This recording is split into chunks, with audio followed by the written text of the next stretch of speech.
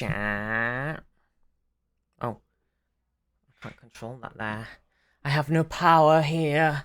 Gandalf Stormcrow. You have no power here. I can't control my music on this slider anymore. Okay, is the background music still very loud? Mimer82 just No. resubscribed for 17 months. Viz T, Earl Grey, Hot Viz TT Viz Trek. Mimer, thank you very much for the 17 months of tier 3. Oh my gosh, Mimer. Thank you so much. These are my tablets. Oh. Okay, how's the sound volume now? Is it too loud compared to my talking, or is it good? Because this is where we need to... This is where it's going to be for the rest of the stream. So... This is where the balance has got to come in. It's all good. Okay. Because I need to... You have to tell me. Because I can't change it. I'll have to turn it on the volume mixer. And I can't... How I normally balance my sound is different because I've got it playing through a different audio channel on OBS, so that it's not showing up. The Stellaris music and sound will not be showing up in the VOD because we're playing with the Star Trek. Obviously, there's some Stellaris music playing right now, but it's like a mix of the Stellaris music and the Star Trek music, so that we can get the good vibes.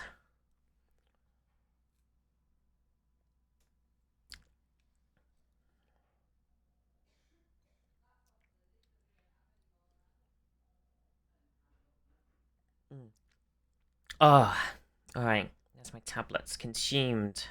Consume and adapt. Oh, chat. How are we doing? I'm just gonna tweet a picture. Akash, Panda, Ben, Ibrarian, Mimer, Sammy, Zaf. How we all doing? How we all doing? How we all doing? How we all doing? Oh my gosh. BG, how are you doing? And Dunny and Azul as well. Oh my gosh. Tias, good morning. How are you all doing? Right, let me just do a little quick tweet.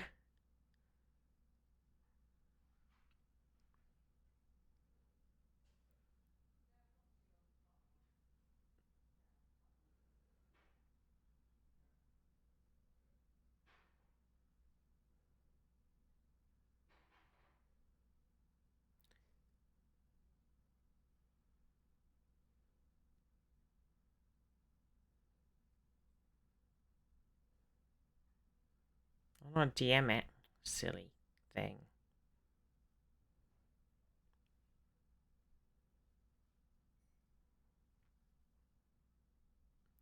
Ensign's log. I was gonna do a funny video where I was gonna be like, Ensign's log. I beamed down to a planet like that. I was gonna do a silly video, but then I was like, I gotta start the stream. I can't do a silly video.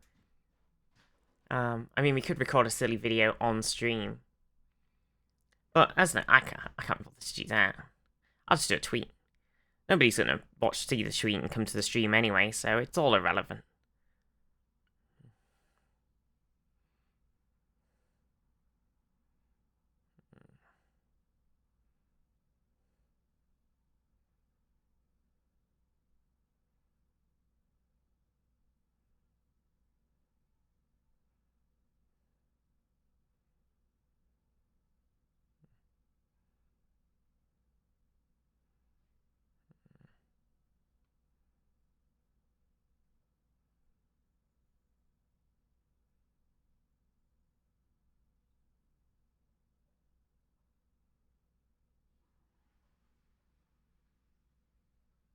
Should I just tweet the picture of me? I took a selfie. Should I just tweet Star Trek on with the selfie?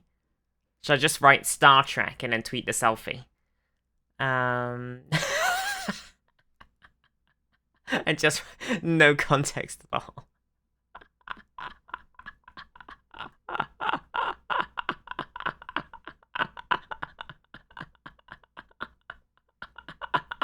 Yes. In lowercase. Start. Okay. No notes. Okay. Okay. Start. There we go. Star Trek. There you go. Okay. Perfect. Job done. Okay. Okay.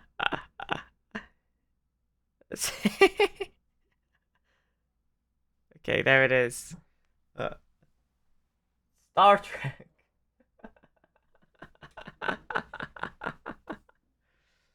Oh, fuck's sake. Haley, how are you? Oh, dear. Azal. Oh, okay. Oh my god, chat. How are you doing? How are you doing? I'll wait for my tablets to kick in, because mine's very tingly. I've upped the dose of my headache tablets, and the tinglies are coming in strong. Also, my fringe has been cut. Can you see? Look. Snip, snip. Now I can see again. And I have a fringe. We've been repaired. We're back in. We're saved. It's a Christmas miracle.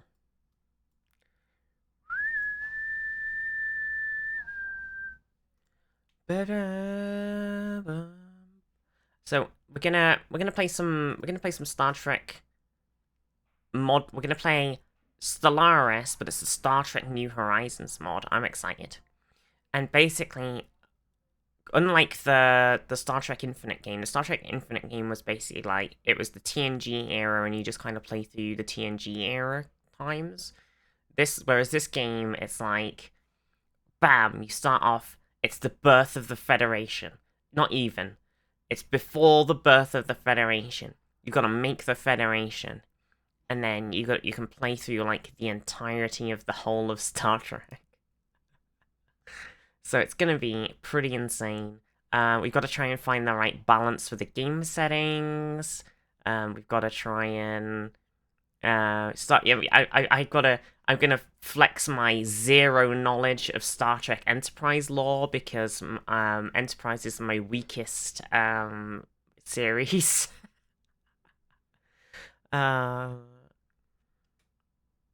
I've been meaning to play Molly Stellaris, but don't go into it. Well, me and Overlight have been playing a bit of, we were like, oh, what did we want to play together, on an evening? So we were like, oh, why don't we play a little bit of Stellaris? And then we were like, oh, why don't we try out the Star Wars modded Stellaris? For the, let's see what that's like. Because I was telling Overlight that I had previously been, like, looking at those mods. So we had been playing a bit of those, and they were pretty fun. Because I like how, like, story focused they are. It, like, really sort of drops you right into the era, and it's like, so if you pick, like, the sort of Galactic Civil War era, it, like, drops you in. You can play, like, the canonical races, and it, like, they have, like, the story. It's like playing Hearts of Iron. It's like, I really like them because it's like playing Hearts of Iron. Because they're like, it's like the historic, you can set them, like, to do the sort of historical sort of path, and then you branch off from it. So they follow, in, like, it's like Hearts of Iron in that you are in a historical setting within the universe. So in Hearts of Iron, obviously, you are in the universe of real life. And it's a historical, yeah, you can choose to make it very sandboxy, or you can choose to make it more historic. So like in Hearts of Iron, you can go, I'm gonna play as England, and I'm gonna do what England does in the war, and you can really push that. Or you can go, or in Hearts of Iron, you can go, I'm gonna play as England, and I'm gonna go full fascist or something. So in like the Star Wars Stellaris mod, you can go, I'm gonna play as Mandalore, and you can go, I'm gonna like follow the sort of path that Mandalore takes throughout the sort of, you know, when Bo's in charge, and then, you know, the sort of the split happens and the Mandalore Civil War and blah blah blah blah blah, and you can follow like the sort of canonical path through the story, or you can take your own path and sort of completely throw the whole thing through, like throw it out the window, and like the story sort of follows, and all of these events happen, and all of these events happen in the galaxy around you, and like all the canonical events are happening around you, but you can like blaze your own path through it all if you want to. So it follows that sort of, it's like playing that sort of Hearts of Iron thing where it's like a historical, it's like this historical setting, but within your space fantasy. So that's what I really like. So I like that, like I really like that thing where they've done. And that's what I was hoping that Star Trek Infinite would be. And I mean it kind of is. That's what it is, but it's a very tight setting because it's only like a very small niche period in the TNG era that they've chosen to do. And I want to dive into that a bit more, that game. But I thought this Stellaris mod looks insane, so I want to play this.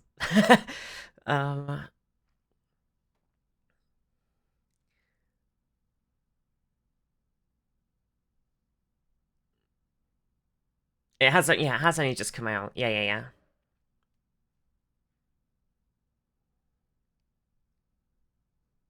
Yeah. Plus, I only played the tutorial and I haven't given it more of a go yet. And I hadn't played Stellaris in ages, so when we played it, I was like, I'm overwhelmed. So now I can go back, having played a bit more Stellaris, and I can be like, I'm not overwhelmed anymore. It needs a couple of good DLCs. It's just so shallow. The fact that the map is not even vaguely lore-based, so they could put the 4 big powers together. Yeah, it was like kind of weird because it was just like, see, and then in this one, so we've got this Star Trek New Horizons one. So if you click New Game here,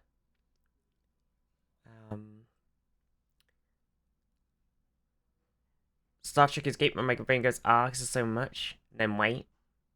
If you click New Game and then you wait. And then, okay, yeah, so my favorite part about this is I'm showing overlay. So we've been playing the Star Wars one, and the Star Wars one has like a sort of cut down version that we were playing where it only has like so many races in it to like stop the lag. And then they've got like an expanded, like you can add all of the races back in to if you want to. And I was like saying to Overlay, I was like, hey, we should try the added back in one. And then I was like, hang on, I'm gonna sneeze again. I was like, because I've just opened up the Star Trek one, and they have all of the races added in by default. So here's the major empires, okay? So this is United Earth, so this becomes the Federation, essentially, okay?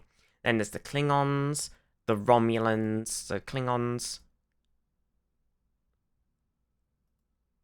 Romulans, the Cardassians, the Dominion. You can play as the Borg.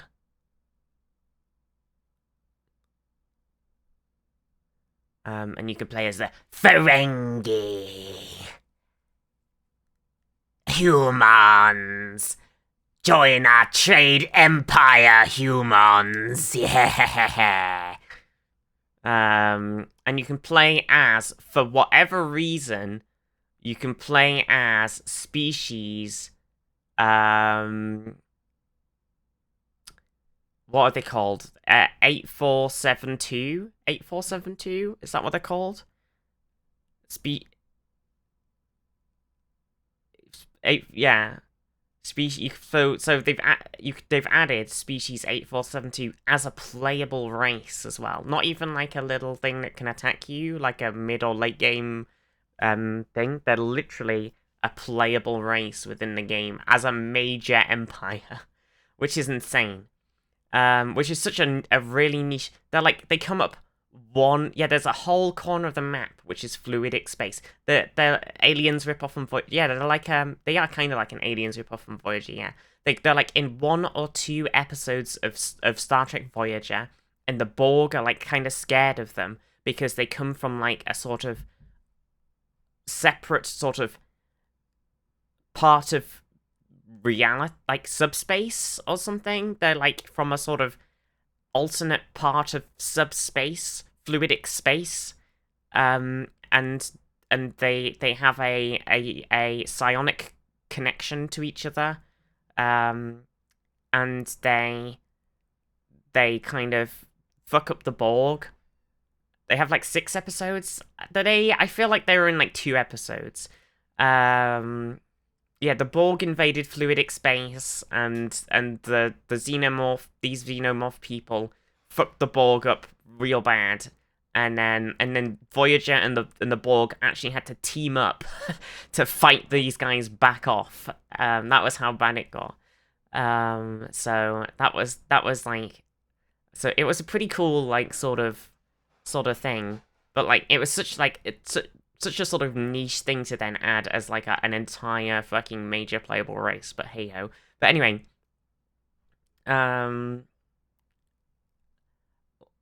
what I was saying to Overlike was like, compared to the if you just install the basic version of the Star Wars mod, you don't get anywhere near as many of the mini races as you do in this, because if you just start scrolling down, we have like, you just look, so this is all of the like smaller empires. Look at this. Look, I'm just gonna keep going. I'm just gonna keep going.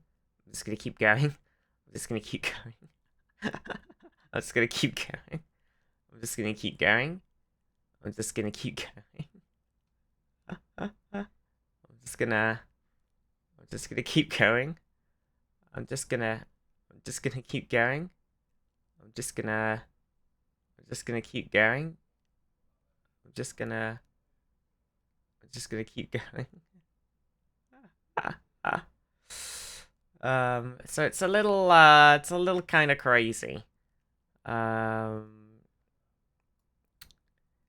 Everything with a warship, everything with the ship icon has a unique ship set too. So they've all got unique ships. So if you click on one, look, they've got a unique ship. So there's a lot of models that they've put in the game. Yeah, it's absolutely insane. So you could literally, if we wanted to, it'd be completely insane. But we could play as Bajor, you know, rebel against Cardassia, make them a major power.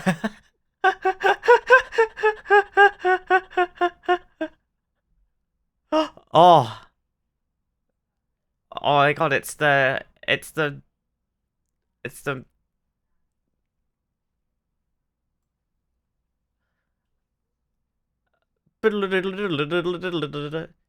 Wrath of Khan music. You know, Wrath. the world could always use more Do heroes. do do do Zadarin just do. resubscribed for 12 months, 1 whole year of his T-Pride. Zadarin, thank you so much for the 1 year subba. Anyway, you're saying, so there's Bajor. Look at my lovely Bajorans. Wait, hang on, there they are. Oh, very hard difficulty.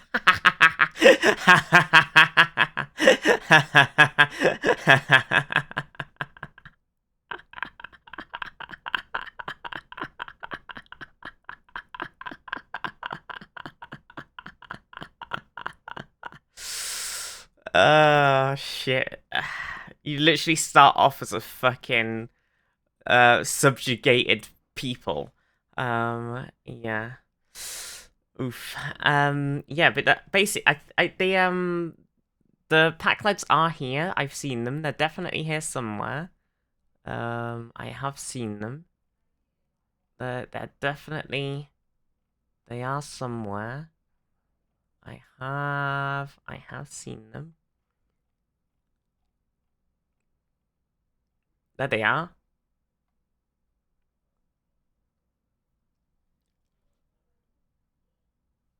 Me make ship go.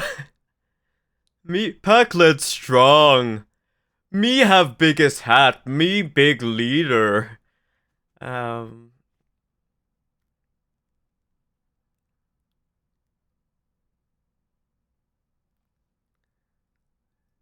But yeah, there's so many people. And then I've got all of my chump things. Devious and untrustworthy, exactly. They're the ones who pretend to be stupid. I think there's a bit of pretending and a bit of Zeph on overtime today, and a bit of sometimes they are. So you know, we are the Borg.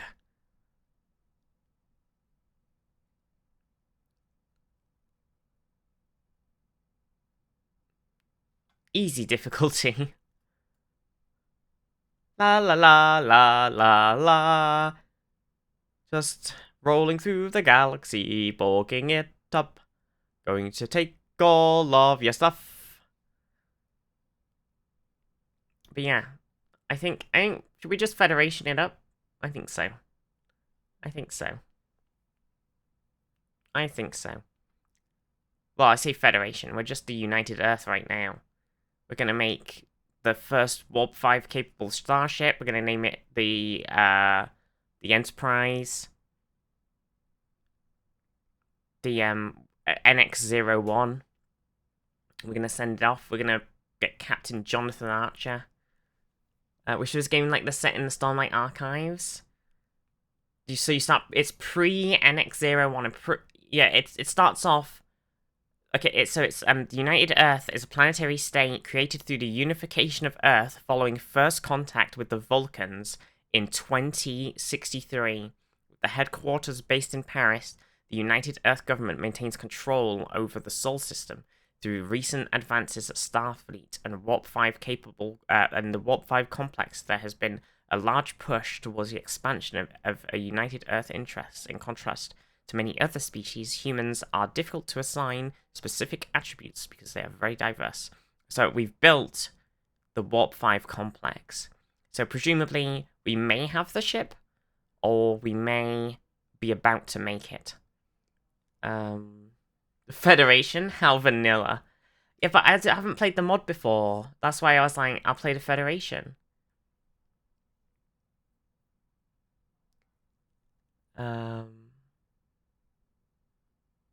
Oh, the full conversion mod for CK3 for Stormlight?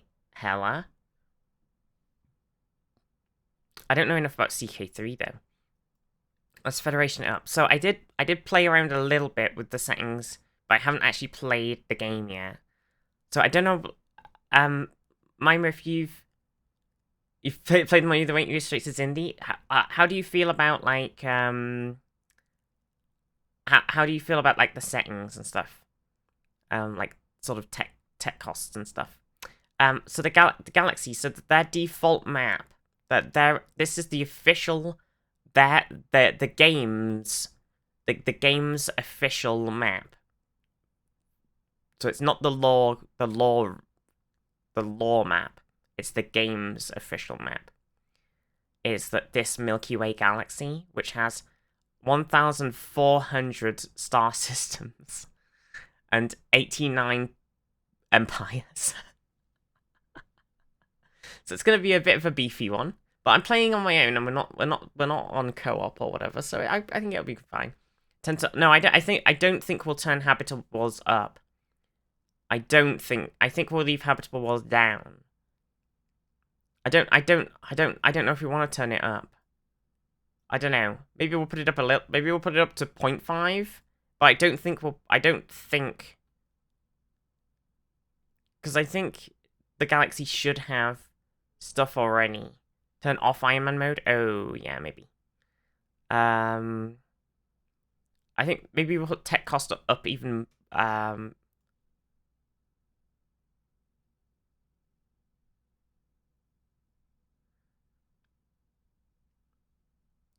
Oh, you can play minus but with more worlds? Yeah. Because I think it makes the lag. So we want to keep it like squashed. Because we don't.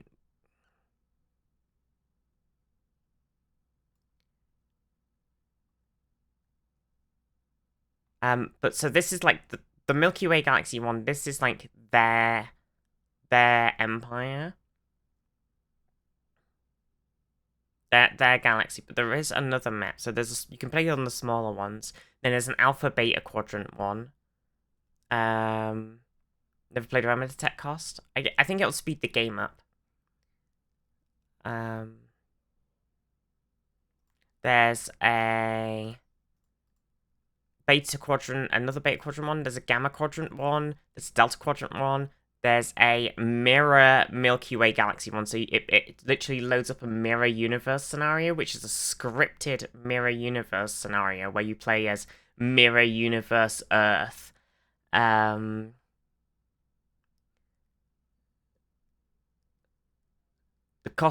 tech will cost 3 times more. Is that how it works?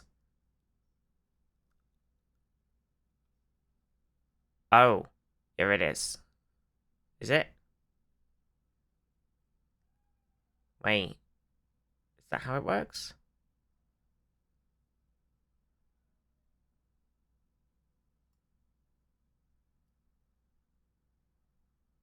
Yes? Oh. Higher is slower. Oh no.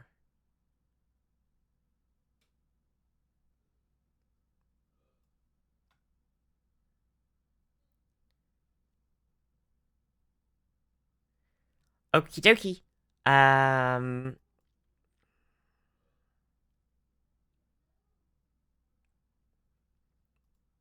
then there's a Birth of the Federation one. Which is based on the Birth of the Federation game. And then there's a Lore Milky Way Galaxy, which is a lore.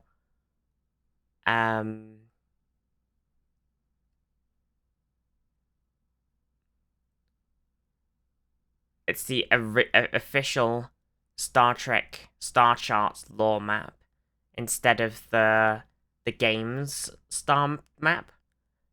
So I'm not sure, like.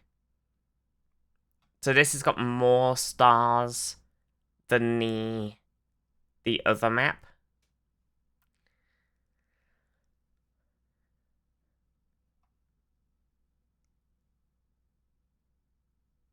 So that's more lag. Smiley face.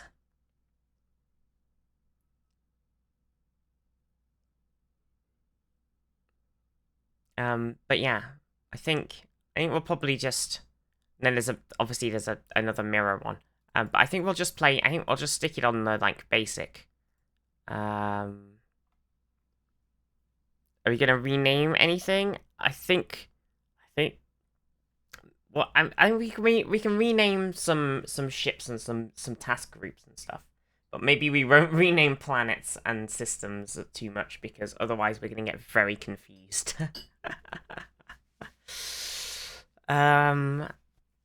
So did you touch like victory year and stuff? I don't see. This is what I mean. Like I don't know how much we should. Maybe we'll just leave that. Because this, I like try to look up people's like settings for the game for these sort of mods, and people are just like very useless in there. They're like never tell about how they changed any of their settings. I'm just gonna leave everything else as it is, I think.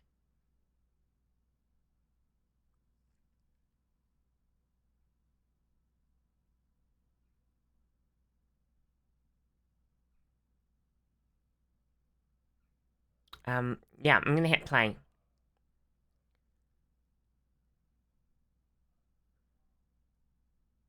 Might want to re-enable Soldier Me Up. True, yeah. Well, see you in 60 years. We might get some double music as it gets closer to the end, because it starts to play the in-game music and the menu music at the same time. So bear with that.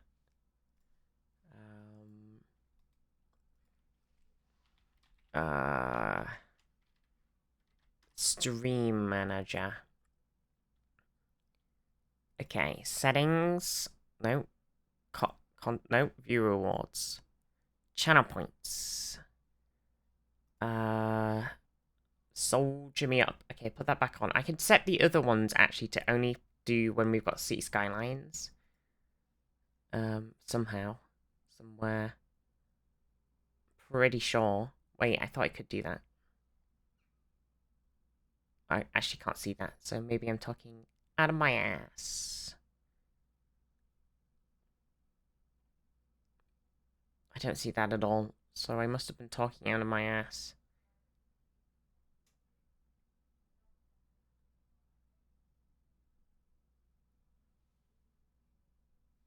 Hello there. Hello there.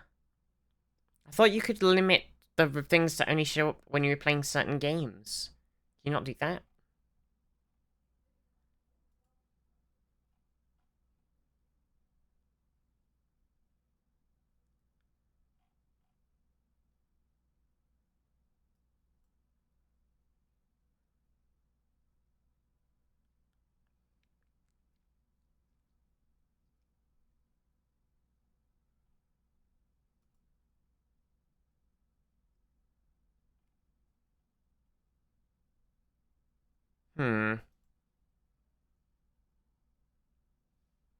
We do get quotes to look at in the meantime, true. Early bird gets the worm? I believe Commander Shelby erred. There's no evidence of an avian or crawling vermicular life forms on Juret 4. You can use logic to justify almost anything. That's its power and its flaw.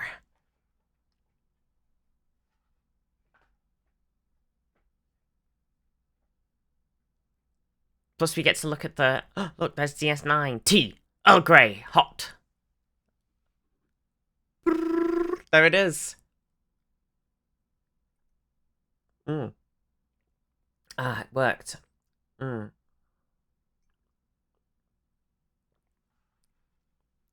are you doing? Taking command of this ship. DS9 is Rectagino. True. Transforming, attempt to not be Star Trek nerds. Difficulty, impossible. Exactly. Exactly. Amphibian, how are you? The truth is usually just an excuse for a lack of imagination. True, Garrick. The Enterprise. Oh, a ball cube. Respect is good, but Latinum is better.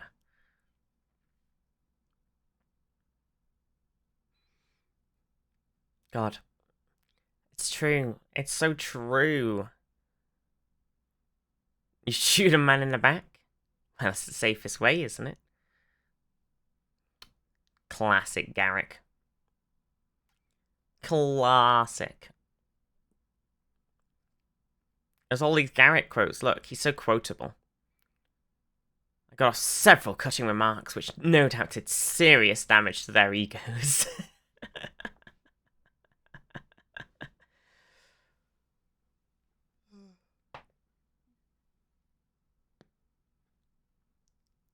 Oh dear. Denny. God. It's a long one. It's a long load. What's been happening then, chat? While we're in long load mode. Because it's gonna be a while. It's gotta do a big think. What's everybody's favourite Star Trek? What's everybody's big Star Trek time? It's been wet and windy. Well, my electricity hasn't broken again since the great electricity break at Touchwood. God, do I have to watch High Rollers tomorrow? Hell yeah! Oh my god, yes. So, you know, if you're a Dungeons and Dragons fan, if you like Dungeons and Dragons in any way, High Rollers starts their brand new, completely new. You don't need to know anything about any of their previous stuff. Completely fresh, coming completely clean. Brand new High Rollers campaign tomorrow. 5 p.m. UK time on High Rollers D&D Twitch channel. Yep. So, super shout them out. Hell yeah. Jamie, DS9, Lower Decks, TNG in that order. Oh my gosh, that's awesome. DS9, everybody's going for DS9. Lone Fox, you're saying Enterprise is your favorite. Oh my god. Voyager Amphibian. DS9 was your favorite for Strange New Worlds and Lower Decks. Oh, we suddenly got in the game. I think Strange New Worlds, and Strange New Worlds, I think is actually my favorite Star Trek now. Brung, thank you for the follow. You watching a whole load of Star Trek on Tuesday with your dad? Which one were you watching, Zaf? Want Pike to be my dad? Exactly. Okay, here we go. We're in. Ba ba ba ba bum bum bum bum bum. Haven't seen new stuff? Oh my god, Strange New Worlds is easily... It's so good. Honestly, I think it is far and away just the best fucking Star Trek. It's just so good. I mean, DS9 is honestly just... I mean, DS9 is absolutely fantastic. But Strange New World is absolutely fantastic too. God, I hope the writer's strike ends so they can get on making season 3. Yeah, it takes like the best of classic Trek and the best of modern Trek and does them both so well. Lower Decks is amazing too. But Prodigy is actually really, really good as well. I'm excited for season 2. Well, it's going to be on Netflix now because Paramount's an idiot. Anyway, Star Trek's New Horizons were in. To boldly go, the spectre of war has followed humanity for centuries, culminating in the Third World War in 2053. Emerging from this post-atomic horror, the people of Earth struggle to survive until the scientist Zephram Cochrane successfully drew the attention of the Vulcan science vessel to Planet Hath a decade later. Following almost a century of Vulcan patronage, the people of Earth are ready to take their first steps into the great unknown, to seek out new life and new civilizations, to boldly go where no one has gone before. Oh my god, I got goosebumps. To the potential to make yourself a better man. That is what it takes to be human. To make yourself more than who you are. Jean-Luc Picard. Okay. Here we go. Wait, we gotta set up the game. We gotta talk to Q first. Hang on. Q's here. Look, he does a little nod and everything. Look. He's animated. Okay.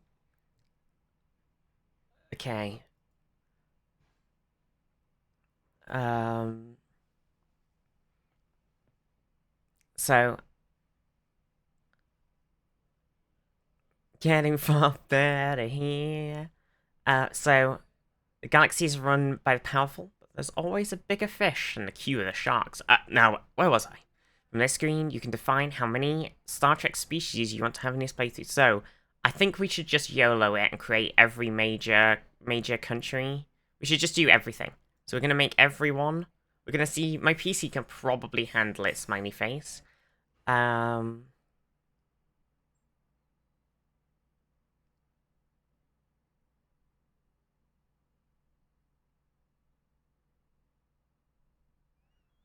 then we're going to make all of the miners and warp capables as well.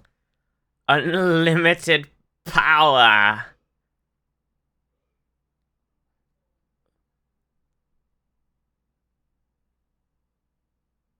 Oh, we're fine? It's going to be fine. We're going to explore the whole galaxy. Oh, sorry, Zaf, I missed your previous message about the ones you were watching. You're watching a whole, Oh, I didn't. You were just on TV, so you're watching an episode of TNG followed by a couple of episodes of DS9 out of order off the top of my head. One of them was the episode of Cisco. I was just late. Okay. Well, it was Cisco was in love with the smuggler traitor. Oh, yeah. Oh my gosh, I've completely forgotten, Cisco's partner's name. Oh god. What's she called? All selected empires. Cassidy. Cassidy Yates.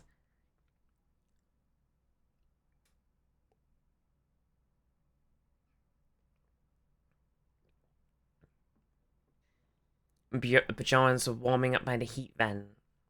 Oh god. Misco.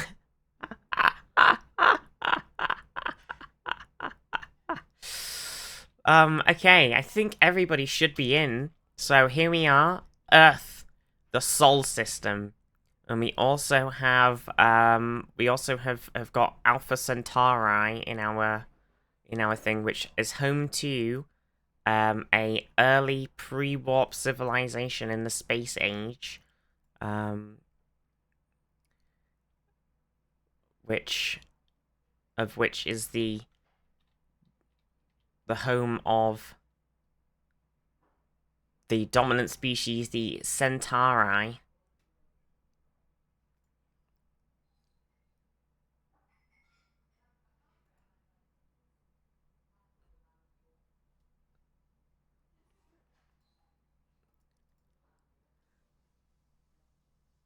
So, and also it has several Class M planets that we can colonize. Prime Directive time. We're gonna sit and observe them. We don't have a Prime Directive, because we're such a young Earth. We can do whatever we like at this point. We don't even have General Order 1. We're so young. Yeah, but there's Wolf 359. It's so close to Earth. Look how close the Borg were when they did that battle. Very close. Age. But yeah, look at the. So this is the galaxy from this. I think Wolf 559 is a real star, but makes a lot of sense. So here's the beautiful map of the galaxy. Here's the galactic core. Gotta go through the galactic barrier. Classic. Prime Directive doesn't turn up until after the Zindi attack and Archer. So here they go. So I haven't watched enough Enterprise. The Orion Nebula. Peepers. Yes, let's set our. So we've got our first fleet. Who have we got in here? We've got some Emmett class ships, and that's it so far. So we can have a look at them. Have a little peepers. I gotta get used to these. I've got this UI on, this Federation UI, so I'm gonna get confused because everything's slightly different, and it's gonna confuse the heck out of me. So I'm gonna be like, "Where's the go-to button?"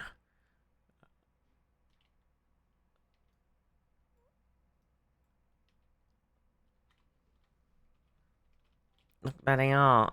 That's the little Emmett classes. Beautiful. Beautiful. Can't zoom in any more than that, but there they are. Beautiful. Right. So, can we make... We've got to make ourselves a science ship. We didn't start with one, actually, insanely. And we've got to make ourselves some... Oh, greetings, mon capitaine. It is your benevolent supreme, Star Trek New Horizons Overlord Q here. I see you're gearing up for another game of Star Trek New Horizons. Before We must set up your galaxy with the click of my finger. Oh yeah, I've got to change the buttons. So, oh shit, there was way more things than I remember them being when I looked a second ago.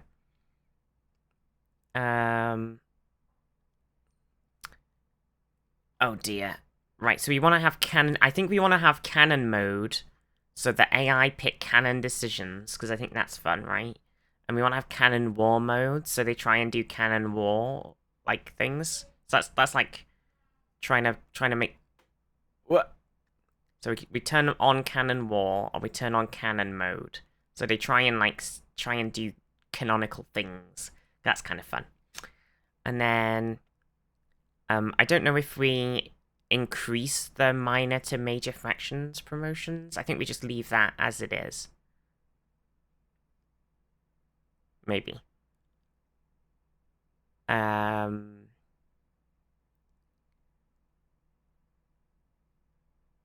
This one says, unemployed pops are forcibly shuffled to planets with, but a forcible unshuffled to planets with no unemployment. An additional modifier with planets over 9 pop is artificially curb population growth. Oh, it's for performance. Right.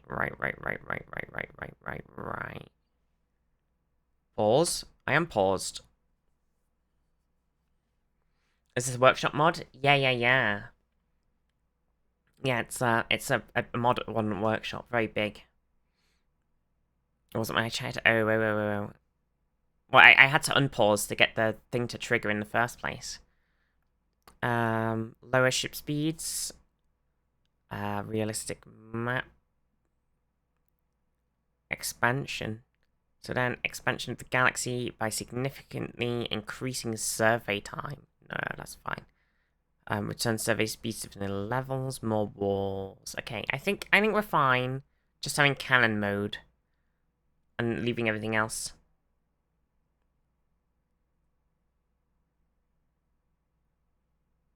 I think that's fine. I'm gonna hit go. There we go. We've got Maxwell Forrest as an administrator. So if we go to the leaders and we grab old Maxwell down here, he's very big. He's got big fleet things. He's got big leader traits. He's very important. What an important man.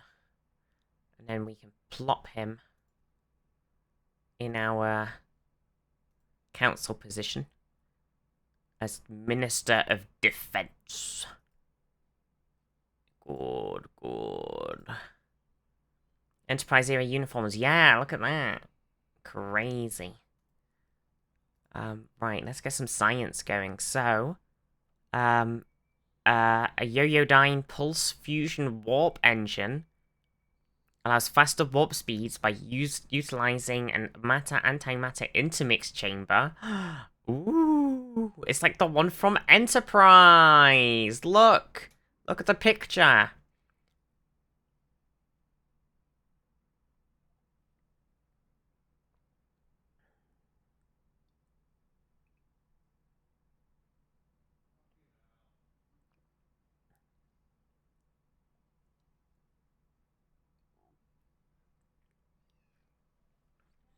If they change over time, I'll scream. Look, it's a thing! It's the thing! Runs on yo-yo? It runs on a yo-yo! Okay. Look, it's Picard! Leader costs, or the command stations. Okay, so these are like, I think these are like sort of ship upgrades and stuff. Because on the side here. So these are like components for ships, I think these ones. Crew bunks and crew quarters. I think we get the leadership costs and stuff for now. And this is an edict for the Empire, so I think we'll get that one. And then... oh. That's a spaceship one as well. A lot of spaceship upgrades. A light cruiser. Wait, this looks like it could be the NX-01.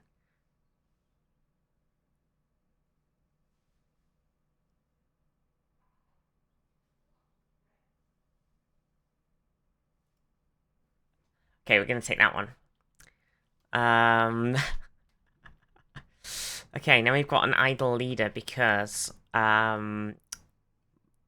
Maxwell, you know, he's we got some people who are just kind of sat around not doing anything right now. I think if we assign, I think you might need to also be in charge of our Earth army. Where is armies? It's over here. We've got a lot of generals. Why have we got so many generals? No, we don't. We don't have any. Wait, what's he doing? Wait, he's a Minister of Defense. Hang on, who's waiting to be assigned? Oh, he's a governor. Never mind. So what's happening on Luna? Luna already has so much stuff. What the heck? There's a fleet headquarters, and Mars is also kind of vibing. Everyone's vibing. What's her deal? What can she do? She's just getting energy credits from jobs. I think I might swap you for Maxwell and then put you over here. There you go. Bam. Bam. Q!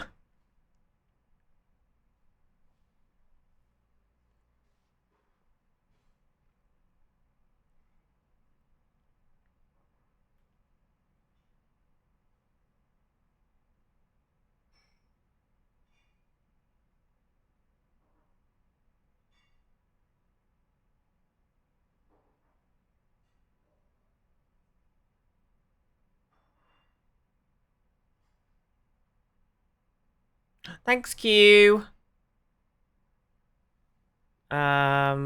Districts, they're changing.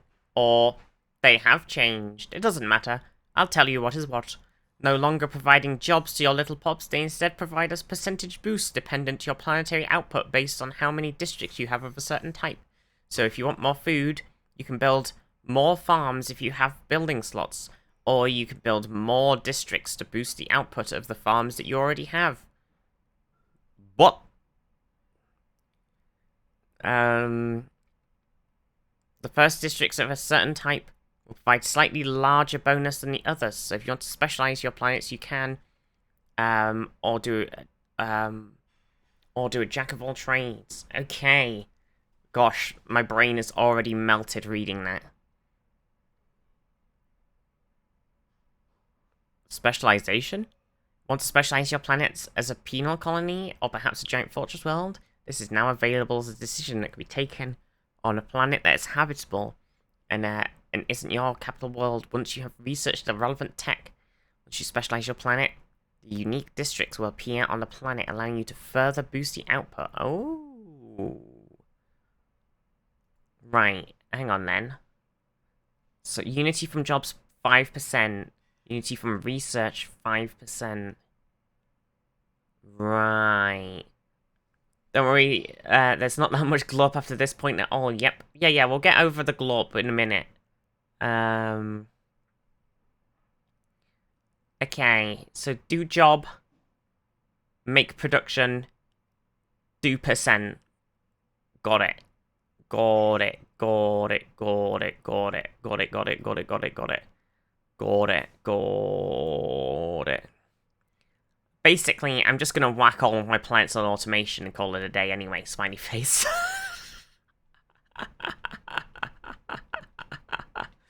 What the heck? The Vulcan High Command, of course, I will establish an embassy with you, my friends. Of course.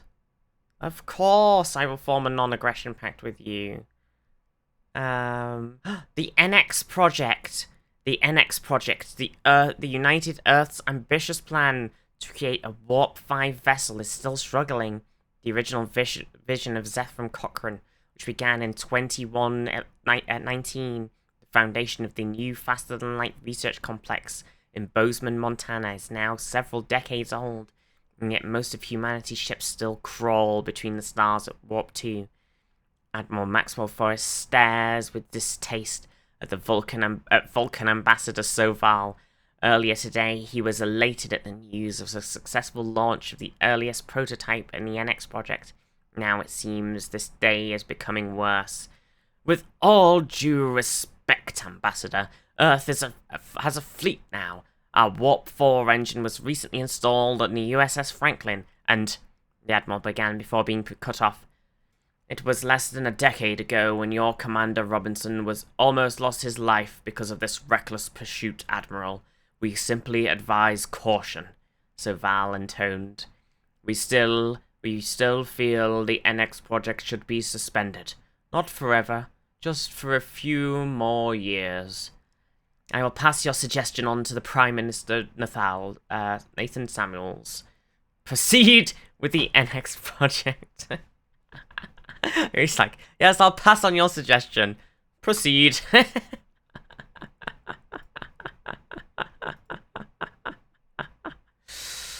I'll pass it on.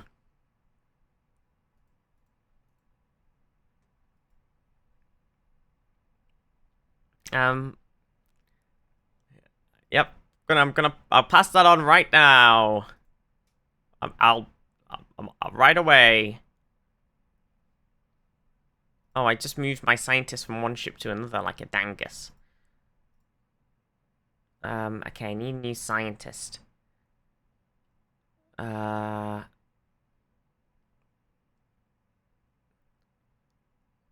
Science chip effects.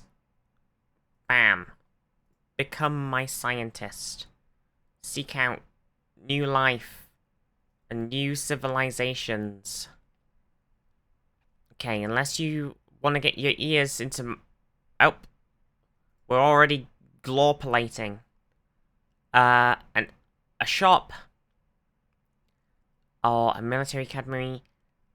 Luxuries. Luxuries can now be imported via starports. Wow. Okay. God, I don't really... Who honestly cares? Right.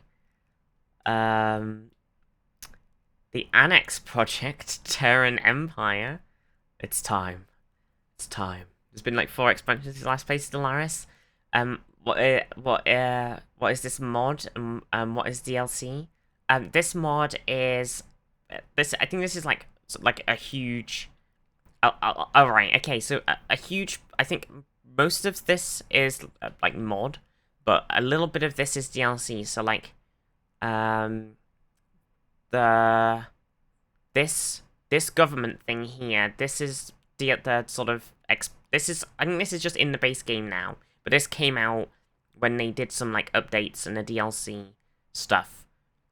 So, instead of, like, your like government is you add these, you like assign some of your leaders to work as governments, and they have like certain effects, and they level up, and then you pop an edict after so many years. So in 24 months we'll be able to pop one of our things as an edict, which is like Civ Happiness, and we have like we'll have like a list of edicts that we can choose from, and you can like every so often you can like choose a different one, and they have different effects.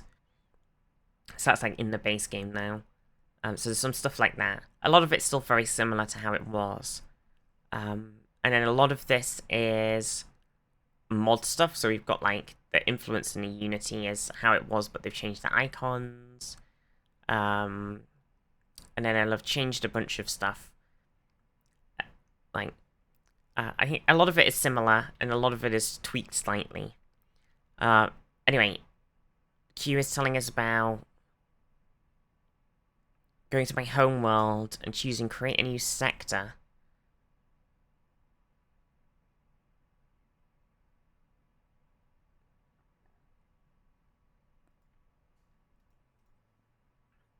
Um...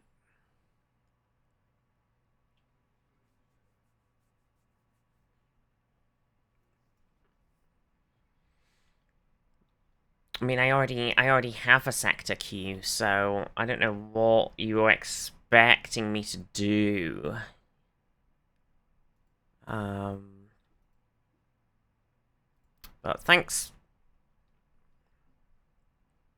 Silly queue. What an idiot. Right, we don't have the resources to do a colony ship yet. Let's just chill. Let's just chill, chat. Let's just chill. Let's go and build some mining stations and stuff. Anyway, we're chilling. So anyway, I just started chilling. Ugh!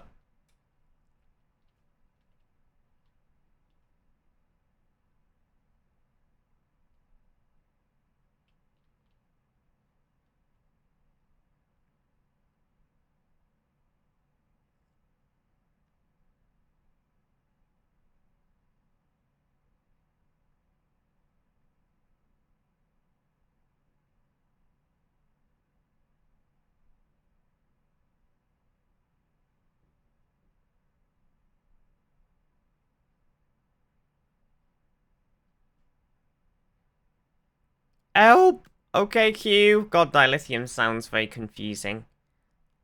We've made first contact with aliens in Epsilon system. Okay. Off. Go, Jill. Make first contact. Go. Okay, Jill's on it. Oh, we've made our new engine. Right. What shall we make? A geothermal power station to provide us with more energy. That's always popular. And traffic control, which is spaceship speed, or a next stage thruster. Next stage thruster. Yeah. There's a good scene later in Enterprise where the Vulcan tells Forrest, we just told you to slow down because you'll scare the hell out of us, so. Starfleet Intelligence HQ. Yo! It's been a long road getting from there to here. After 2 years after the successful test flight of the NX Zeta, Earth is celebrating laying the keel for the very first Warp 5 vessel, Starfleet's first true flagship, the NX Light Cruiser class Enterprise. But while technology has progressed at a breakneck speed, realizing dreams the scientists such as Archer, Takasi, and Cochrane, the Vulcans continue to warn humanity that it is not ready for the perils that face them in deep space. The political pressures can be felt throughout the industrial sector on Earth, and the project's resources are quickly dwindling. Many employees of the first Warp 5 complexes have been reassigned to different projects, while the Enterprise hull floats proudly in space dock. In truth, it is but an empty shell. Analysts and military strategists are forced to admit that they cannot estimate that this ambitious project will be completed. The success of this project is vital. The Enterprise is more than a testbed for the latest experimental propulsion and weapon technologies, but a symbol of hope and dreams for humanity. Accelerate the project! Get it ready! Get the Enterprise ready, chat! Make it so! Okay, Heritage Museum gives us some tech and stuff. Be pretty cool. Starfleet HQ. Oh, I'm trying to figure out what science I want, game. Stop it. Ooh, available envoys is pretty huge. We should do that. We should envoy it up. And we should also send an envoy to Vulcan. Vulcan is not happy with us. So we should send an envoy to improve relations with Vulcan. Did that work? Yes. It's very confusing because it doesn't look like it worked. And we should send an envoy to improve relations with the Tellarites too. Because the Tellarites are over here. Because we want to, if we make friends and we form a little thing with the Vulcans and the Tellarites, we can form the Federation. Smiley face.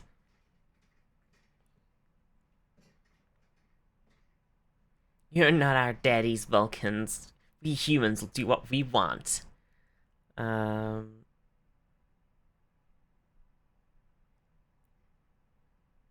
Vistia says she doesn't like Enterprise that much, and then she'll sing the theme song from memory 5 minutes later. It's very catchy.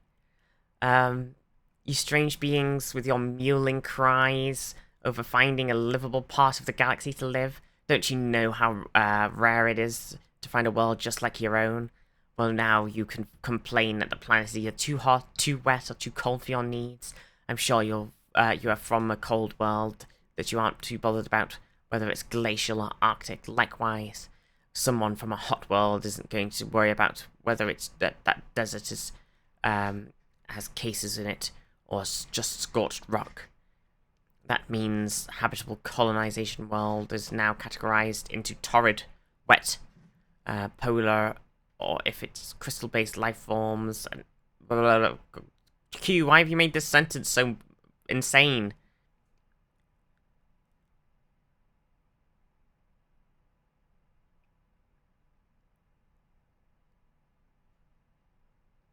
Okay, thanks, Q. I don't really understand your complete inane technobabble. But thanks.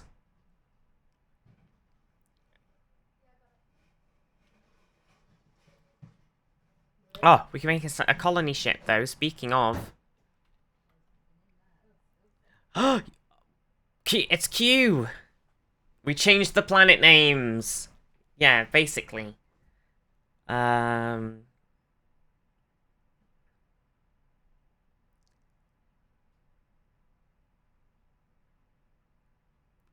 The planets remain unique, yeah.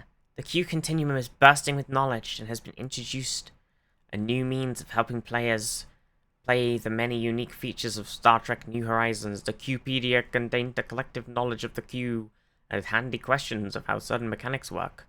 You need to open the help section.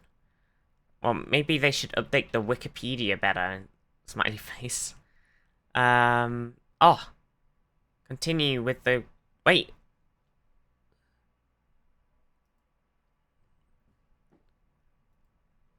Oh, we... Yes, yes, I will do a research agreement with you, Tellarites, but stop telling me that I smell. Also, it's very mean. Also, I set off in the situations log. I didn't realize that we had a thing to set off for the Enterprise. Oh, it's doing it. The Earth's Warp 5 vessel is complete and ready to depart on her maiden voyage. It's now time for Starfleet to decide which of Earth's finest should command the ship and make history. 2 outstanding candidates exist.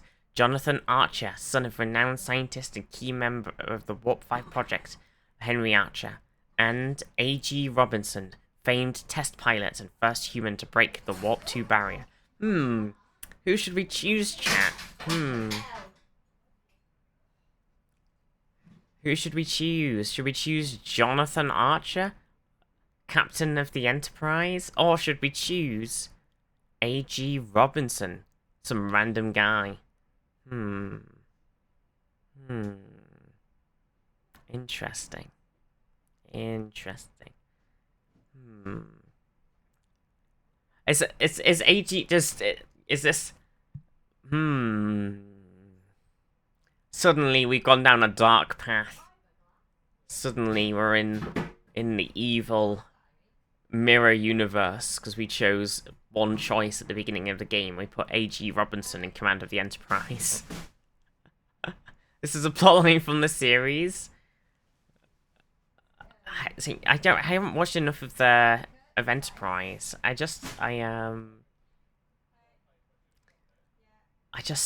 didn't enjoy it very much. I'm not gonna lie. Jesus Christ.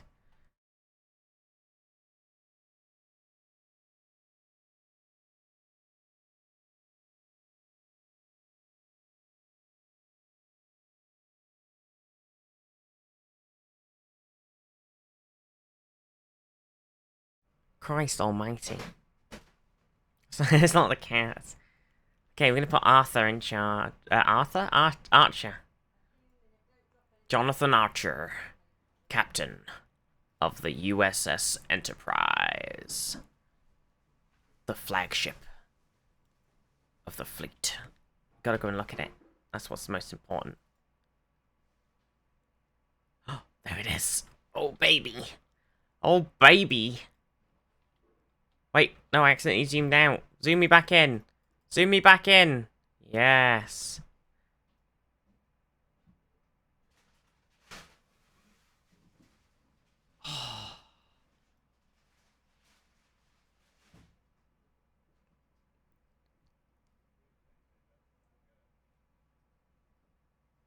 Oh.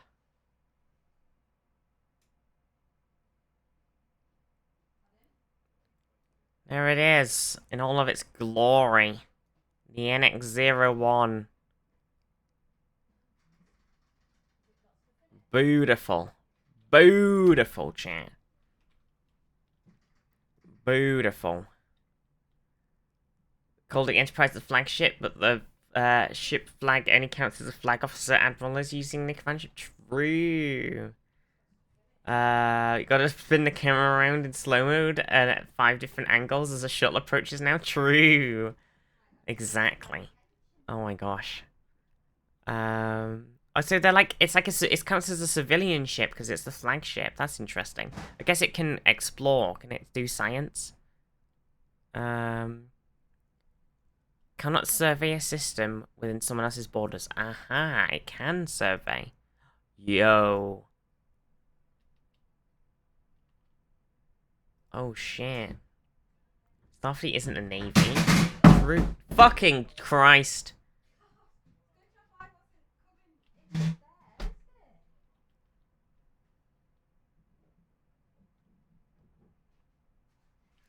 Prime Minister Nathan Samuels. My name is, No, they just need to stop throwing fucking shit outside of my room.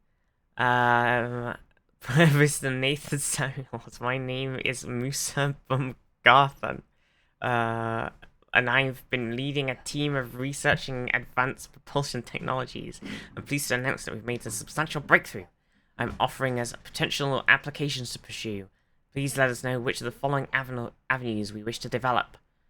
Do we want high energy impulse thrusters, low temperature thrusters? Can you provide us more info? So, Huggable Cube, thank you for the follow.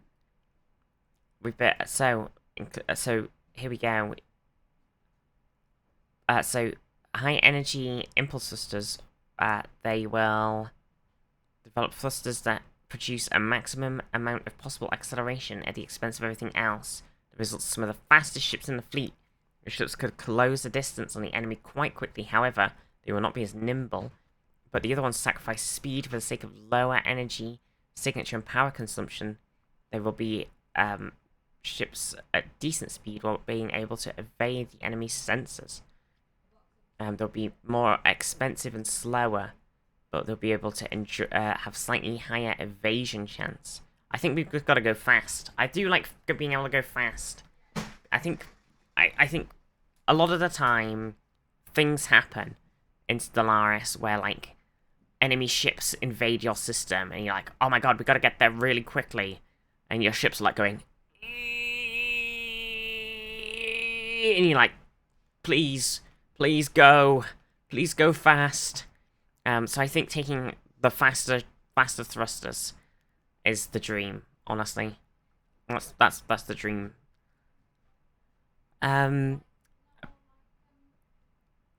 Oh, damn, the Tellarites are just slaying me, but also they want to form a commercial pact. Every time they talk to me, they're just like, they just completely ruining my entire career. A maintenance engineer job, huge. Polarized hull plating. Oh, or this support hub thingy gives district productivity increased in the city. And amenities per city district. I think that sounds pretty cool. Also, somebody else is idle now. Oh, an admiral. Ah, so we can put them in charge of the fleet. Bam. Zaff. Woomph. Okay, cool. I think... Oh, Vulcan High Command Research Agreement. Hell that. Let's go. Technology discovered. Gosh, the techs are kept rolling in. It's all happening. Economic policies.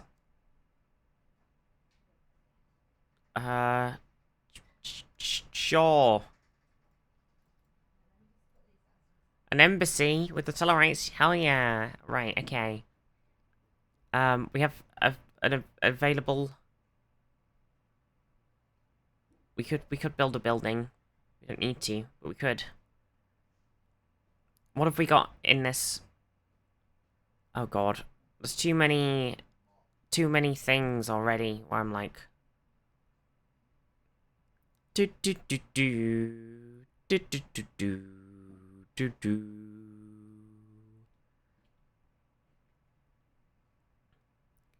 Bum bum bum bum bum bum bum bum. Da da da da da da da. I think maybe we want like, if we make this into like Energy Planetville.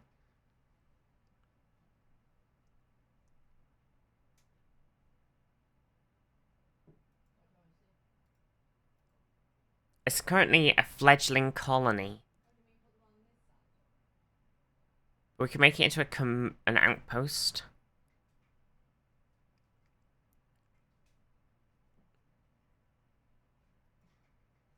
And then put planet automation on. And then it'll start making loads of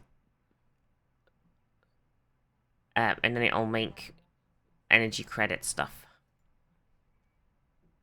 That's I think is the dream. Commercial pact? Yeah. Oh, the rest aliens contact has been established.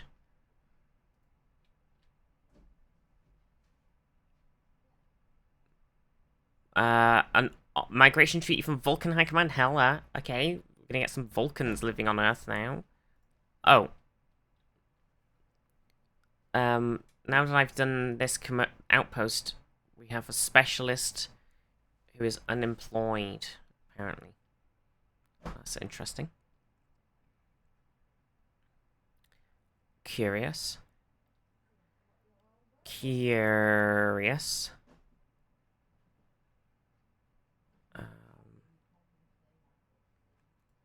Let's build... I'm just gonna plump a fusion reactor down myself. So be it. Does this mod affect gameplay? It does affect gameplay a bit. It has changed how some of the game mechanics work. So like, there's like some stuff with the districts, especially like they give percentage now and stuff instead. So, like when you build a district, oh, I'm hovering over it because my camera's above it. When you build a district, like an education district for research purposes, gives like percentage. So every one you build gives 4% research, like stacking, but it like gets reduced the many you build, and like you can specialize planets and things. So there is like a huge kind of overhaul to the game. And there's like there's extra resources and extra resource like things you can build, and like lots of specialization. There's lots and lots of extra buildings and things, and lots of and lots and lots of like obviously there's like loads of planets. There's lots of new ships, and there's lots of like new events that happen, and lots of new, like all of the Star Trek races are in, and there's lots of like canonical paths, and like it completely overhauls all of the research things that are here. It's all Star Trek research things. So yeah, it completely sort of overhauls the gameplay to be Star Trek-y. It's crazy. Shut up, Monday.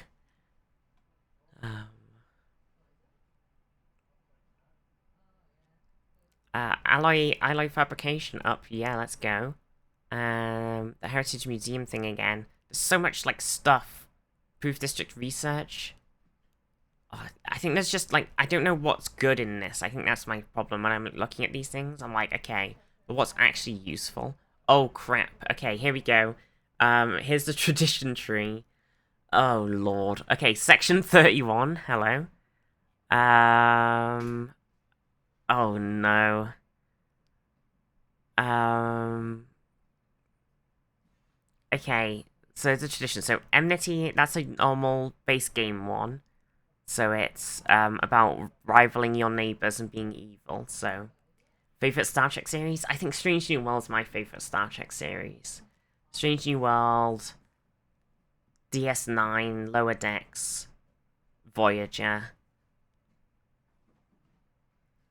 I think those are my favorites. But Strange New World's definitely my favorite at the moment. I'm excited for season 3. I hope the writer strike and the actor strike get sorted out in a good way, so we can get back on with the filming. Adaptability, obviously, pretty good one. We don't want to take section 31 because that's like the sort of spy stuff. Diplomacy is very good because it'll give us less border friction, more envoys. Diplomacy actually is kind of huge because it gives you the trade value and things. But discovery, frontier is also like exploring and expanding, which is also kind of what we're doing. So discovery and frontier.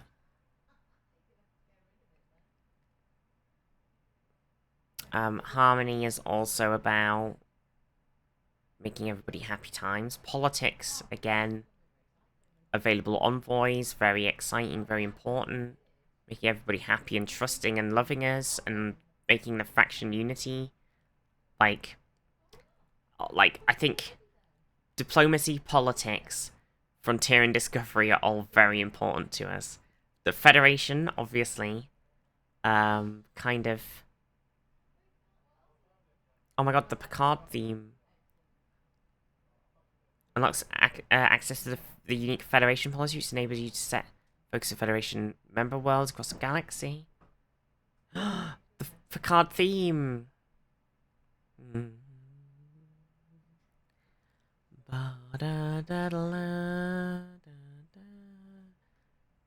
Technology gains the Prime Directive. There you go. So you take the Federation, you get the Prime Directive.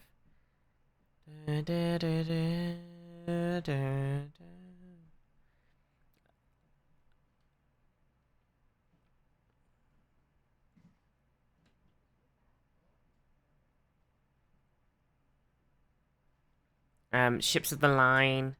So the Federation one, it makes it easier to get people into the Federation and gives like trust cap increases and stuff. Ships of the line. Adopting all ships of the line unlocks various extra ships. So this is like, it unlocks the different classes of ships, like Proxima classes, all the refits, Shangri-La class, Pegasus refits, Phoenix class, Typhon class, Sentry class, Vigilant class, Achilles class, Farragut class, Edison class, Shran and Ranger refits, Discovery, Endeavor, okay, and Preservation, there's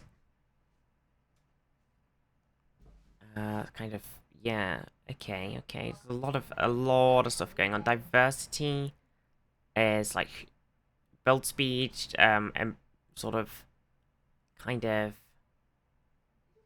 gives you a bit of, it's kind of about like ship build speed and build cost and survey speed. It's a bit of a weird mix.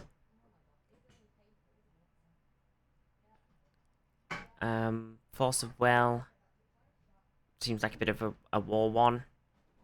Automation is very much like AI stuff, which never goes well for Starfleet, smiley face. Should I watch Strange New World with with the little technology I have, or should I save it after TNG? Watch on its own if you've watched some TOS, of the sort of long-term references to TOS won't make sense, but wouldn't ruin the enjoyment. Yeah, I think you can watch Strange New World on its own. I think you could go into Strange New World.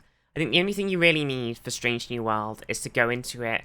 If somebody gives you the kind of backstory of what happened to with Captain Pike and Spock on Star Trek Discovery Season 2, if somebody gives you the kind of quick rundown of Star Trek Discovery Season 2's plot, and then just like the very quick TLDR of like, you know, what Captain Pike went through, which kind of comes up in the thing anyway, so you probably don't even really need that, because it comes up, he like talks about it anyway. Like, there's probably enough context clues in the episode of Episode 1 of Strange New World anyway, that you probably don't even need that. And then you're probably fine. So I was thinking that we'd need to take one of the things to give us,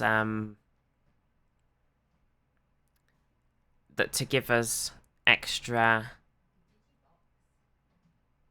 to let us make the Federation in the first place, but it looks like we don't actually need to do that.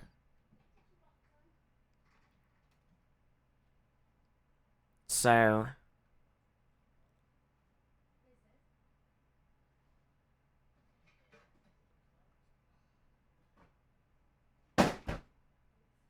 I'm not sure which one to take first, actually. And also they seem to have nerfed Harmony, so it doesn't give, it's not Harmony, which they did. There isn't that one which gives, what's the end effect for Federation? Nothing. It gives additional Ascension Pack.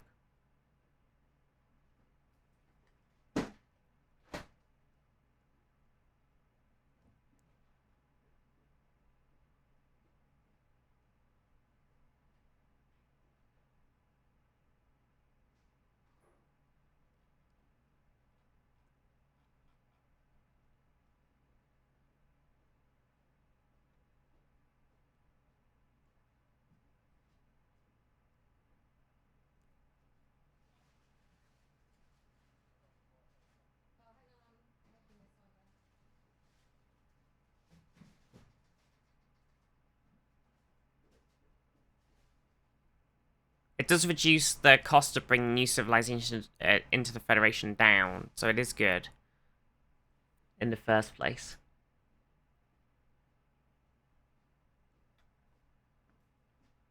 I'm not sure. 'Cause it's the bringing something into the Federation in the first place that is tricky. It's because you gotta get them. You gotta get people up to the top. You gotta get people up to excellent relations, and then you can, if you form the right thing with them, you can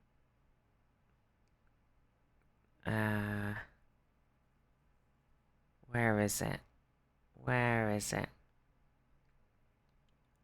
I didn't see it.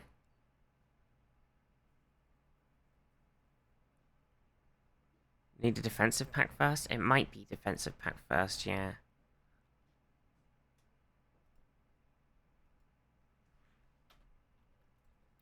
Let's see if they accept that. Oh, I can colony one of these planets. So we have... Whoa. They have responded. And they have, agreed. Excellent. Engineering station, science station, blah, blah, blah, blah, blah, blah, blah, blah. Okay, so if we have a look again at Vulcan...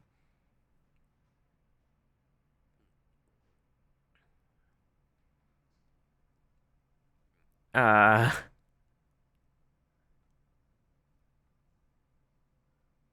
I don't see it. Huh. Maybe I can only see it when I have the right thing with them?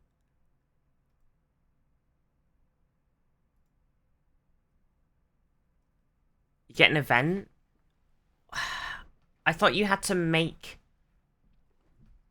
I thought you had to make a thing in the first place. I thought you had to form a thing with 3 people to get the event. No?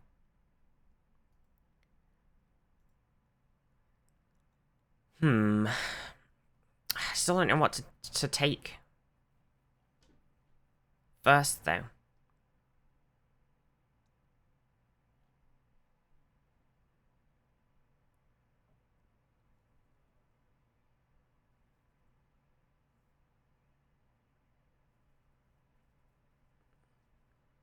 You have to confederate.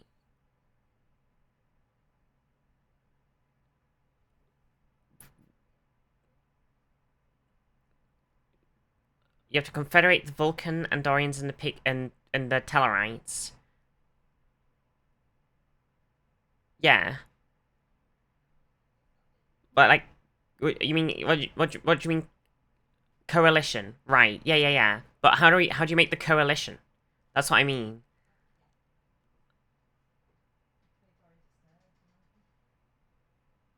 That's what I'm like. That's what I'm thinking.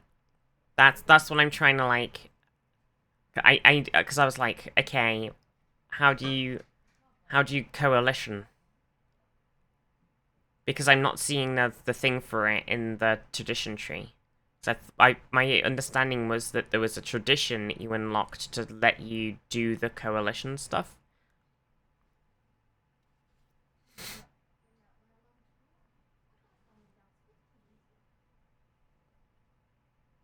Don't call me Shirley. I'm not sure what one I want to take, though. Because I'm kind of... If I don't take that first, I kind of want to do, researching... I'd rather do survey speed stuff first, honestly.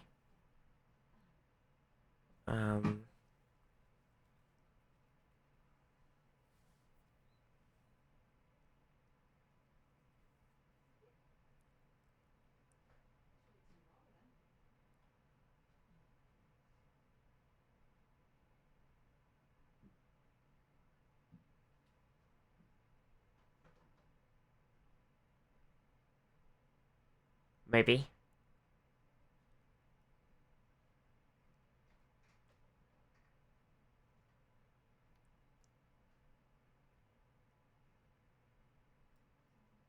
You do need the Federation diplomacy tradition? Okay. Okay, we're gonna take Federation then. I had to read like 6 Reddits. It would make sense. It would make sense, but also it's confusing. Oxy Delicious, thank you for the follow. Interplanetary innovation in Discovery sounds weirdly useful to you. True. Yeah, I think it's, yeah, non-aggression pact, let's go. Okay. What was I doing with my colony ship? Oh yeah, I was gonna pick one of these planets. So, unfortunately, because I have some Vulcans, they have ruined my life.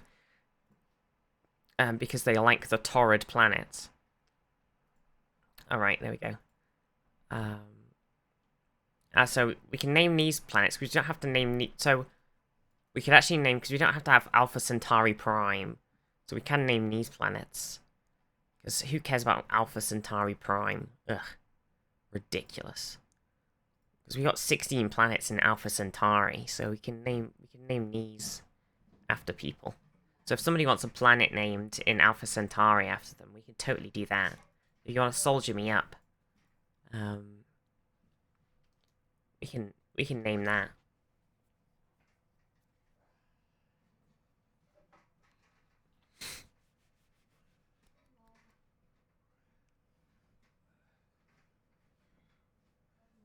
Today's unavailable? What? What? I turned it on.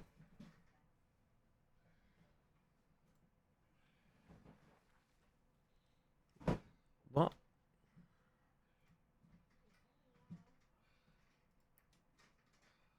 What is unavailable? Check back for soon. What?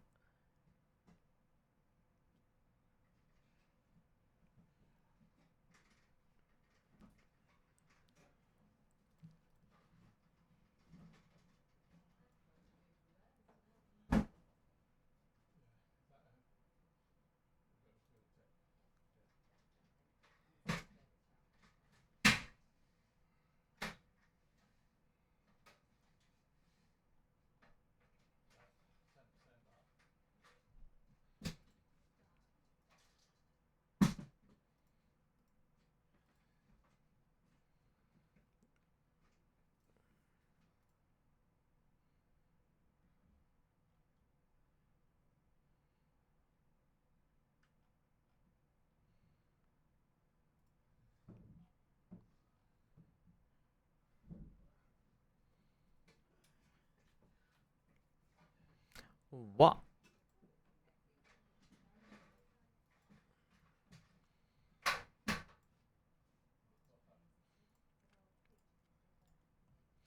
I'm confused. Tellarite be like, hello, smelly human. You bore and disgust me. While handing you a pad saying you're a treat to be friends. I was saying somebody want a thing named after them, but it wouldn't work. Well, Mima wants one. Mima, Centauri, Prime.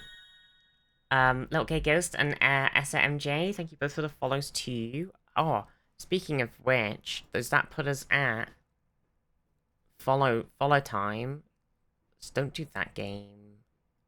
We're now 3 followers from 2,000 Twitch followers. 3 followers away. 3.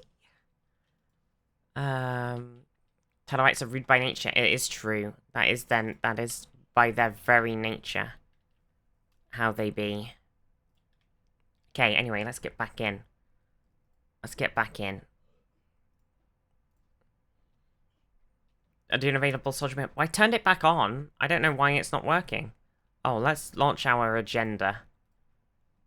And let's do some more research. Alright, so now we can a new edict, so we can get more unity, of which we have very little.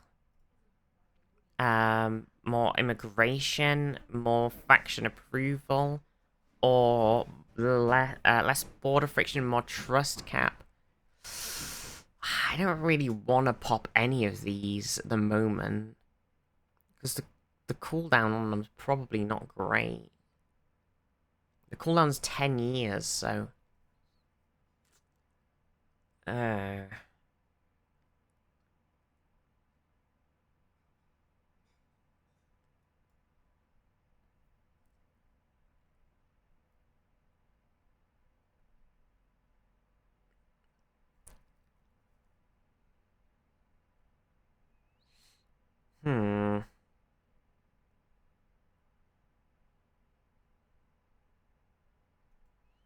Yeah, the Soldier Me Up cooldown's on 10 years. No, I don't know what's going on with Soldier Me Up. Oh, colony development speed is nice. Let's get that researched. Oh, Mars can level up. Excellent.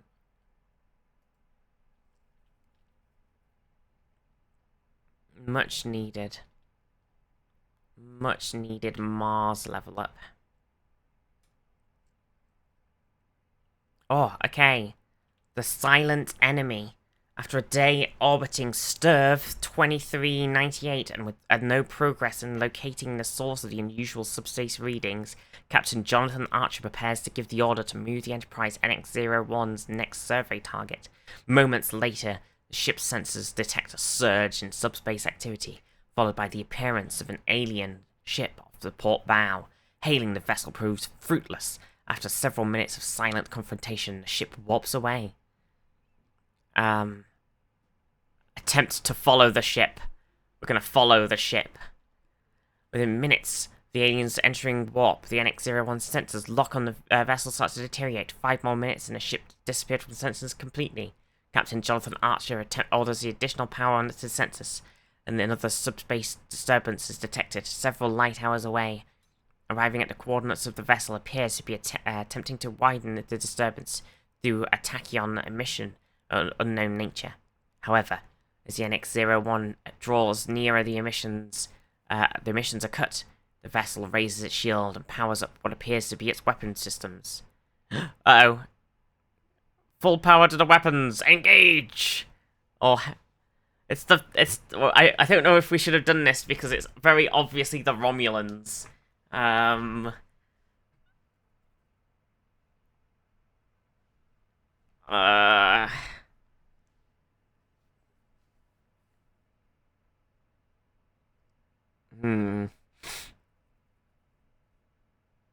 This is an episode as well. Well, I don't know if hailing them is gonna work, but I'll try and hail them. The NX-01's communication officer repeats a hail on all frequencies the alien vessel. The bridge crew awaits the response in tense silence, with only a hum of the ship's engines in the background. And the alert chirms. The alien ship has powered its engines and has once again entered warp. Accepting the aliens do not wish to be contacted, Captain Jonathan Archer orders a course plotted to the next system. The physics department looks forward to reviewing the subspace data gathered during this encounter. Okay, we probably just saved the ship by not engaging the obviously Romulans in combat. Okay, probably dodged a bullet there by not taking that fight. Okay, whew. Whew. Oh, let's build another set of so if we build a colony of humans, we could probably get away with building another. Hey, we could actually build another. Yeah, let's get another science ship going, actually. Very Federation, yeah. Got a RP, you know. Let's get an engineering station and a science station going on our ships. Construction complete. We haven't researched any of these systems yet. They're still so huge. Look, we're just so slow.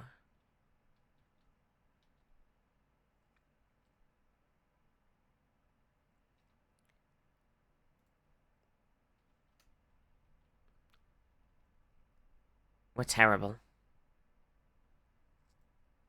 Yeah. Colony me up, Zaf. Okay. An outpost build cost, hella.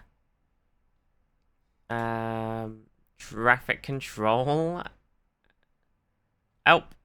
A new science structure available. Scientists of divisions have indicated that they can now. It's appropriate time to build a science center that has been in a destruction now available as a mega structure. Oh.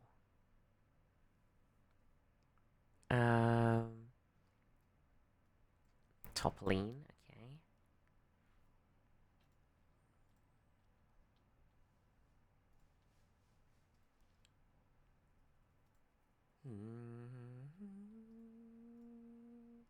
Oh, Starfleet Science Station. Oh, okay.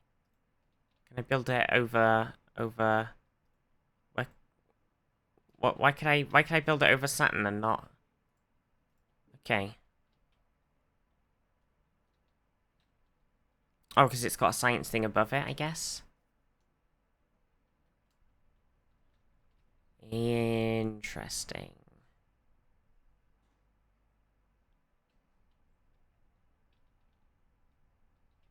We're gaming. Okay. Oh, wait. So now that we've done that thing, we still can't currently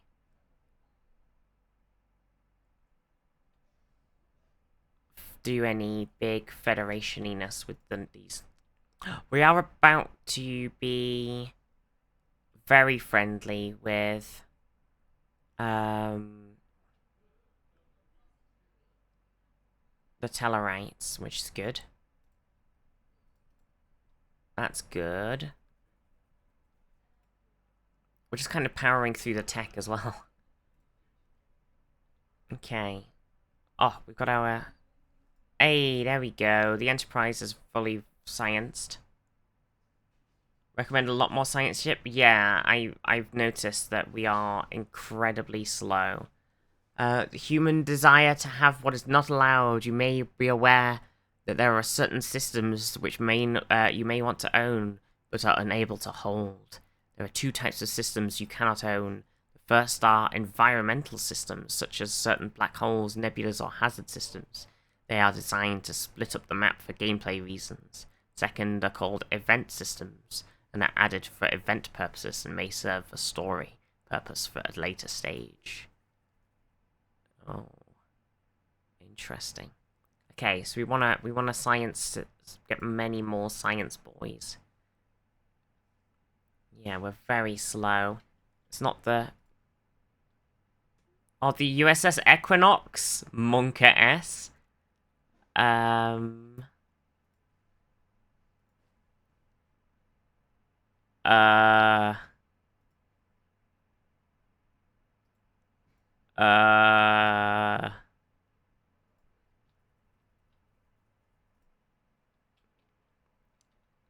Not the Equinox, chat. Not the Equinox.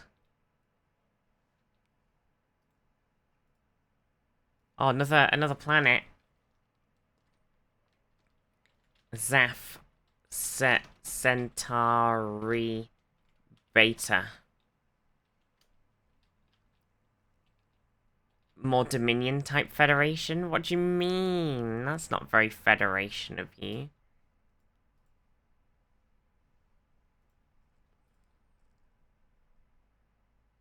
Goes to the wiki to check the USS Equinox.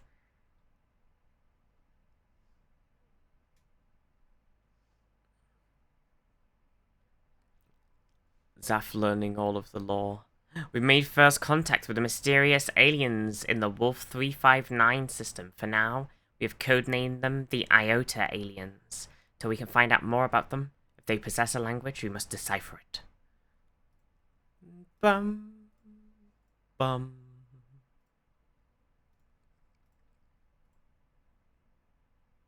Research station output, hell yeah.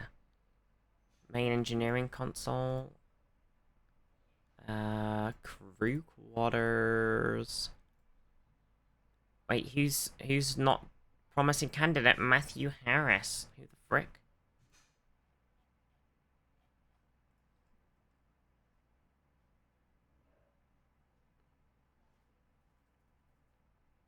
Carlos Ramirez. They're pretty cool. Look, they've got big stuff going on.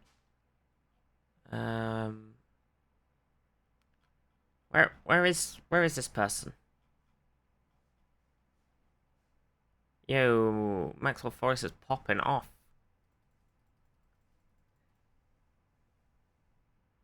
Review. Where is this person?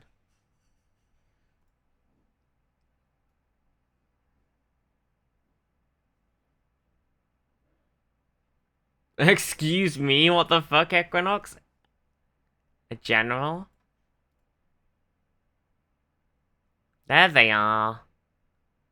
On winning a ground combat as an attacker, intel on the Empire. Intelligence officer.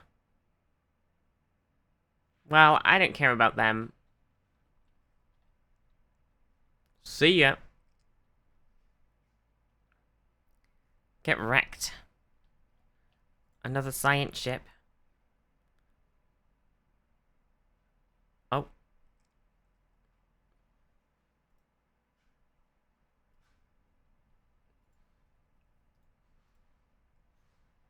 Another science ship. That's right. We've got many. We are the scientists. We can get some scientists from some other places as well.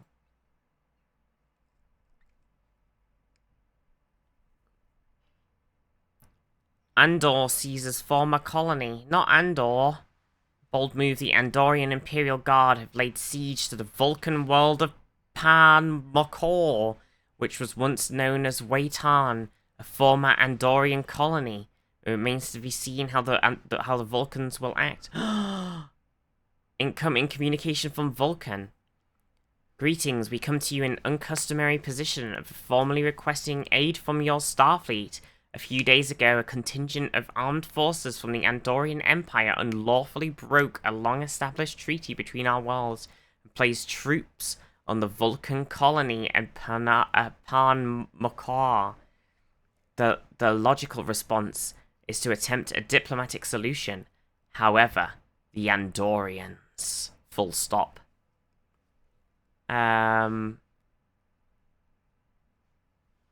If we agree to help, it issues the Special Project Ceasefire. Our opinion of the Andorian Empire changes.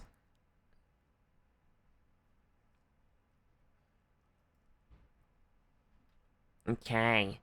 So we have a timed project. Unlocks ideological path, diplomacy, or slavery. Yep. Yep. Yep. Yep. Yep. Yep. Yep. Yep. Yep. So, yep. Don't you worry about that.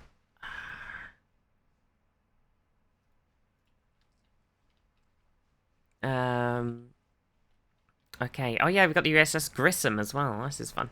Anyway. The ceasefire project. So, how do we deal with this? So, we need a science ship in orbit, actually.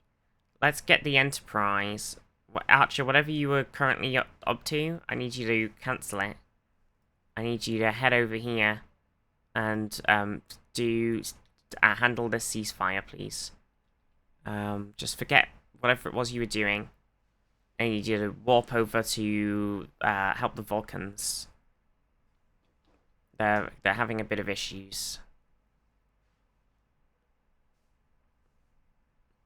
I do need you to hurry up though, because we only have 431 days, so the Altaran Confederacy. Interesting.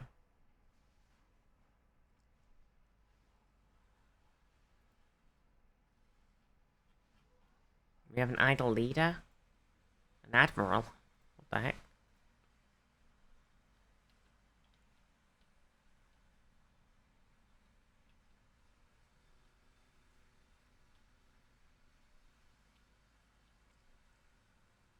Incoming transmission.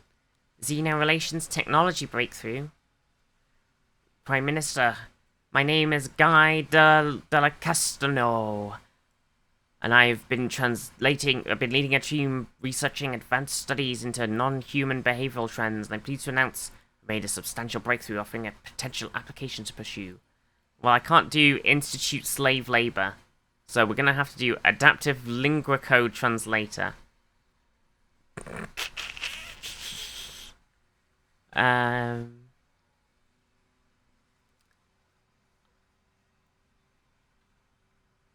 Okay, how's the Enterprise doing? Is it winning? Has it made it? Enterprise, where are you? Enterprise? It's not here yet. For God's sakes. Oh, the NX class. Wait, what are we flying right now? Here he comes. The Enterprise. It's here. Oh, so many things are happening. We've made first contact with the mysterious aliens in the Altair system. For now, we can name the Zarian aliens. Okay.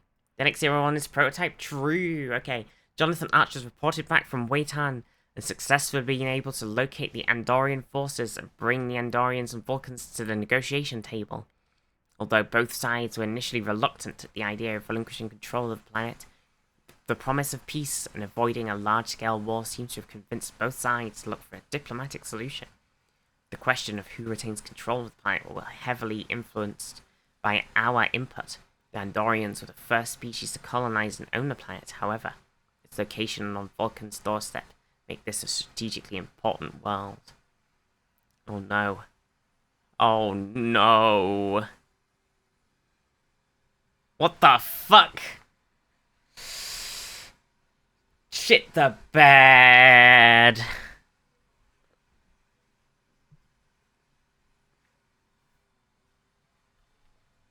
I don't even know where the Andorians live. I haven't even met them.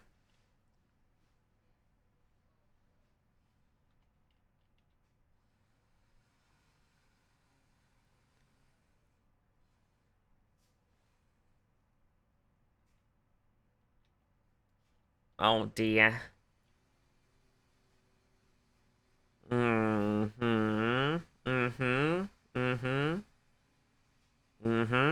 Yep. This isn't good. This isn't good. If only you could remember this episode. Yeah, if only you could remember the episode. Well, Andoria has the original claim to the planet. So, I'm gonna give it to the Andorians because they have the original claim to the planet. So, I'm gonna give them the planet. Following a tense negotiations in which neither side were prepared to back down, an agreement was finally reached between the Vulcan and Andoria, largely thanks to the unrelenting tenacity of our negotiation team. On the agreement, the Andorians limit the size of their colony and are restricted from converting the system into a military base. The planet of Pan Makor will be handed over to the Andorians, and henceforth be known as Waitan once again. United Earth will carry the responsibility of ensuring that the Andorians remain within the confines of that agreement. The establishment of a new territorial compromise agreement will be help to strengthen the fragile bond between these three powers. Vulcan will require us to enforce the demilitarization of the planet. Failure to do so will seriously harm our relationship with them. However, it will earn us extra favor with the Andorians if we do not. Oh shit. No, we're gonna demilitarize the planet.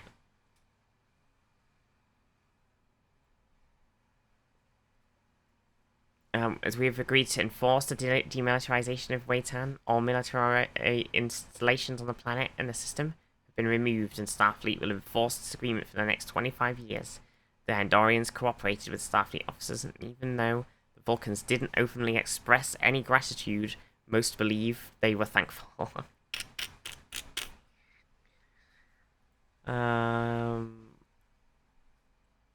Oh, the Andorians got their fucking colony, so, you know, they can suck it up.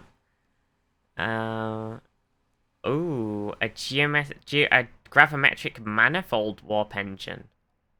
Interesting.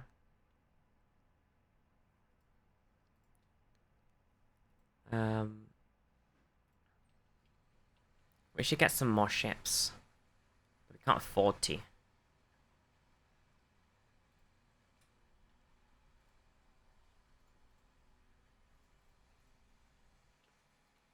Oh. Oh. Embassy bombing. The United Earth Embassy on Vulcan has been the target of a successful terrorist attack. Several hundred human and Vulcan casualties have been reported. Domestic violence is almost unheard of on Vulcan, and no group has yet claimed responsibility. However, many Vulcan intelligence service believe that the bombing is the work of the Sirenite movement, a group of dissatisfied with the Lojal administration foreign policy.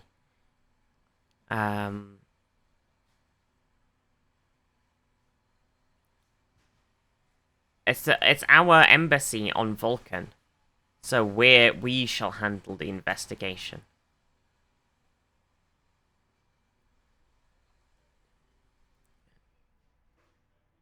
Vulcan High Command has formally approved Earth's request to dispatch a team of experts to investigate. Yeah, it's our embassy. So we shall investigate. The new faction has been gaining traction internally. Call themselves Superiority. Their members work for equality and justice for all denizens of the Empire. Of our Empire. What the frick?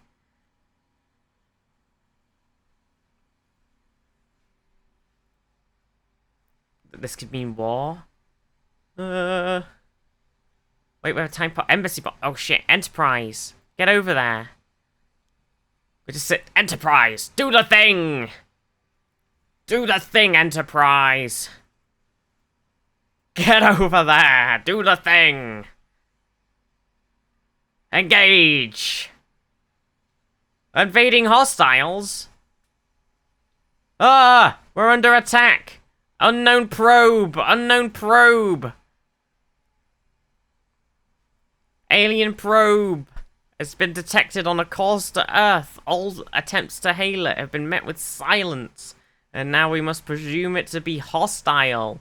Red alert!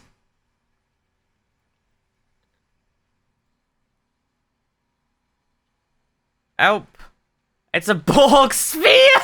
Oh no, it's a Xindi Proclat. Okay, it looked like a Borg fucking sphere. I was shitting the bed really hard for a moment there. But it's a Xindi probe. Okay. Fucking hell, I shit my pants real bad for a moment. Holy shit. Oh my god. El Bomber Cat, how are you? Oh my god, I was actually crapping my pants for a minute there. Oh my god. Okay, hopefully we can take this. Oh. After several days after analysing the rubble of the embassy building and questioning identified witnesses, Jonathan Archer has concluded that the evidence does indeed point to the siren... Christ.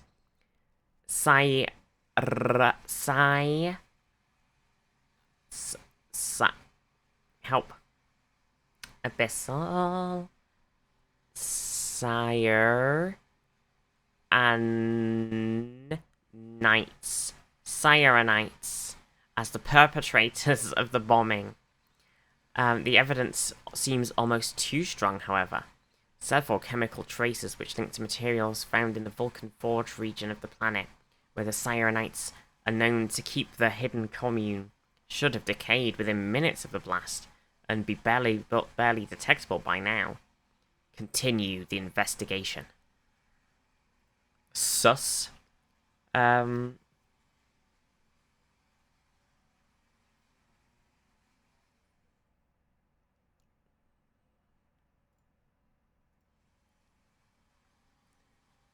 Try to create a roleplay human race with post-conflict child star. Oh my gosh. How am I? I'm good. I'm enjoying this crazy... Oh my gosh.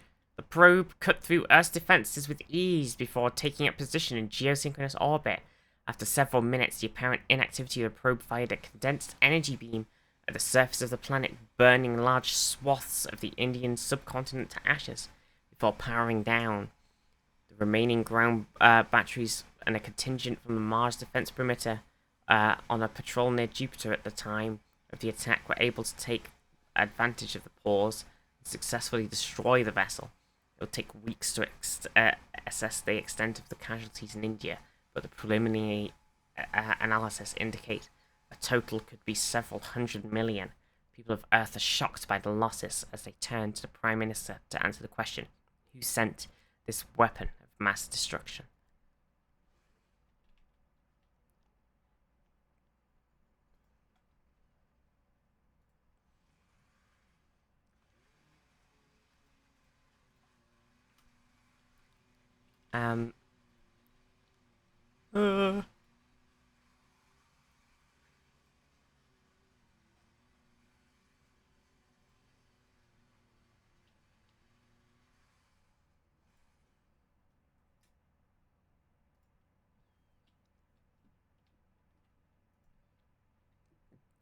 Wait.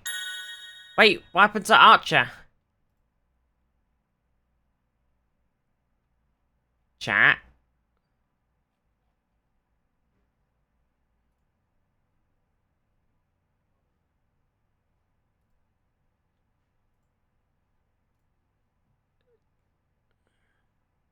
Is it because he's doing a thing? Thank you for the follow as well. Is it because he's on the current mission doing the other thing? He's like locked out of his ship.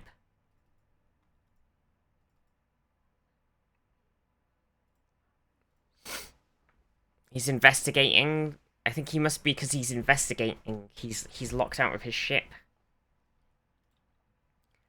What a cheeky monkey. Reduces claim influence cost. What the heck? Jonathan Archer's investigation has led him to the Vulcan Forge region, where the Sirenites are known to keep their at least one hidden commune. Vast deserts and forges, electrical... A vast desert. The Forge is subject to electrical sandstorms and geomagnetic anomalies that interfere with the scanning technologies. Progress through the Forge is slow and made more dangerous by the constant threat of Salet's attacks.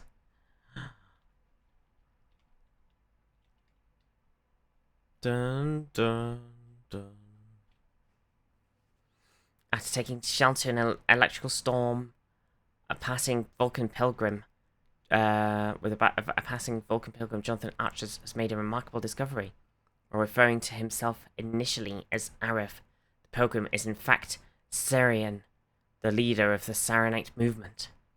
Professing ignorance of the embassy bombing, he promises to lead Jonathan Archer back to the compound to Kareth Sanctuary in order to prove the matter. Yeah, he was just having a lovely walk with T'Pol. A new galactic empire. Oh no, wait, sorry, it's the Federation Council, not the calling themselves Ascendancy. The members pushed hard for friendly relations with alien species. Hooray!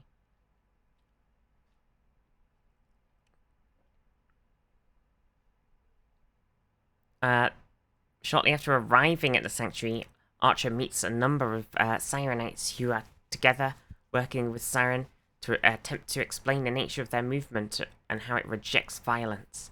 A young woman named T'Pau is particularly vocal in her defense of the movement. The debate is interrupted by alarms and sound of explosions. Looking to the sky, several Vulcan fighters can be seen laying waste to the ground beneath them. Geomagnetic anomalies of the Forge have been reduced their accuracy, but not enough to prevent deaths of many of the Sirenites as they try to escape. Siren himself is fatally injured, dying shortly after placing his hands on Jonathan Archer's face and muttering, "Remember." Archer and T'Pau escape together into the cave network. Outrageous.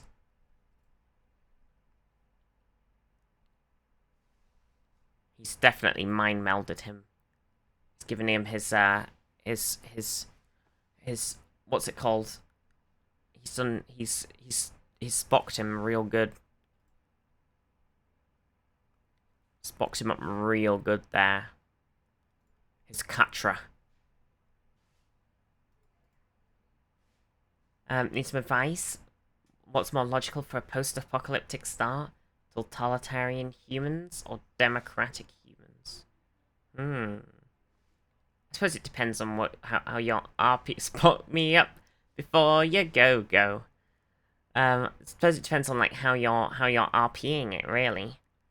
Maybe they've organized themselves into a democratic society. Ooh, Josh Hayes is available for recruition.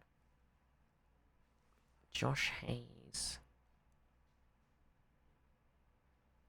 I'm very bad at seeing people in this list.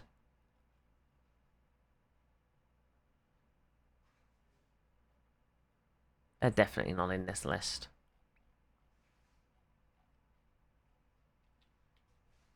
Fluffy go. I think you could do a Spock me up redeem. Oh no, they got promoted. I misread it.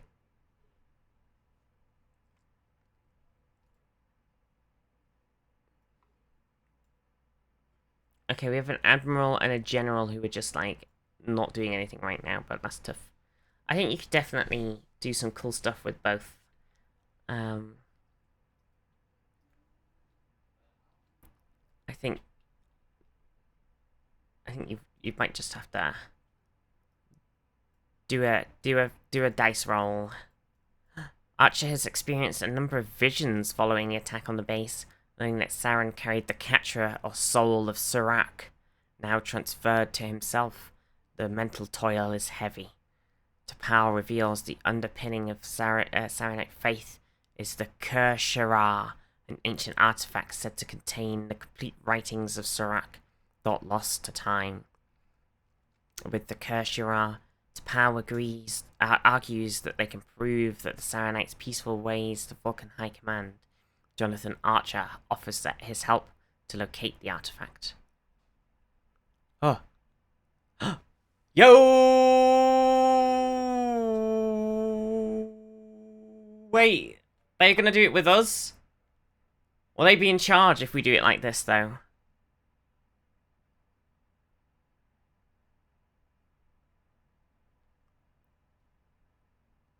Nah.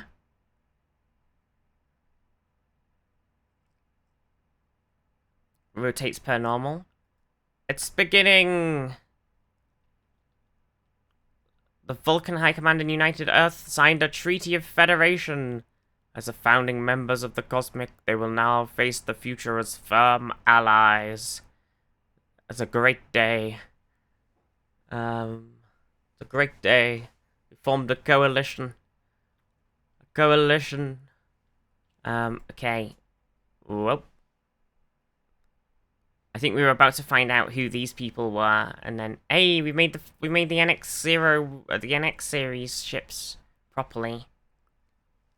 Oh, lots of shit's happening. Oh. Okay. With the catcher of Surak in his mind, Jonathan Archer is able to locate the underground monastery where the Kirshara has been kept safe for centuries. A small, elongated pyramid with Vulcan writing alongside its faces. The Kirshara shows evidence containing advanced storage and display technology.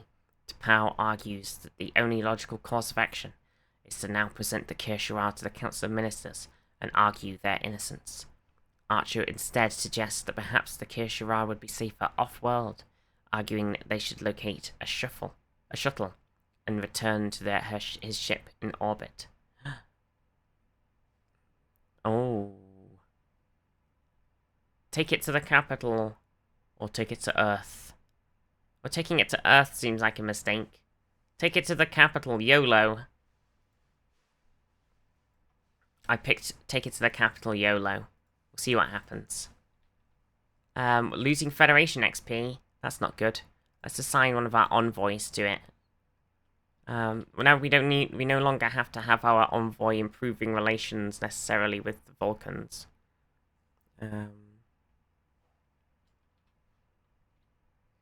After the nuclear war started by dictators, humans think there are no more dictators. True. Yeah, well, that's what happened in Star Trek, right?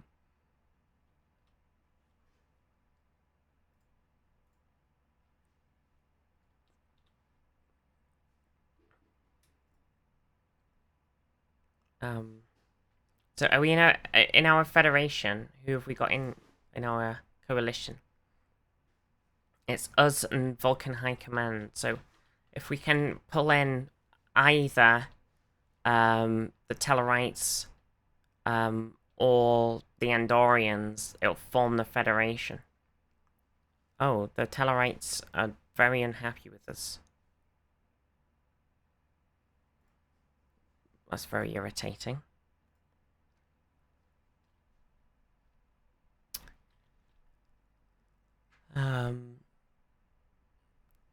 The Romulan Star Empire and Orion Trade Union don't like us.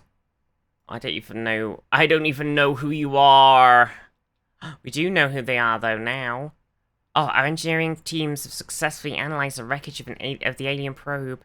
Certain quantum markers in the hull material indicate exposure to a class of subspace anomalies frequent in Delphic expanse. a turbulent region coreward. The vessel's damaged computer core reveals almost nothing short of the name of the alien race, Zindi. Determined to prevent further incursions into United Earth space, the Admiralty proposed a mission into the Delphic Expanse to gain additional intelligence. Oh my god, we've got to send someone in there.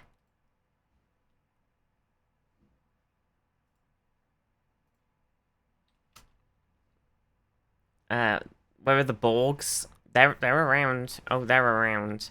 There's Romulus. It's actually so close to Earth. What the frick? And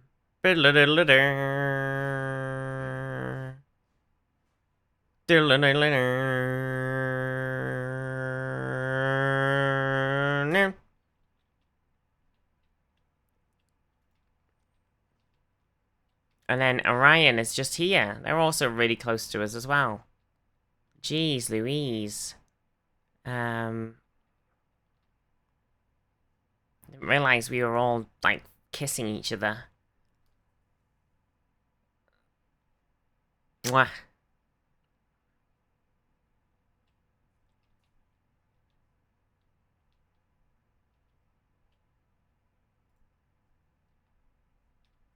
I need to make it more, construction ships.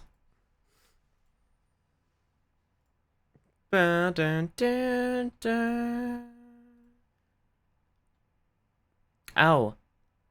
Captain Musa Baumgartner has been selected to lead the mission into the Delphic Expanse to gather information on the Zindi. Following the loss of the original NX-class Enterprise. Oh. What?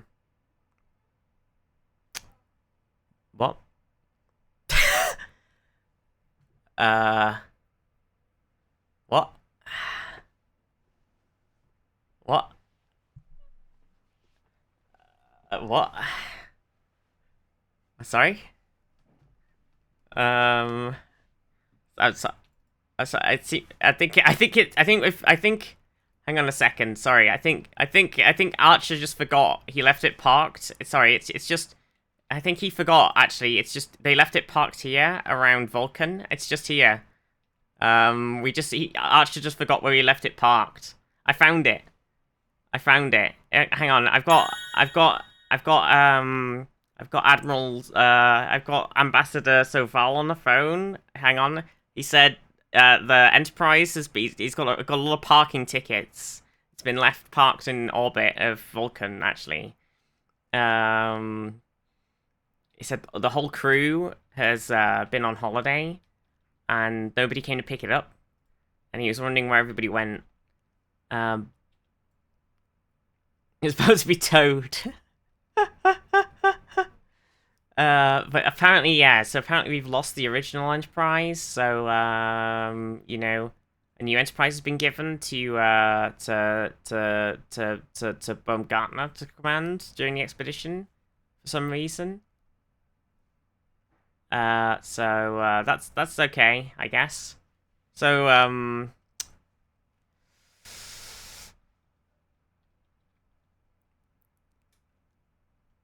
the journey from Vulcan's Forge to the capital is long and arduous, but Archer and T'Pau eventually arrive at the city's outskirts. Finding shelter, Saranite sympathizer pair carefully plan their next move to the council and demonstrate their innocence. Yes. Their plan a success. T'Pau and Archer have infiltrated the council chambers of Vulcan High Command and forced those present to bear witness to the Kershara and Saranite's claims of innocence, while many are awed by the presence. Administrator Jojal rejected that with uncharacteristic anger and attempted to destroy the artifact to kill T'Pau and Jonathan Archer in the process. Interesting. Curious. Oh, I need to do a thing on Earth.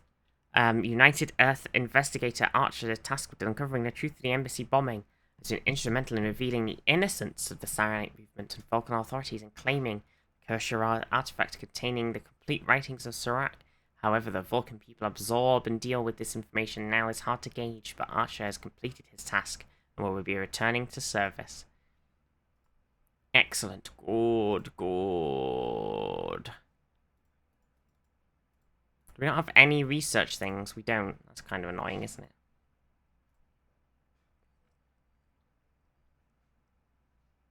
Oh, we need an amenity building. Holy shit.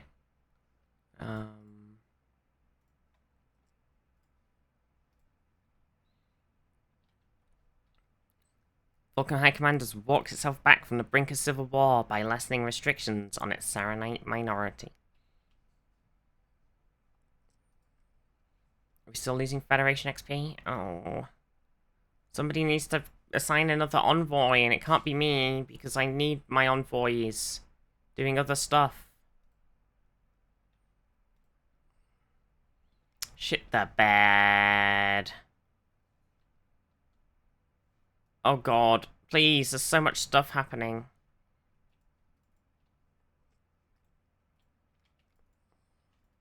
Okay, I've got the Enterprise back. It's back in business. Enterprise is back in business, chat.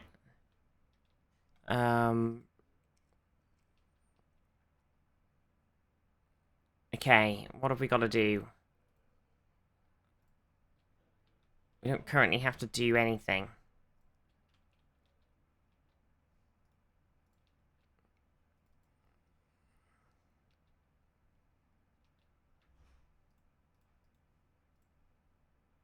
Okay. We need to start star-basing these planets, but we haven't got much money. We're kind of poor. Oh, I need to get some food. Okay, I need to get some food as well. Okay, after weeks of fruitless searching in the expanse, Captain Musa has found his first clue. The owner of the Trillium mining station claims to employ the Zindi laborer and would be willing to arrange a meeting for a price. One of the Zindi workers' fingers is provided as evidence, an unfortunate mining accident apparently, which provokes more questions. The organic residue from the probe that attacked Earth shares a number of genetic markers in common with those from the finger. However, they appear to be from a separate and though related species. The Expanse. That the Zindi may have not be a single species confuses the investigation. The captain convenes with the Enterprise's senior staff to decide how to proceed.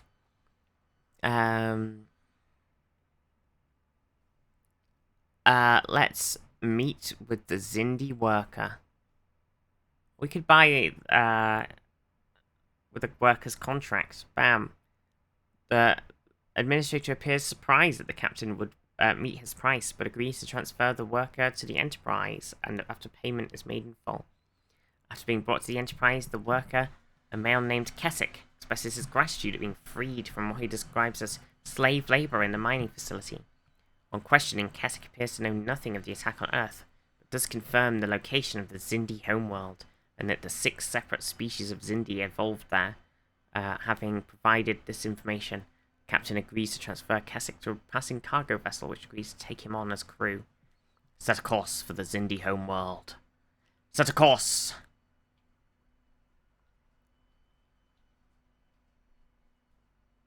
Set a course for Romulus. Maximum warp. Engage. We've arrived at coordinates of the Zindi home system. No habitable worlds can be detected. Instead, an enormous asteroid field filled with stars, a habitable zone. Using predictive modeling, the science officer is able to confirm that the asteroid field came from a single world between 150 and 200 years ago. Material analysis fields indicate the presence of advanced compounds that indicate the presence of a warp-faring culture. This is the Zindi homeworld. It was broken for a long time. The captain orders the return to the original search pattern. Oblivious. Okay, we need to. Well, we've got this. We need to do something with. So we've got a commercial. Commercial.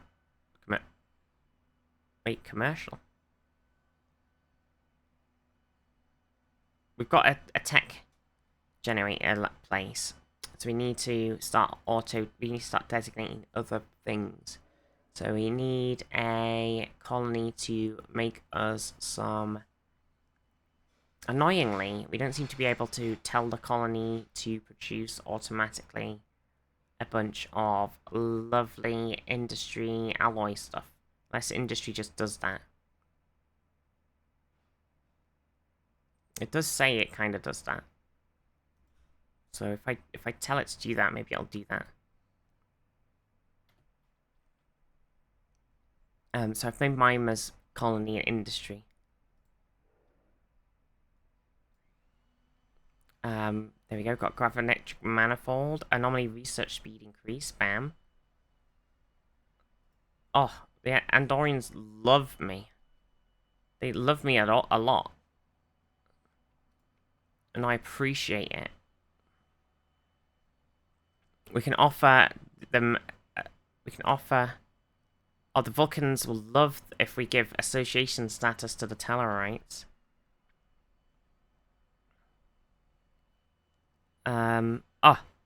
The Enterprise has detected a Vulcan distress signal being transmitted from a nearby asteroid field. On inspection, the vessel is the Saleya.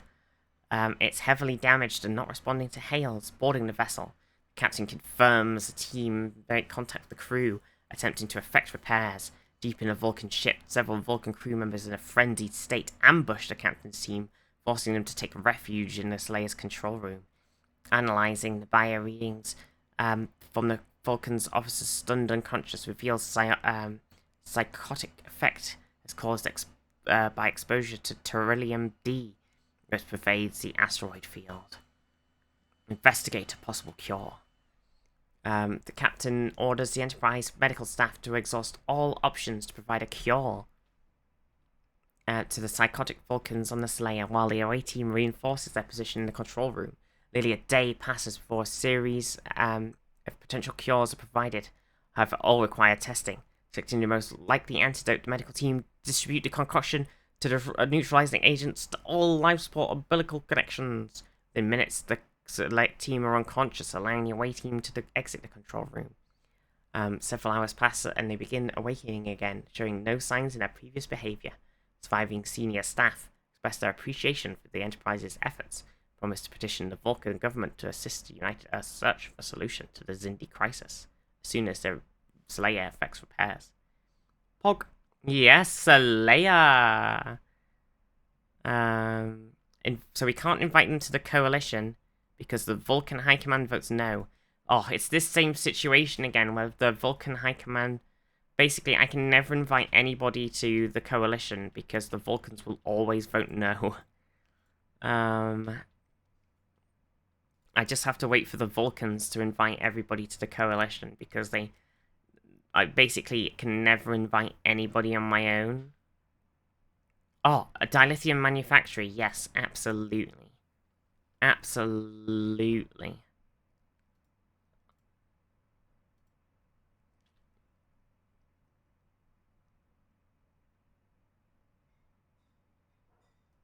Let's get this thing, which lets us unlock the new tradition Federation Charter, and it gives us access to the Federation policy, which enables us to set Federation member worlds, the focus of Federation member worlds across the galaxy. So when we get the Federation set up, but how fares the bold new sweet monkey Jesus? What's that? What do you mean, Ben? What do you mean?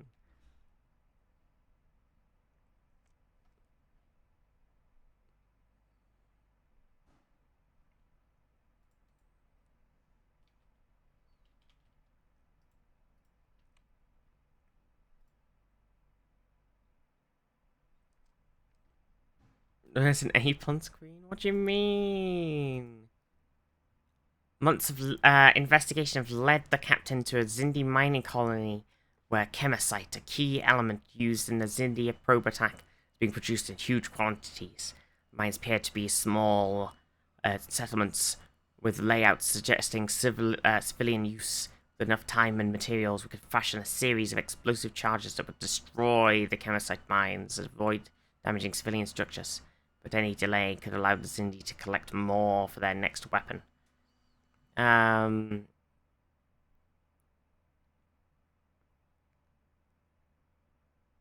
Found a thing of horse people? Not yet. Let's lead an away team to the colony. Infiltrating the colony, the team have identified the head of operations and captured him in his home. Questioning him, he reveals how he has been assured that the chemicite produced at the colony was for research purposes only.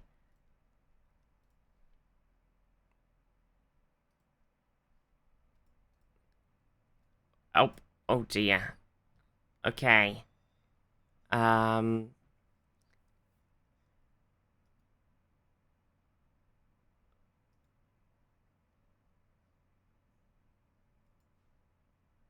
We're receiving transmissions from the Danubian Unity. They appear to have successfully translated our language. Oh, Danubulans. We come in peace. But a male named Gralic reveals how he's been assured that it was only for research purposes. Horrified that it was used for killing millions, he agrees to help sabotage the next shipment. Provide a tracking device to help the Enterprise follow the shipment. See, that's why you shouldn't just blow it up. See, that's why we went and talked, and now we're going to help us. Excellent. And see, if we just sabotaged it, he wouldn't have helped.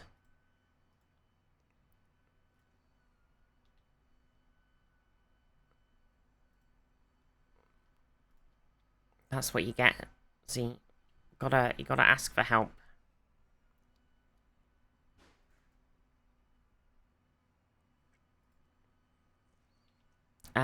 Intermittent subspace readings have led the captain to a planet in a small K-class star.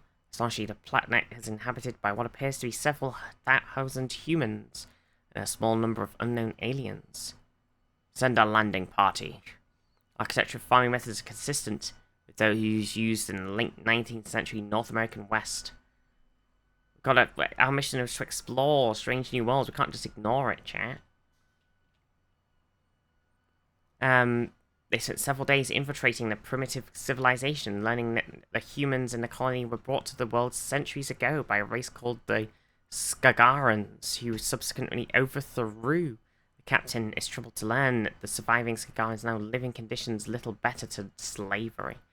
Worse, the colony appears to be at the brink of a race war, coupled with several years of poor harvests could destroy both the viability of both populations. We must not intervene. Oh no.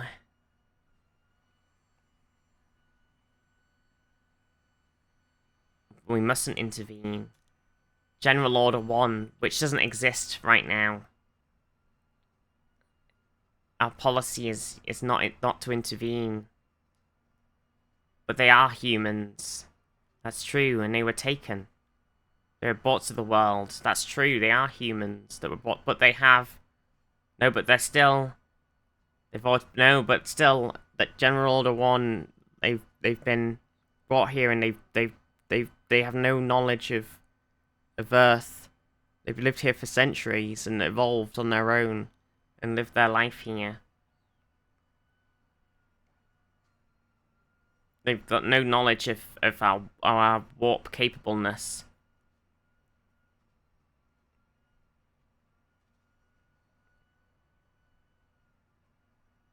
It depends, are the Skagarans a warp-capable civilization? Or are they... Presumably. But...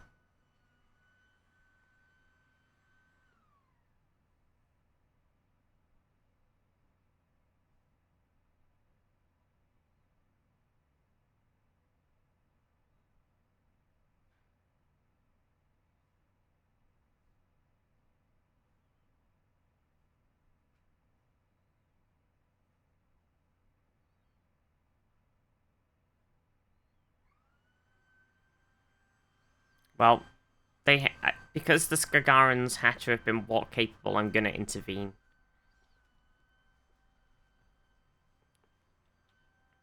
We've made first contact with mysterious aliens in the Corridon system, now codenamed the People's Republic of Corridon. Leading full Enterprise shuttle pods to the largest settlement. Captain shocked the colonists by attempting to explain the presence of the Enterprise and their centuries of missed history, in an effort to reunite both of them behind the promise of future technological support. Despite his best efforts, the attempt has failed, provoking further conflict between both communities, who see the Enterprise as a tool to further the aims of the other. The violence spirals out of control. It appears that several Skagarans have discovered a cache of antimatter weapons from the starship that first colonized the world centuries ago. Accepting that the intervention has failed, it orders the Enterprise to resume the mission in the Expanse. Welp.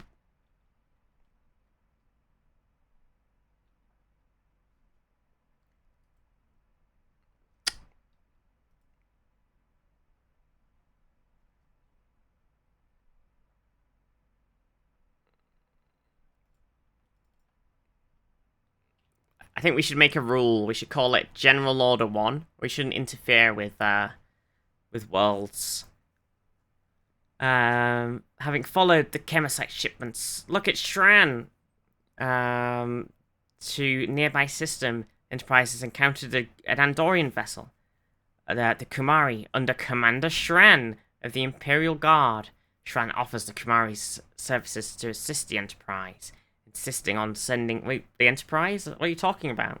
It's, the engineering team to upgrade the various systems. Deriding the Vulcan High Command for its lack of support United Earth's efforts against the Xindi.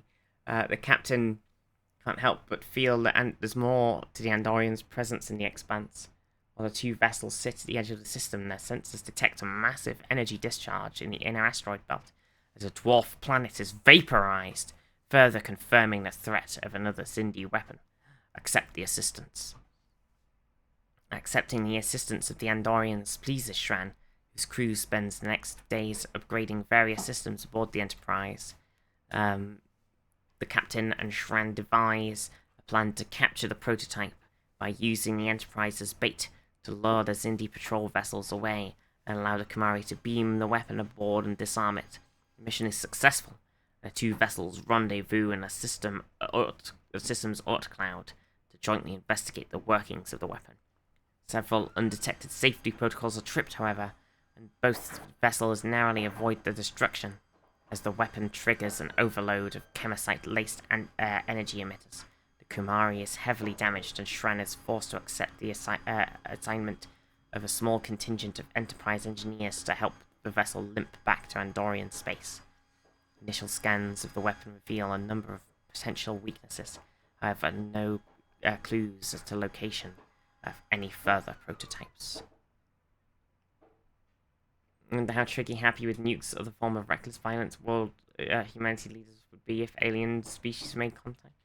I mean, probably not, right? You'd hope.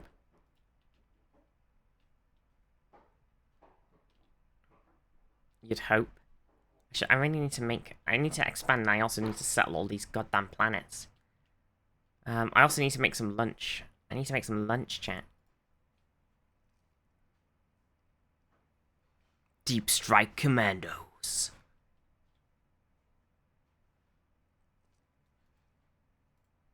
I need to go make lunch. I'm gonna go make lunch. I'll leave you with this beautiful, beautiful view of the whole gap. What the heck? Why can we see the Quomar Planetary Alliance over here? And the Voth Theocracy. And the Huok Stagnancy over here in the top corner. Oh yeah, here's fluidic space. It's up here, look. I'll replicate myself some sausages. God, I wish I could. The Talos star group. Look at it. Oh, look at that star. Look at this. Oh, it's beautiful. Look at these stars.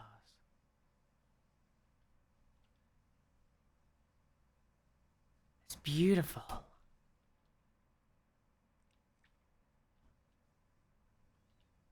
I'll leave you with this view of the galaxy. And I'm going to quickly make some lunch. I'll be 1 second.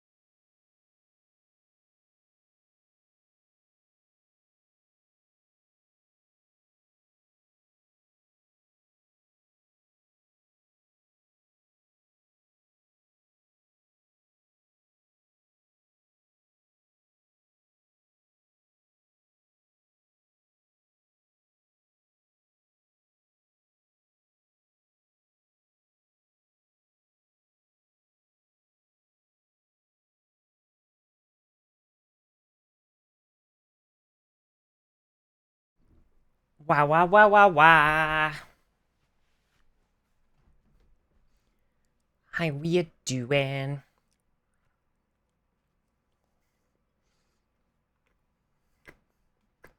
Oh. Right. Let's get back into it. So, what do we need? We got to settle all these planets. Because then we get the big... Pup is finding better than snoozing? Hell yeah. If we can settle these planets, we can get the resources going. That's the dream. We need to get, like... We need to get some supplies going, you know? That's what we want. Oh, wait, I built those on the wrong planet. Though we should probably do two. Do we want two of them? I'm doing for food.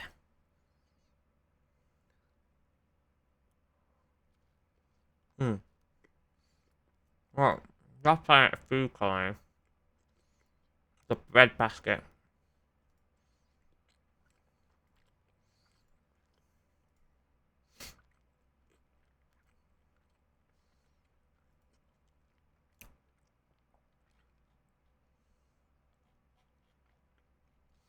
Yeah, we get some nice on the mum.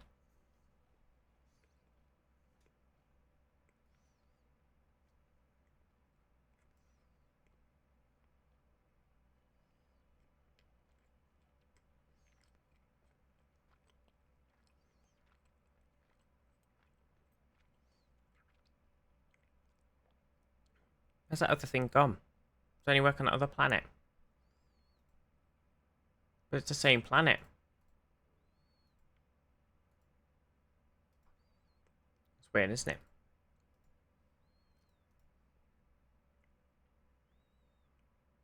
What even was it?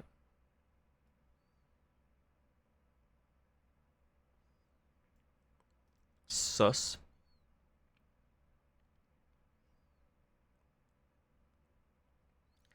Sus.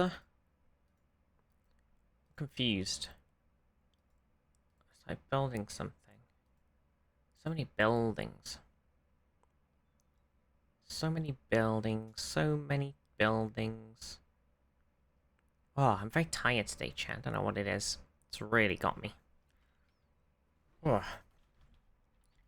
Hopefully the game will start automatically building stuff. That's the main glorp. The building planet glorp is the worst glorp in the game. I hate it so much. Hey, my dilithium stuff.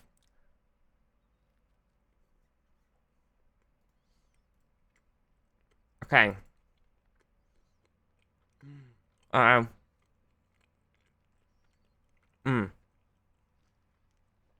After spending long weeks hunting, the expense have paid off, and the Enterprise has successfully captured a shuttle belonging to a Xindi primate scientist leading the weapons project against Earth, a male named Degra. The captain must now decide how to take advantage of this captive. The tactical officer suggests an elaborate ruse using memory-inhibiting drugs to mock shuttle pod to extract the location of the Xindi weapon from Degra, but the resources required are substantial. The initial interrogation reveals little beyond the knowledge that the Xindi apparently believes that destroying Earth is their only hope of survival. Hang on, Ben.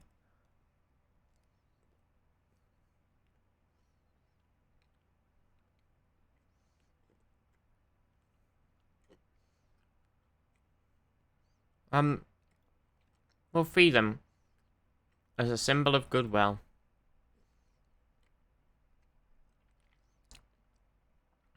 The captain spends the next few days attempting to convince them of the innocence of Earth and that the Earth does not intend to destroy the Xindi. Initially, the conversation loops back to the same point of disbelief, but after promising to free them and his crew regardless, the Xindi starts to doubt their convictions. It doesn't take long to convince them that at least let the captain present their Earth's case, finding a set of coordinates Enterprise will arrive at the system in 30 days. Excellent. Is dilithium just lithium bonded to itself? I don't think so.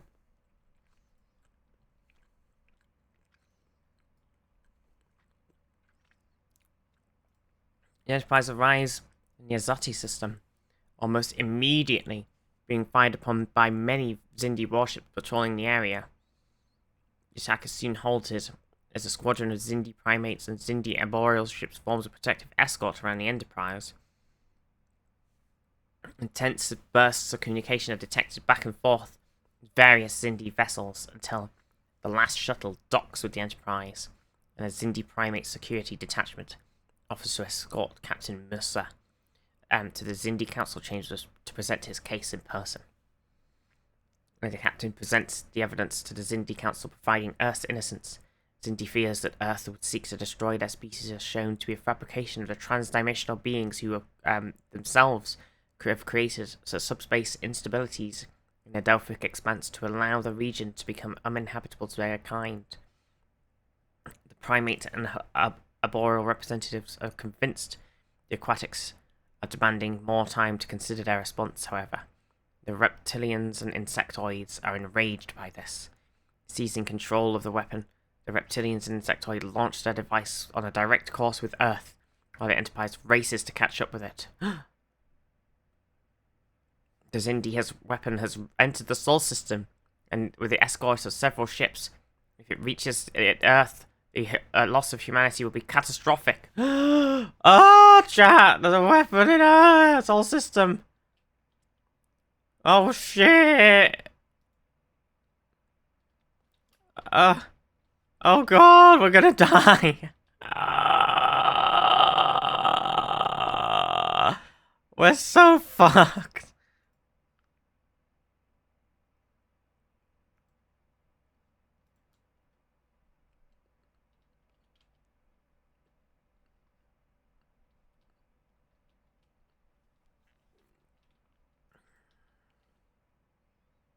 Convinced that the attack on Earth is unjust, a pair of Xindi primate and arboreal vessels enter the system, broadcasting their intent to help disable the weapon. Excellent, please!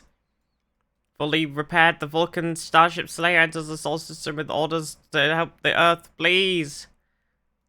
Fully repaired, the Andorian Starship Kumari enters the Sol system, please!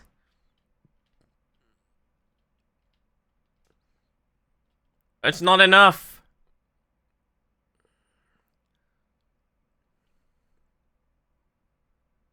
My ships! My fleet!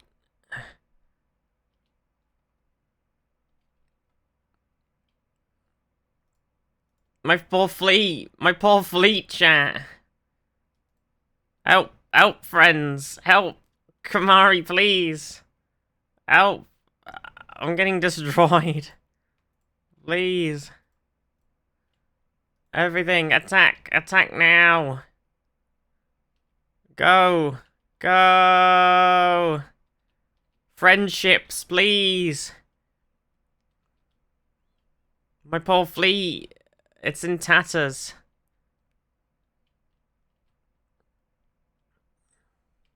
Oh, my fleet! The USS Long has been destroyed!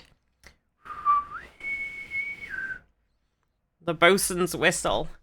Oh, a tragic loss. Admiral Robinson has died. Oh no.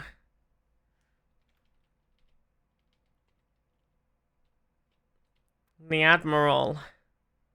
Or we could have renamed the Admiral. That would have been fine. Oh, it's okay. The weapon's been destroyed. Wait, it's gone. Any second now. Oh.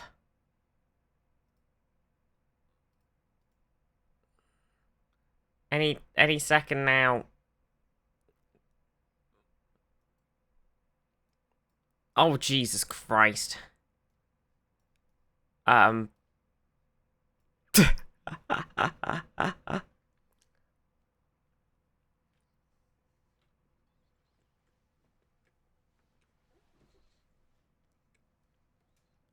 not even there.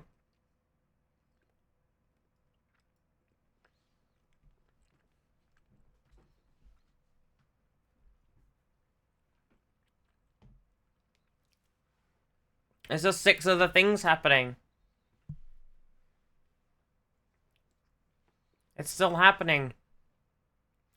Meanwhile, in the rest of the system, the Utopia Planitia fleet yards on the surface of Mars have been completed. Oh no, they've been recommended to be built. So we should build them. Also, an asteroid has been sighted, heading towards Zaf Centauri Beta, which we have to destroy. But our entire fleet was just wiped out. And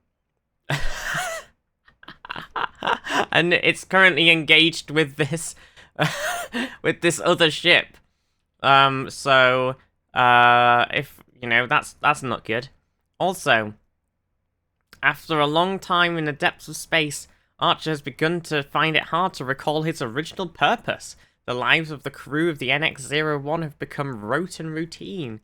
Others might aim for this model of efficiency, but for Starfleet, the morale of well-being of the crew are paramount, and Archer has started to consider organizing crew activities to provide a break from the mundane.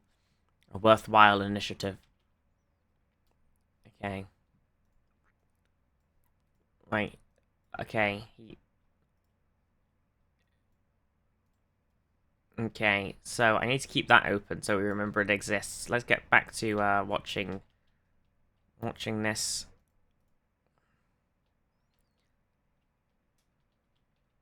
The battle! Oh, for fuck's sake. Democratic ruler election is the...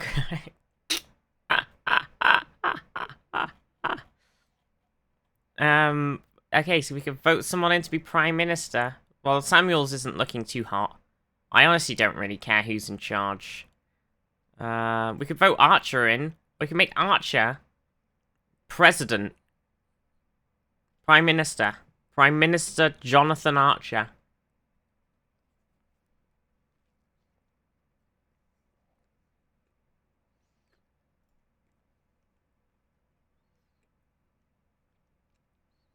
Hell yeah.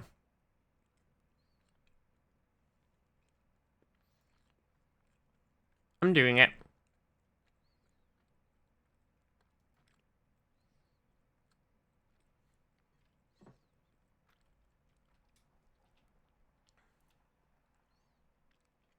Is it dead? It lagged my game out. That's what it did. It's dead.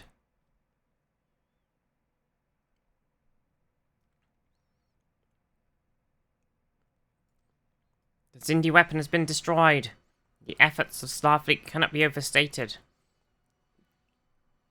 Devastated by the loss of the weapon and its fleet, the Xindi reptilians and insectoids have accepted ultimatum provided to them by the Xindi species by defying the will of the Council. Accepting their manipulation into targeting Earth, the primates of boreals and aquatics have promised to uphold the peace between the two powers. Their relations will not be easy. Earth can rest easy. Right, let's see if I can steal all of these ships and get them to help me save Zaf's thing from this asteroid. Nope, they all are leaving. With the tremendous gratitude of the United Earth, with thanks to the Kamari, the assistance, they depart soul for Andoria. The people of Earth reflect upon what has transpired. The Kumari and the crew have risked death to help defend Earth, not because there was something for them to gain in doing so, others than the expression of their friendship and mutual respect. In the aftermath of the attack, many are left wondering whether our growing alliance might be the key to securing their future. Time to mend wounds. It isn't often Vulcans offer humanity such an overt assistance. Not even the early warnings of Xindi's plans stirred them into action. Enterprise rescue of the Solaire and the Expanse changed that. Oh, it's time to start mending old wounds. Okay.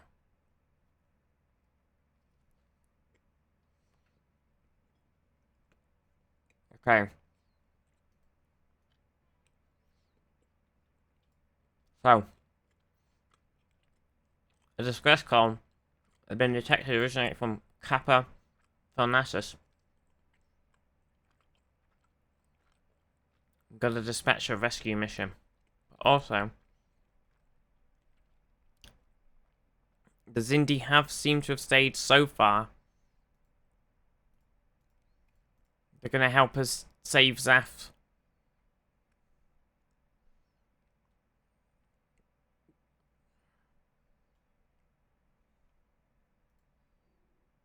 And they are still here. I made them go here to help. I clicked first before they decided their pathing. So they've all come.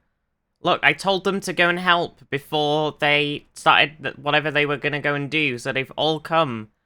Hehehe. They've all come to help.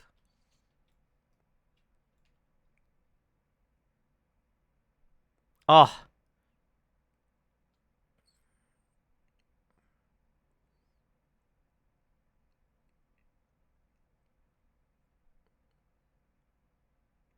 We need to turn down the save game time. It's saving the game too frequently. Okay. Did Nobians want to establish an embassy? Hell yeah, the asteroid has been destroyed! Zaf has been saved! Oh. Thank goodness. Okay. Let's go into our settings and turn down the save game rate, because Jesus Christ, it's like every half a second.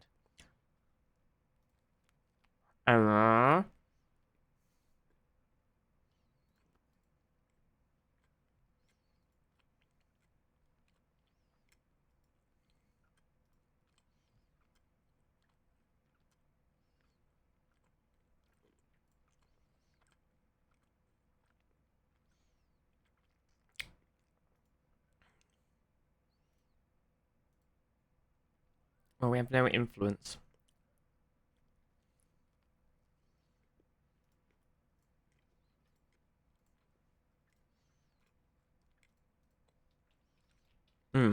Okay.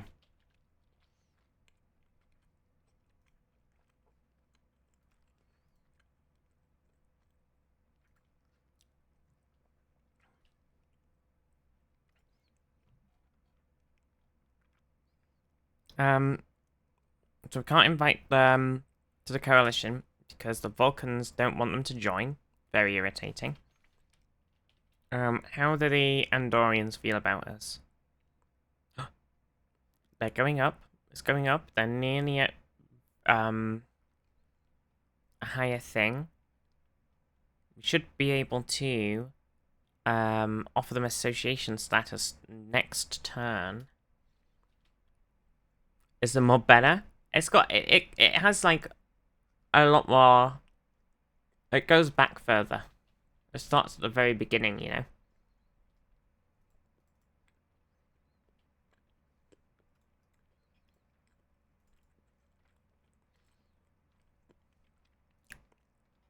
Oh yeah, I forgot I made Archer the head of the. Archer's now Prime Minister, so nobody's nobody's researching.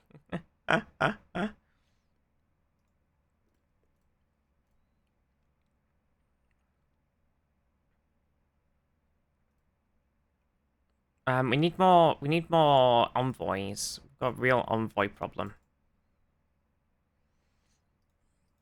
We're really envoyless. It's pretty bad.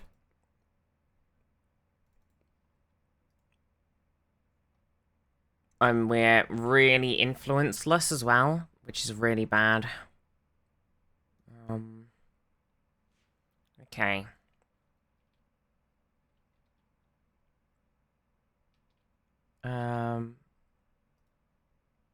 We need to build an observation post over these nerds that are in the Alpha Centauri system as well.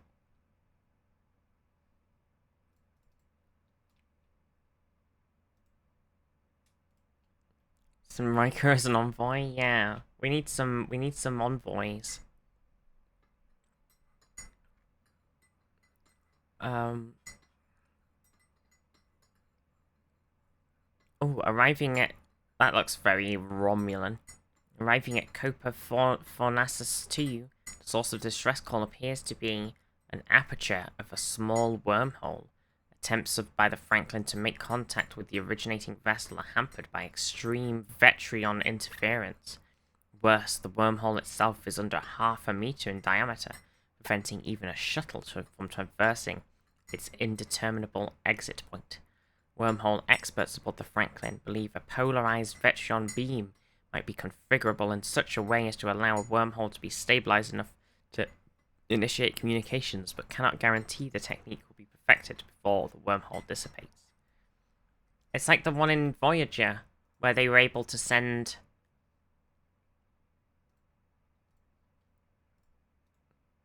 the message through, but they sent it to some Romulans in the Alpha Quadrant or the Beta Quadrant or whatever, and they sent them some logs, hoping that they would be able to get it to Earth, and the Romulan was able, eventually very sympathetic, but they realized they actually managed to beam him onto the Voyager, and the Romulan was like, "Wow, I've never seen a ship like this before," and they were like, "Huh? That's weird. I would have expected you to have been able to spy on our secrets and have heard of our ship. It's, it is a pretty new class of ship, but still, I would have expected you to have heard of it." And then it turns out that he was from it. That it was the wormhole had some time travel shenanigans going on, and he was a Romulan from the past. And that was why he hadn't heard of the ship. But he still said that he would transmit the things, or get his family to do so, if he couldn't transmit the logs, so that Starfleet would know what had happened to their ship, because they were stranded in the Delta Quadrant. But obviously, something happened. But then, after he left, they looked him up in their database, and found out that he died or something, and so he never actually found out. He clearly never managed to transmit their logs to Starfleet, because Starfleet never found out about them. Feels bad. It's a very sad story. So that's like this. That's like little micro wormholes. A time-space micro wormhole. We're gonna attempt to make contact.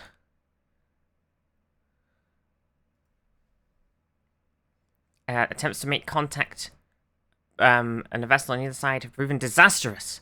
A subspace harmonic resonance triggered by the Franklin's communications array have counteracted the reinforcing effects of the polarized Vetrion beam. The micro wormhole rapidly dissipated, finally disappearing in a flash of neutrons. Oh no! Family did actually send the info, but not right away. I can't remember. I thought they didn't. Uh-oh.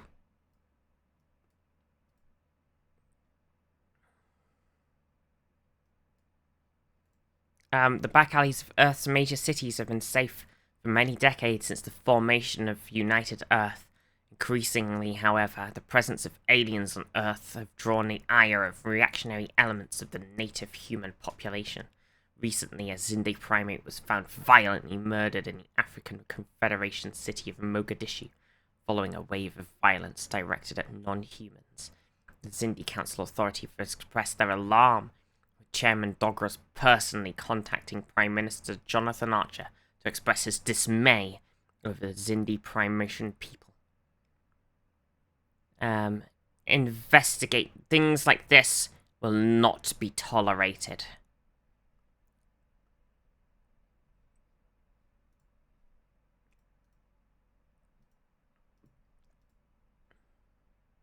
We're researching it. It won't be tolerated, chat. Wait, somebody's formed a federation? The United Interlinked Systems voted to form a federation. The Tellarites... What? What? The Tellarites have formed a federation with the Denobulans. Fuck! Shit!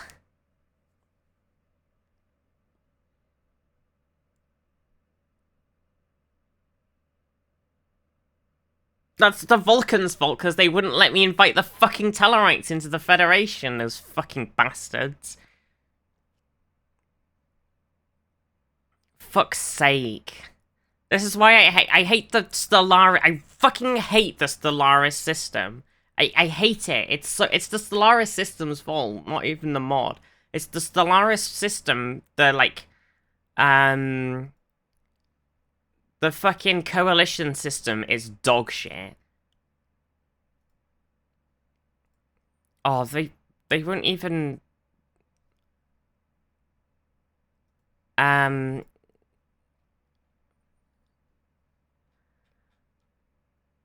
my god, it's literally what's its face.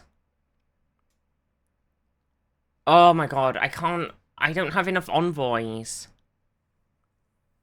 I'm really struggling. I need to get more. Okay, let's build a unity building in every.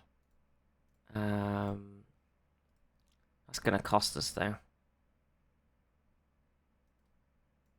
No, it's gonna be too expensive to do it in everything. Cause it's gonna cost us a load of supplies. Eek. Just hear Wayun? Yeah. You heard Wayun. Yeah.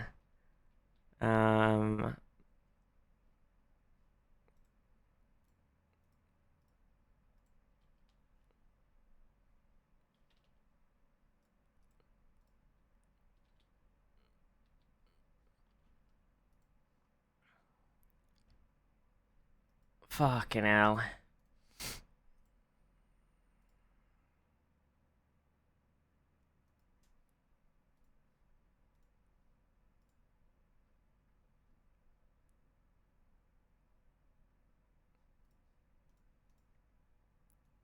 Okay.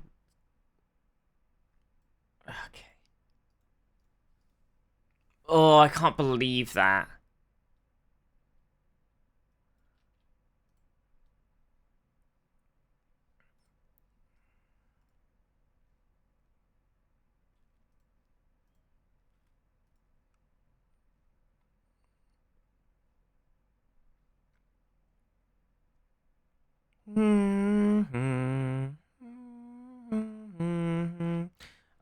What started as a simple inquiry into the upsurge in violence against living and working on Earth has quickly grown beyond the confines of a criminal investigation. Earth security has identified a number of commonalities linking the incidents. However, breakthrough came from a brief final testimony provided by a human conspirator fatally shot. Forensic evidence points to a concentration within the Orpheus mining facility on Luna. More investigation. Wait, we need a transport ship in orbit. A general with a transport ship. What the fuck? What the fuck?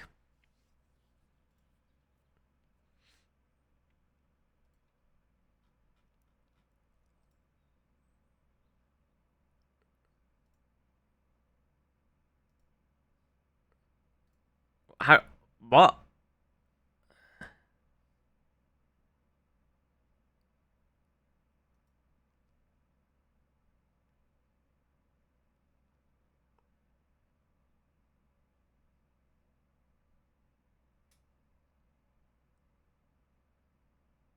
What?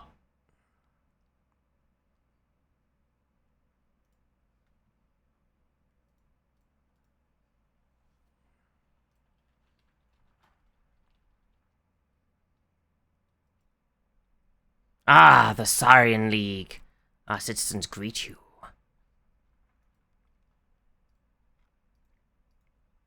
Wait.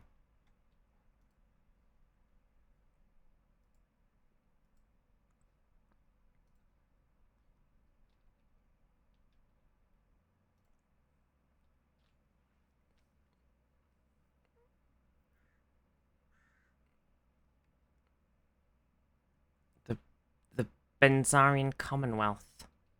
In an unknown federation.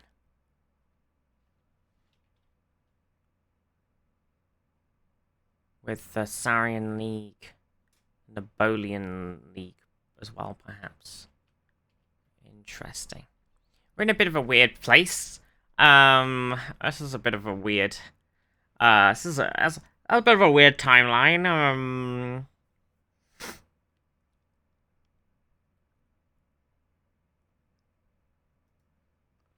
Oh, this is it's a bit of a weird timeline. I'm not sure how I'm feeling about it.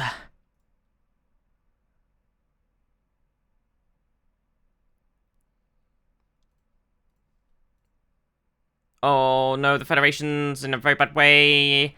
I've got to put another envoy in there. It's really bad. Okay. Kind of wish that the Vulcans put a fucking person in there. That would be nice. We're really in a bad way with the envoys. Oh, jeez. Oh, jeez. Oh, jeez.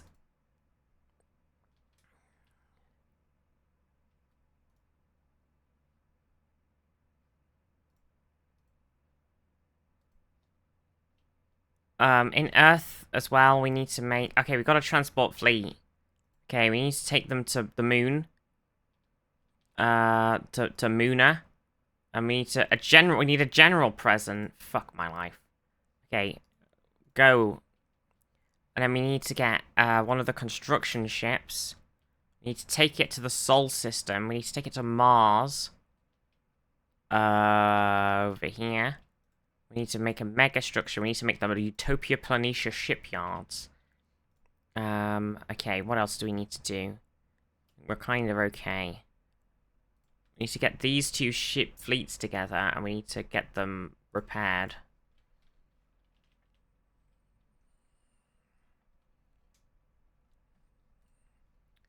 Gosh golly, Miss Molly. Gosh golly. Is this... So, I've got Zaf's planet. Okay, Earth security forces have swept through the Orpheus mining facility, hunting for evidence connecting the facility to anti-alien violence sweeping through United Earth space. The facility administrator, industrialist John Paxton, sought to assure the investigators of Orpheus's uninvolvement in the recent troubles. This proved untrue, however, after a Mako team were attacked and killed shortly after unlocking access to the shielded area of the base, housed an unsubstantial cache of Starship-grade weaponry. Alerted to the weapon discharges, firefights erupted across the base between investigating forces and surprisingly well-trained facility security. Conflicts persists, and Earth security forced to commit several waves of reinforcements. Eventually, Orpheus is secured at great costs, however. In the chaos of the facility, Administrator Paxton eludes capture. Worse still, evidence from the facility indicates that Orpheus was not the only weapons cache used by the extremists.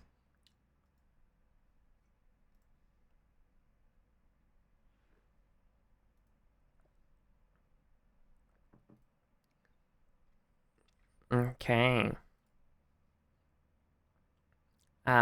John Paxton, former administrator of Orpheus Station, has emerged from hiding in dramatic fashion on Mars, having taken control of the planetary broadcast facilities in the Veteran Array. Paxton declares open revolt against the United Earth government, accusing Jonathan Archer of surrendering the future of alien powers. The rebellion, calling itself Terra Prime Movement, has threatened to fire on Starfleet Command using the Veteran Array unless all non-humans leave Earth space. Terra Prime has sizable support from the people of Earth, as well as a number of military, political, and corporate backers. Prime Minister Jonathan Archer is presented with two options in the current situation. Send a strike team to capture the Veteran Array, using both high risk and high rewards. A somewhat safer option is send a diplomat to the negotiating table and try and reach a compromise. Send in the Makos, or prepare to negotiate. Well, negotiating is the Federation way. But also, this guy's an asshole. Let's try and negotiate with this asshole. Holy shit, you get no time to fucking... It just instantly is like, okay, you're fucked. We're gonna immediately unpause the game. You've got 2 days to send a team over there, smiley face. Hope you've got a science ship with a person next to it. How long's it gonna take to get them over there? God knows.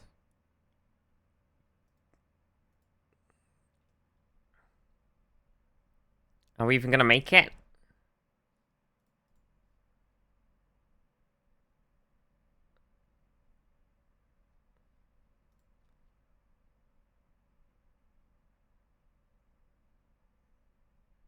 I don't even know if we're gonna make it. Honestly, chat, what's happening?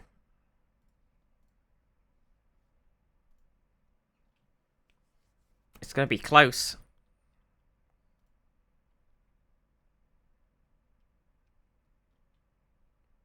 Well, they're negotiating.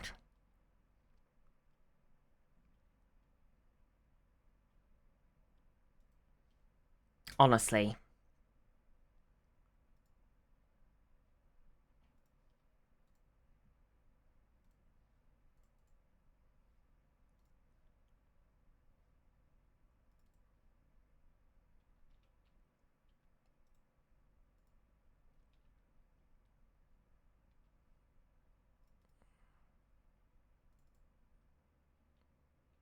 After a few rounds of heated negotiations, Givar, Chim, Mog, and John Paxton have agreed on a reasonable list of terms that would satisfy the Terra Prime movement. As the movement is certainly lacking political power to take complete control of United Earth, Paxton has agreed to secession of the planet Mars, in which Terra Prime could install a humanocentric idealistic regime they desire. However, Givar, Chim, Mog has also had the power to offer complete surrender if, for whatever reason that is, she wants to do. What?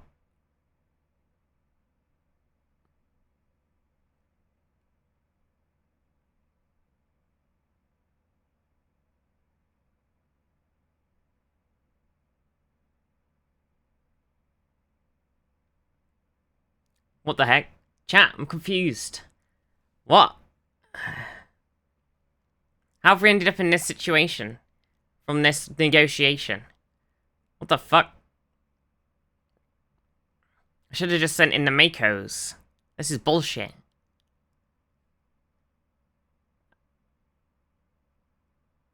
Negotiated with fascist terrorists.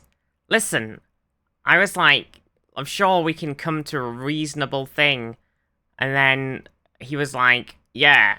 Well now, why isn't there an option now to be like, I don't like any of these, I'm gonna send in a squad of dudes. Unbelievable. Never negotiate with terrorists. Yeah, apparently. Unbelievable.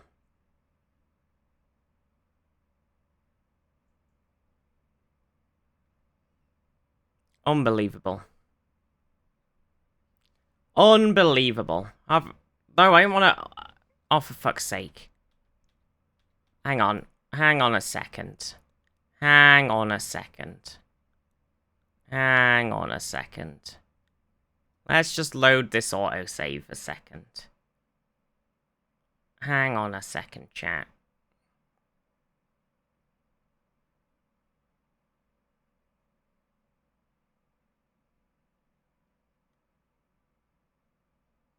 Look, it's the Enterprise.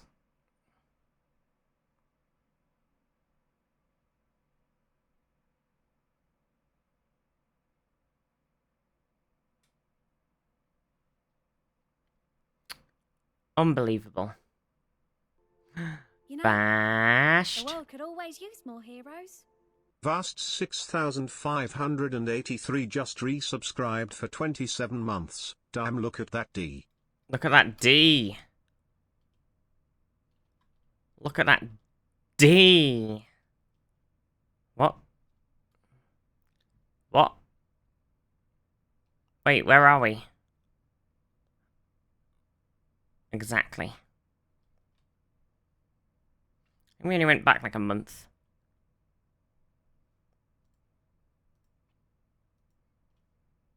Oh yeah, we are... Oh no, we're still negotiating. No! Curses! If we don't negotiate, what happens? Do you think he just sheds a thing on us and we die? Damn it. Bollocks.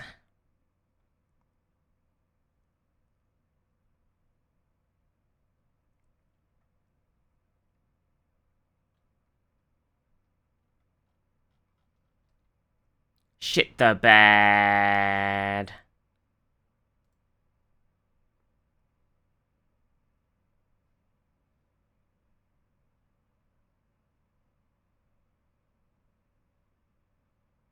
Hmm. Hmm.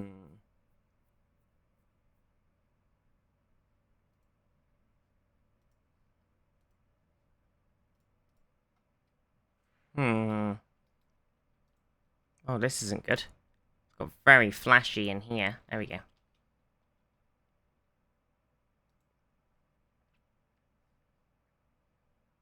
Hmm.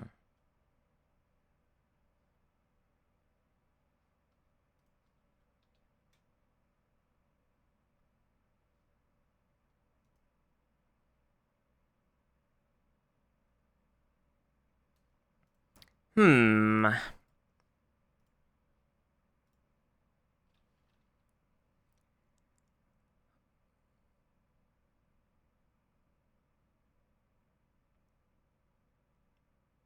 No, I felt like surrender was just like we roll over and he. I felt like surrender was not. I didn't feel like that was how that was gonna play out, Emma. I didn't feel like that was how that was gonna play out. I felt like that was not how I felt like the surrender was not gonna play out that way.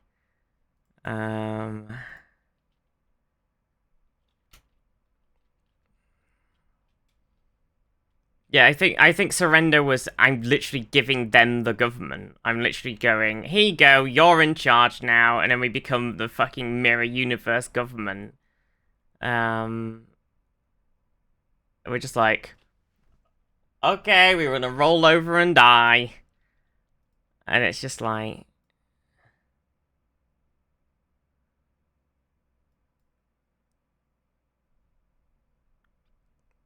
set up an independent government on Mars, forcing every non-human to leave the planet. What a fucking stupid event, Shane.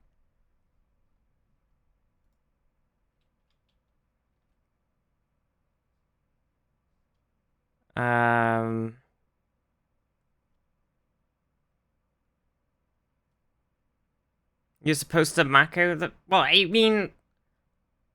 Wait, but it give you the choice afterward, though. In the second thing, if you go, oh, I'll try and negotiate with them, because it's like the Federation way to talk people down, because with a fucking Federation, you don't send a fucking hit squad to attack people. You don't negotiate.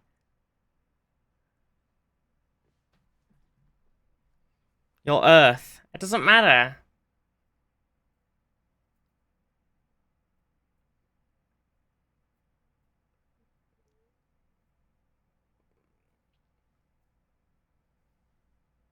You're killing me? Well, I don't give a shit. I don't give a shit about stupid Enterprise law. I don't apply... They're killing aliens? I know!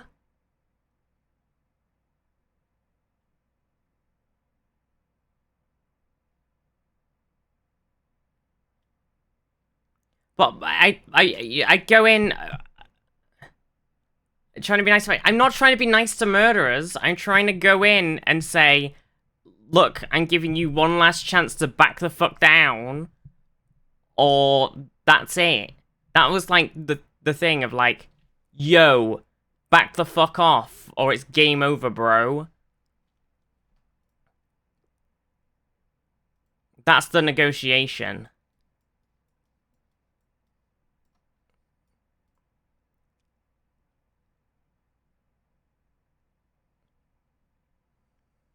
Yeah, they threatened to blow us up, so we go. Yeah. Fucking stupid.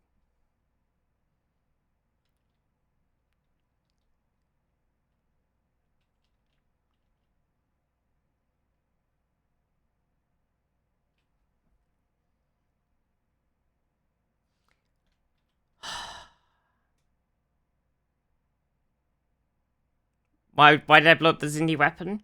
Because it was literally a flying weapon flying toward my thing I couldn't negotiate with. Because it was... I did negotiate.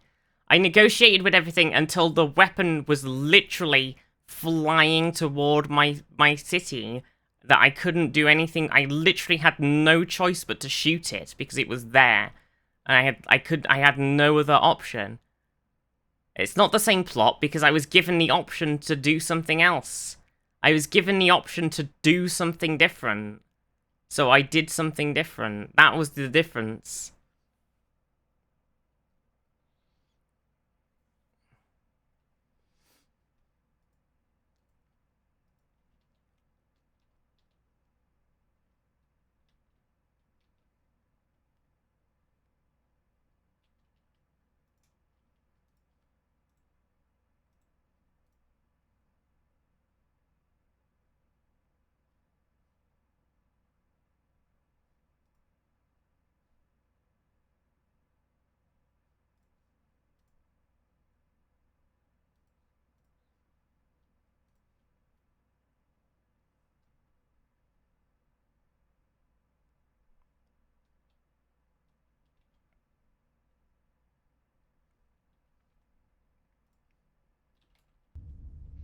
So say we all.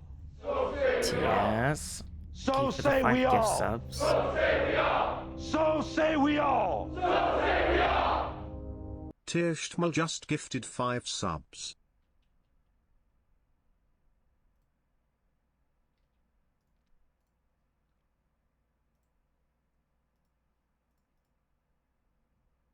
I'm fucking pissed.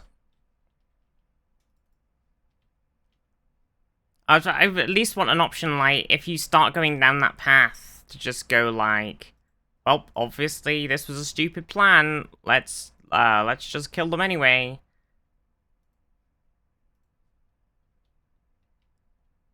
It's just like, and the way that Stellaris' dumb autosave system works is it only saves one autosave at a time. So you like, you can't.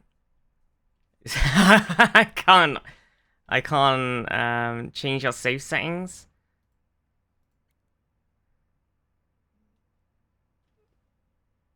My saves 5? No. No, I can save. I can change how often it saves.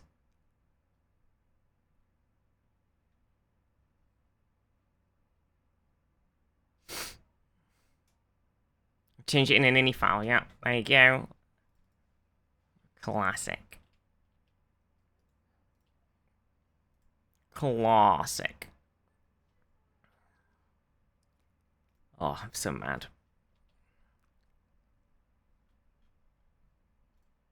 Right, is it gonna start automatically building my buildings? I have planet automacy turned on. This game is easy. What do you mean?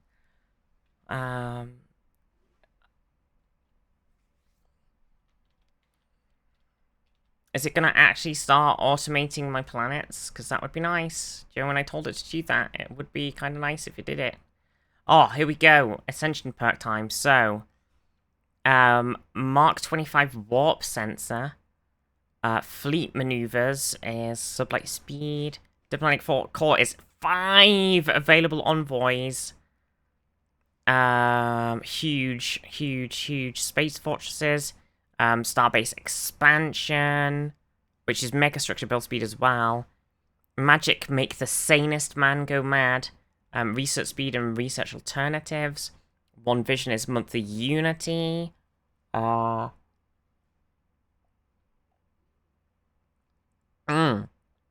shared destiny is also available on Voice and increases the trust cap, and but that's more with subjects.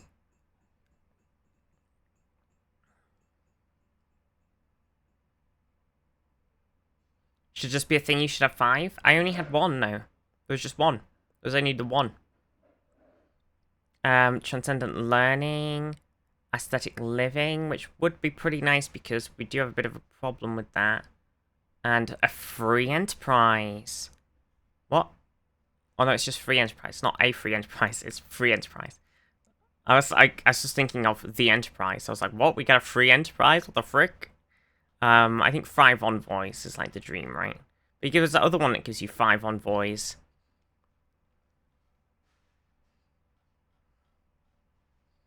I will have a look at the saves. So if I click load game, it has autosave here.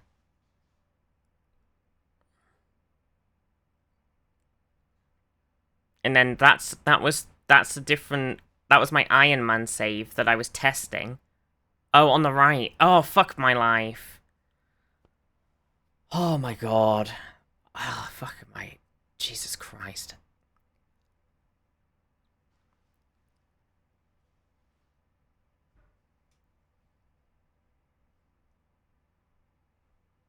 I just don't. I'm not seeing this because I'm looking at this list here.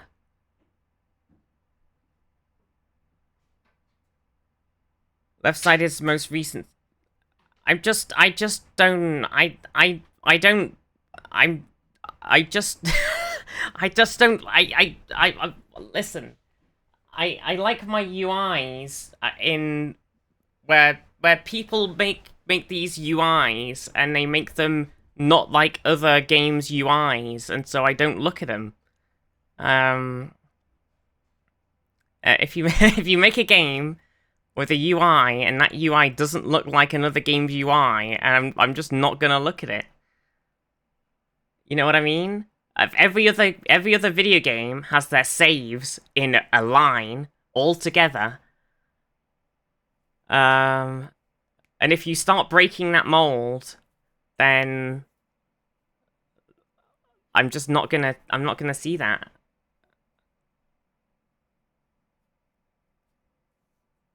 If you have like a save game and then you've got a separate save game thing, I'm just like I'm not seeing that at all. I'm not seeing it. Okay. I still don't seem to have Mars, so God knows when this is. Okay, don't know why this saved. That I never even really played the game after the whole Mars breakup thing, so. Oh, I could check how many planets I had. I shouldn't have just clicked go. I should have checked how many planets I had.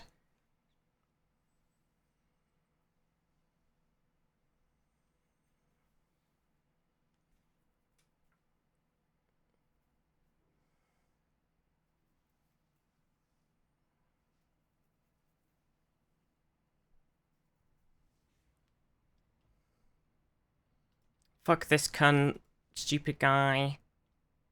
Right, so that's when we broke up. That was much when we did it, so I'm gonna pick this one.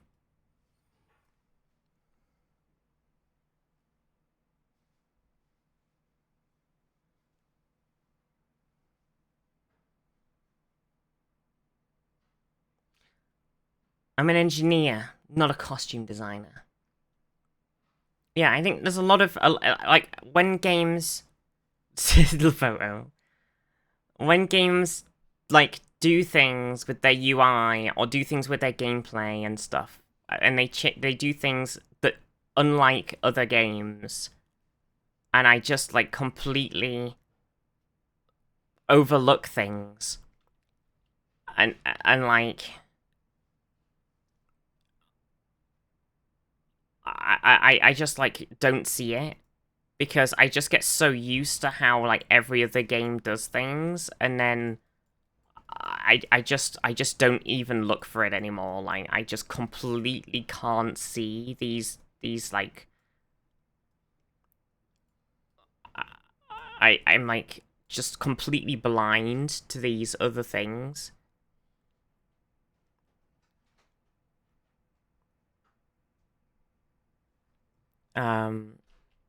Okay, apparently we're still doing the fucking negotiate thing on this save, so... we've got to go back to this one. Kailash, give me light. Father, give me wisdom. Mother, give me drink.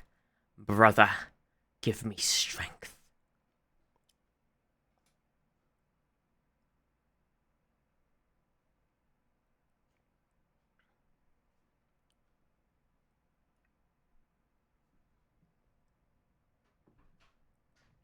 No.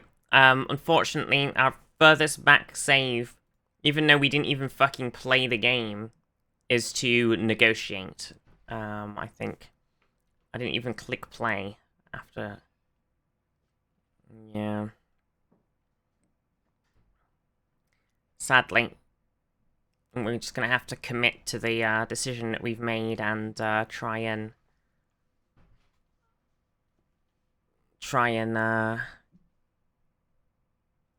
just. I mean, if we spy on them, and we can infiltrate their government with some spies, and then just annex them back. We'll just do that.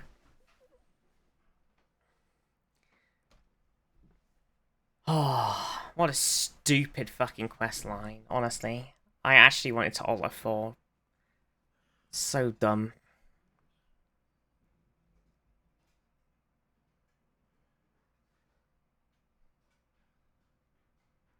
Section 31 has entered the chat. Honestly. Oh, hey, you're playing the pseudo-federation who solve their problems by talking them through? Hey, do you want to talk through your problems with these guys? Haha, just kidding. Get fucked.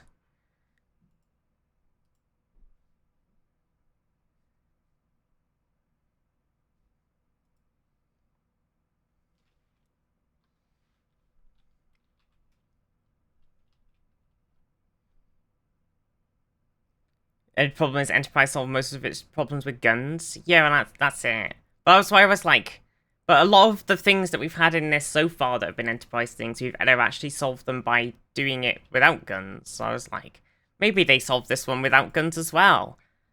But no, apparently not.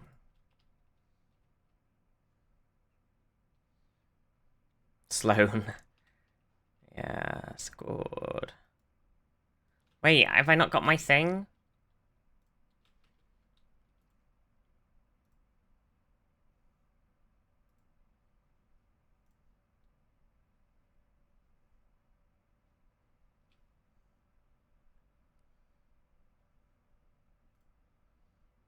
Shit, the bed.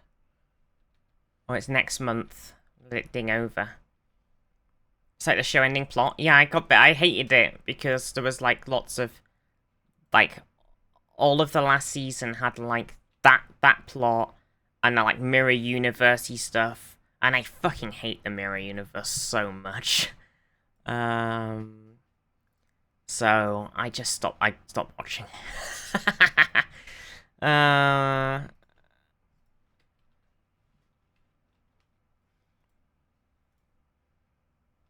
Where are my envoys? There they are. What do you mean, what smells so badly, you meanies? Your universe had mustaches? Twirls. What do you mean, war? What is it good for? Absolutely nothing. Huh.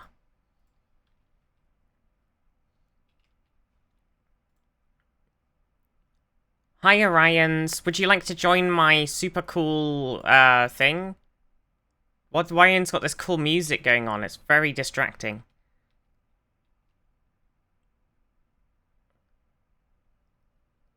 Mirror Universe lets the actors be evil for fun? True. Yeah, that was the good thing for it. It gave them, like, a break from their... They got really locked in.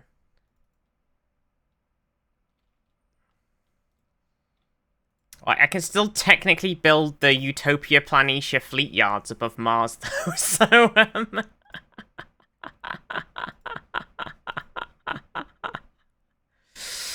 I guess it's not a total loss.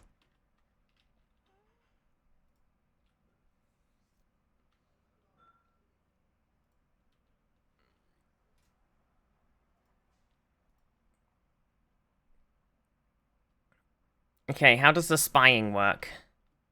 So we've got to infiltrate the government. It's a difficulty. Oh, there's some difficulty -1s. So we've got to increase awareness.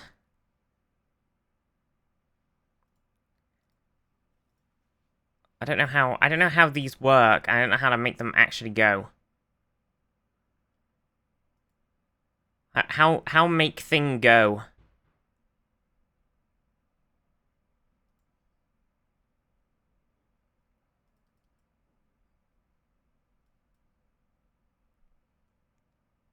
But Al Regional descends into nuclear war.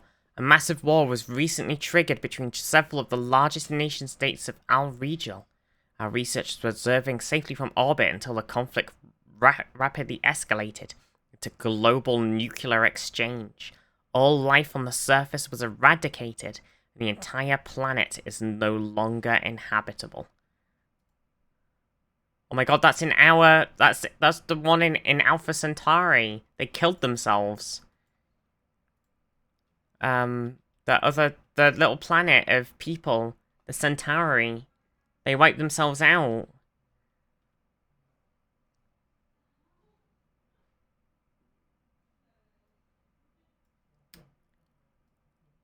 Well...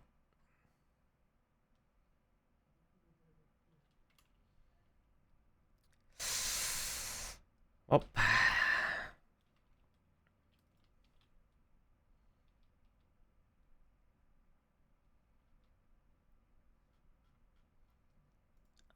It's still not automatically making these buildings, which is really irritating.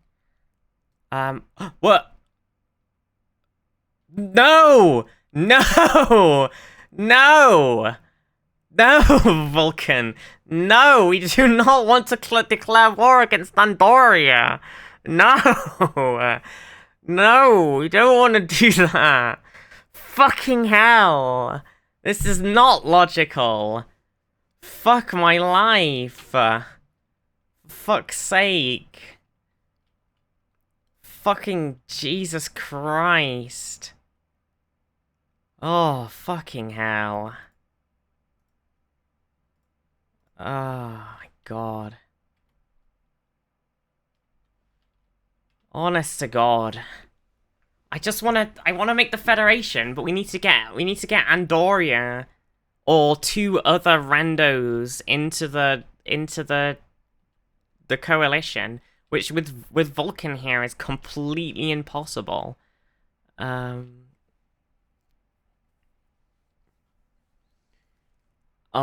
my god.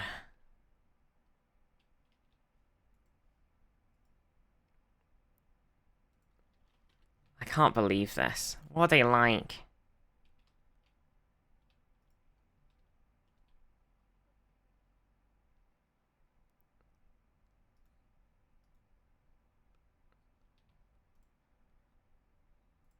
Okay. Oh my god, help, I'm being swamped by communications.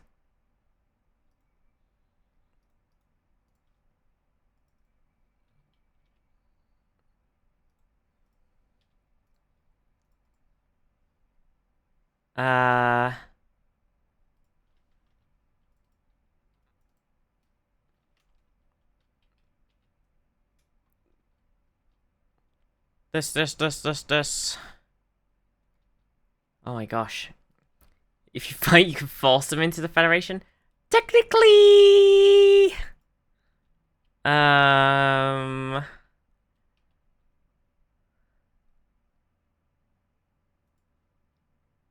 Contact with the USS Franklin has been lost. Fuck. Fuck and duck. Okay, we do need to get some more ships out, to be fair.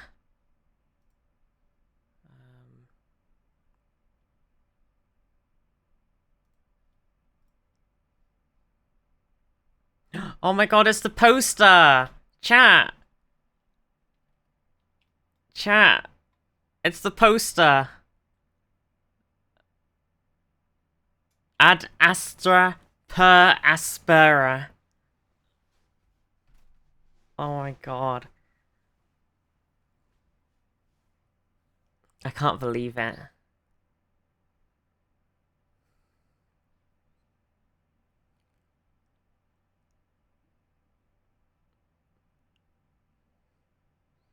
We can get a dilithium manufactory down. Didn't Andoria join a No, the Tellarites joined a different...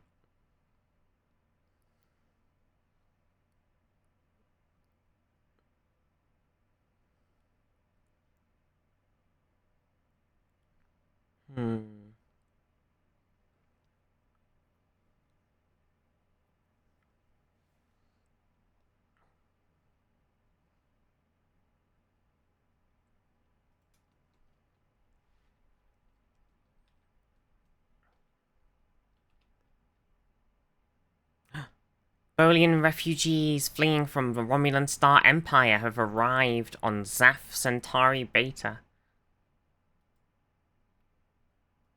They are welcome here. Oh yeah, I was going to build another colony ship.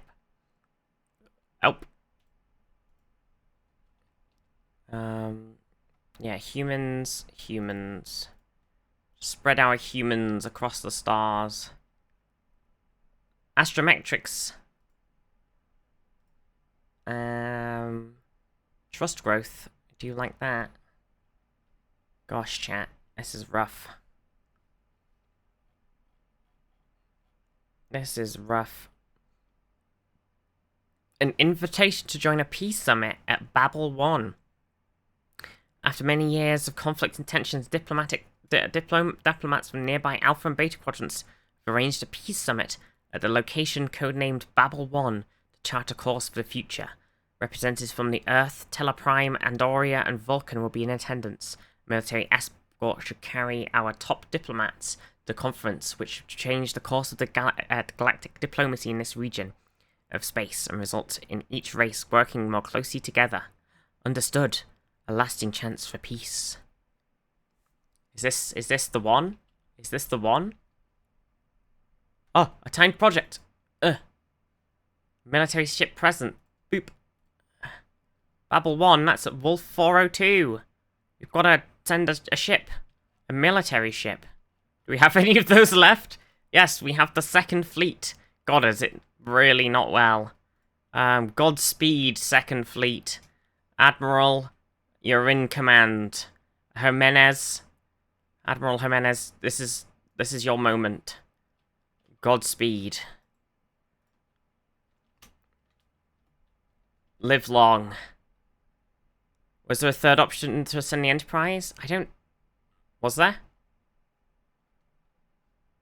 I'm sending the Admiral. Terra Nova was located on one of the Earth's first extrasolar colonies, having received no communication from the planet in years. Every effort should be made to determine the fate of the expedition. Terra Nova. The third was to send the flagship to strong-arm them. What? Terra. Captain Yuna Sasaki turns to the communications officer and asks her to open a channel to the surface. The hails lost to the lost colony are met with silence, and no reply is received. The captain consults her science officer, requesting her analysis. There are no biosigns, but the colony appears to be intact. Sensors are now also detect low levels of surface radiation. Assemble an away team. Oh, the Enterprise is busy now. The captain's log. Supplemental. The away team's shuttle has landed on the surface of a nearby colony. On the surface near the colony. All that they have found so far are empty buildings covered in rust and foliage. There are no signs of weapons fire or any indication of what's happened here. Captain Yuna Sasaki orders the away team to the colony communication relay to pull whatever information can be accessed. The captain and security officer begin to search the area for further clues.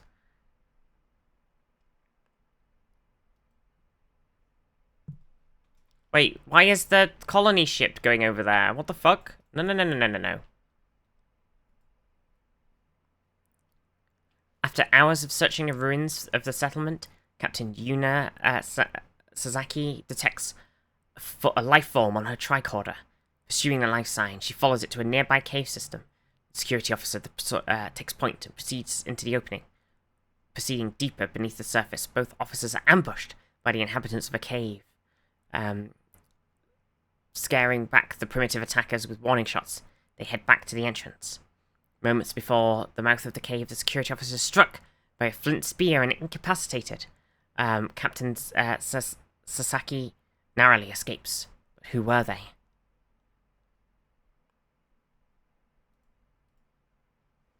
How is our ship doing? Is it reached Babel 1 yet? It better fucking be on its way. The captain arrives back at the shuttle with the remaining members of the away team. On the flight up to the Enterprise, the team describes what they found near the communications relay, while the captain analyzes the detailed scan of the life form they encountered. It's human. The captain ponders the options available to recover the security officer from the surface. Attempt to negotiate, or prepare an assault. Negotiation time again! It always goes well for us.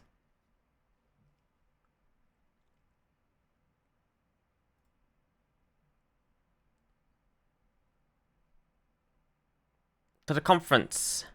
Beam him out? Don't be ridiculous. There's no beaming technology right now, Librarian. We've only got shuttles. The captain and medical officer head to the surface to help the injured officer, locating the entrance to the cavern complex. You know, Joe? the world could always use more heroes.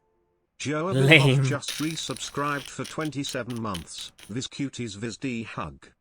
Beaming people? Joe, thank you for the 27 months. Oh my god, I'm gonna have to make a new thing soon, maybe. Joe, thank you so much. How are you? The captain and medical officer head to the surface to help the injured officer, locating the entrance to the caravan complex. They navigate to a room of humanoids and successfully convince them of their peaceful intentions. Having been brought to the injured crewman, the medical officer is able to effect treatment. After hours of negotiation, the captain is able to convince the Novans, as they call themselves, to trust the crew of the Enterprise. Working together, both sides are able to help build a new colony on Terra Nova. The cause of the initial retreat to the caves, a wave of death due to the local radiation hazards, is identified and treated, using the technology from the Enterprise developed after the colony was established. Bam.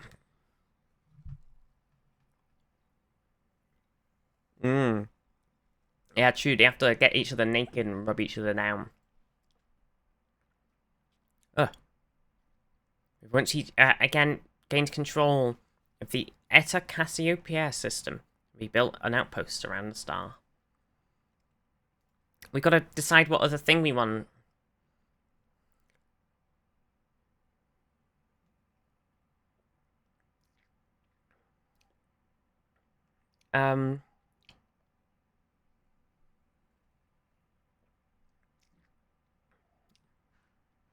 More envoys?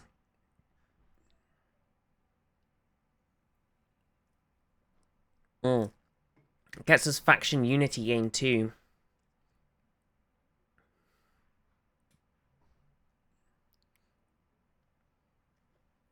But also,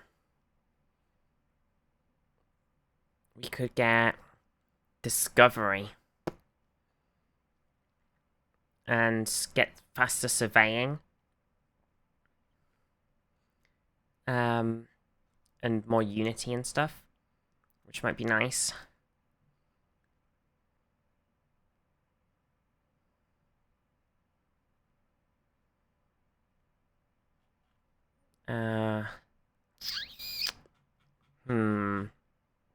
I think we do politics or discovery. But we kind of we do want to politics up, don't we? Because we want a federation-y time. Discovery might trigger war with the Klingons. True. If we find that wherever the binary stars are,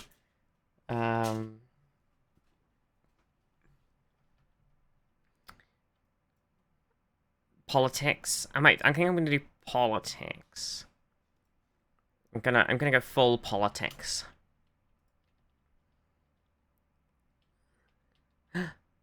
Merlin.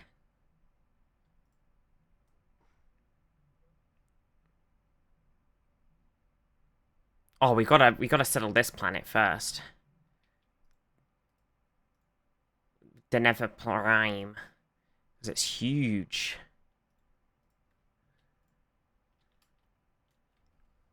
Construction complete.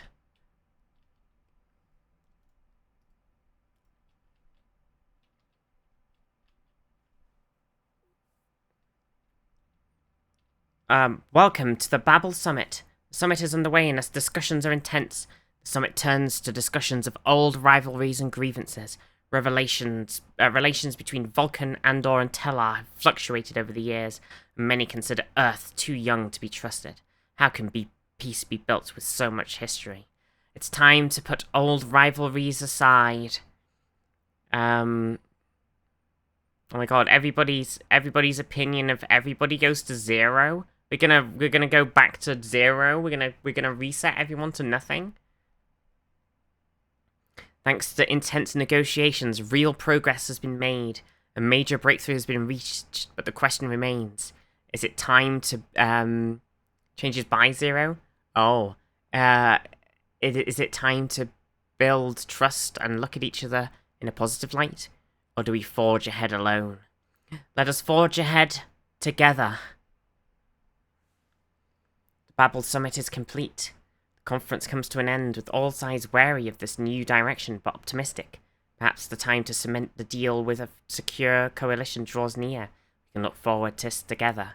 Propose an alliance. Oh, the coalition of planets. Let's do it. Let's do it. Propose an alliance.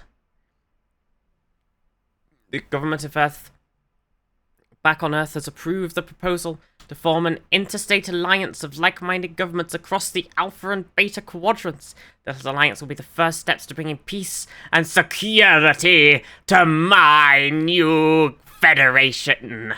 To the powers involved, each government will need to vote on the process, and the conference will reconvene in 10 days to decide on their future. Wait. Invite the other members. Okay. Waiting. Following the success of the Babel Conference, the ambassadors and representatives from each of the major powers have drawn up the proposal to form an interstate alliance for mutual protection and assurance. Signing this agreement will mean the termination of any existing agreements and a commitment to joining the coalition of planets. This may open the way to strengthening of this relationship. Vote yes.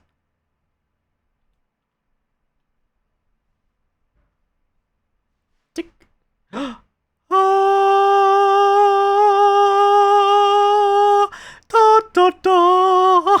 What? The coalition of today is a momentous day. The major powers of the Alpha and Beta quadrants have formed a strategic alliance with the goal of tackling issues together and securing the safety of United Earth, Vulcan High Command, Andorian Empire, and Tellarite technocracy. These states have moved together and will face the challenges as a united front. The Benzarian Commonwealth. Yes. Let's do it. Come on, everybody. Trill! It's Trill! Trill! Oh my god, there's so many people want to make friends. Come on, everybody. Let's all embassy up. Come on, Andoria. Let's have a treaty again. Come on. Let's have some embassies. Come on, everyone. Come on, Rigelians. Come on, let's have a wrong franchise. Come on, Beta Zeds. Oh, the Beta Zeds. Yeah, let's get in here. Come on. Come on, everyone. A Xeno Zoo. Moopsie! We're gonna make a Moopsie Zoo, everybody. It's gonna be great. Moopsie! So many Moopsies. It's gonna be so nice. Oh. Oh, it's gonna be so nice. There's gonna be so many Moopsies running around. Oh. So it's like a walking disaster waiting to happen. Oh, it's gonna be great. Valerian freeholds? The Valerians want to join. It's gonna be so much Valerian steel. Establish an embassy with us. Oh, it's gonna be great. Oh my god, a cadet to Paul. Wait, hang on. The timeline does not make any sense. Cadet to Paul has demonstrated exceptional talent during their training. I'm not sure how the timeline is working out here, but I will recruit. Wait, Topol's already here. They're a scientist. We've already got them. We're gonna assign her to the Grissom. There we go. Nice. There we go, Topol. You are now in charge of the USS Grissom. Thank you. I hope you enjoy your stay. Enjoy.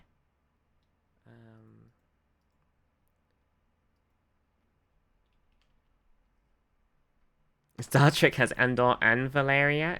Yep.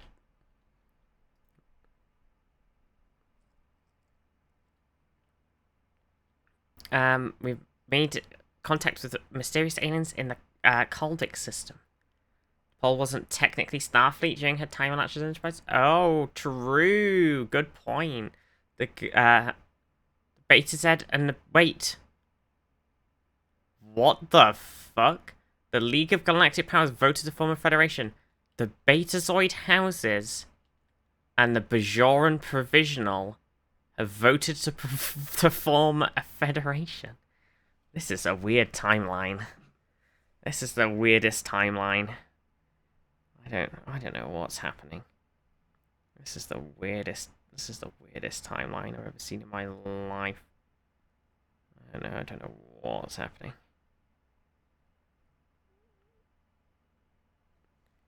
What is happening, chat? What is happening?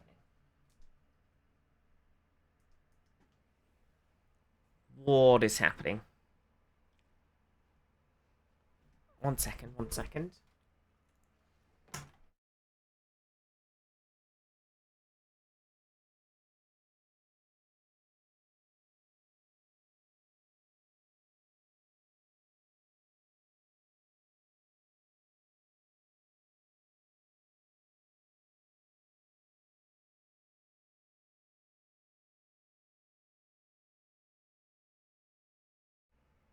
Loxana Troy ends up as Guy. It's gonna happen. Look at all these people everywhere. Wait, the Bajoran Provisional Government's fucking huge. How has this even happened? This is insanity.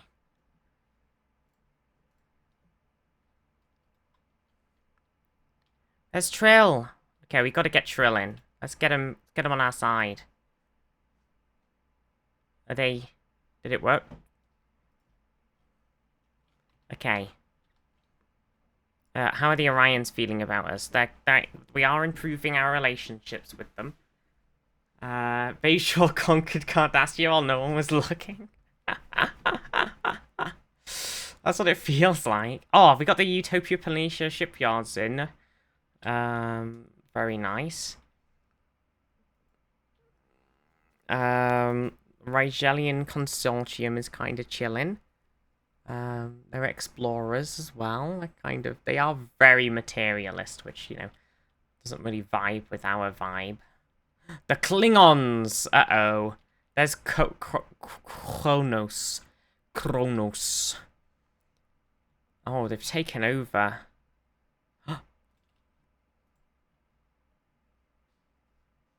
Wait, who's in charge of the High Council?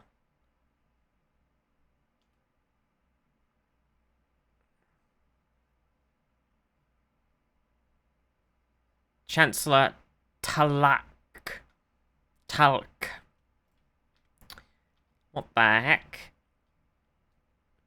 Wondering if Dax would be around? The Dax symbiote was born in 2018. Yeah, well, Dax was, Dax knew,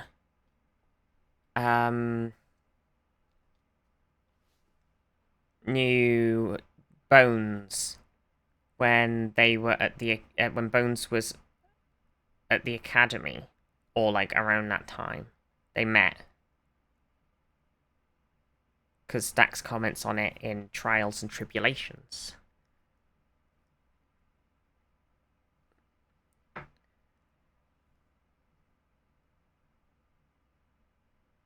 as when they were the Dax, so when they were, I can't remember, whoever it was though, who was the gymnast.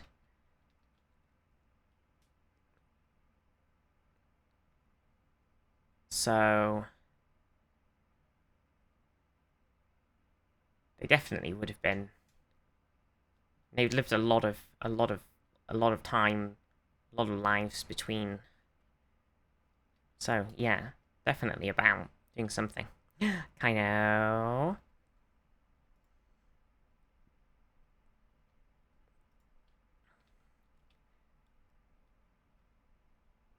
Why have I constantly got these bloody colony ships doing stupid things?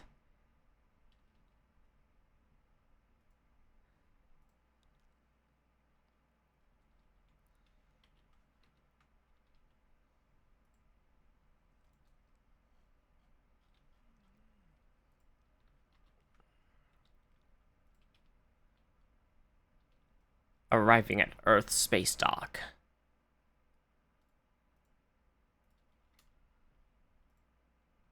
Okay, tradition time. Edicts fund our happiness. Happiness. Distress call from the USS Adriatic. Uh-oh. Ship attacked. Mark on the map. Has 3 military ships in orbit. That's not good. Okay.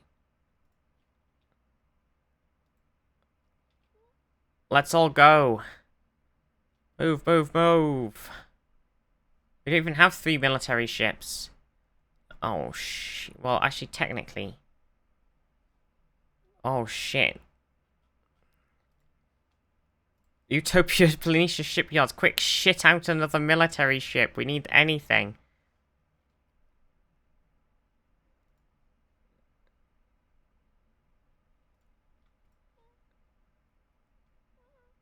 We don't have anything at all.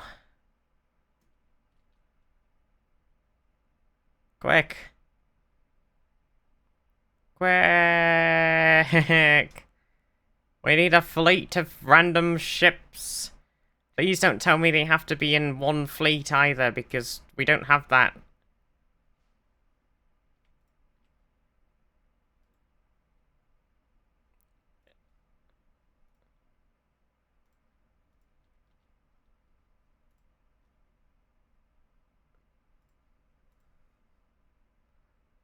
Oh yeah, my colony. Oh yeah, I have a bit of an issue. My planets. So we have a industrial planet. We have 2 industrial colonies, a breadbasket colony. I need a...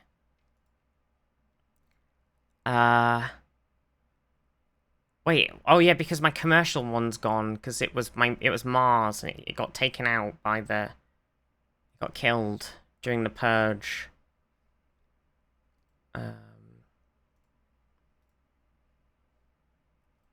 Okay, so then we need like a... We kind of need... Can't make a science one, which is kind of dumb.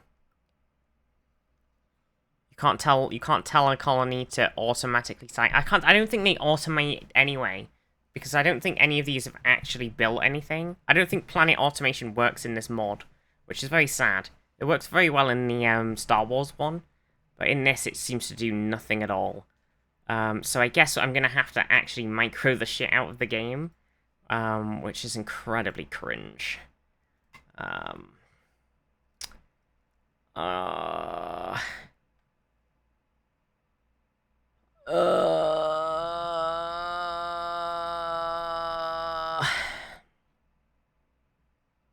Okay.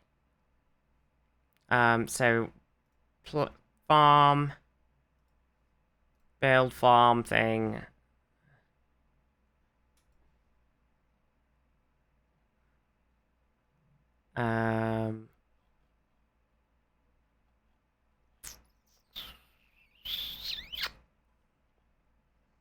Unity. Also, Terra Nova, what do you got going on in your place? You're kinda just vibrating.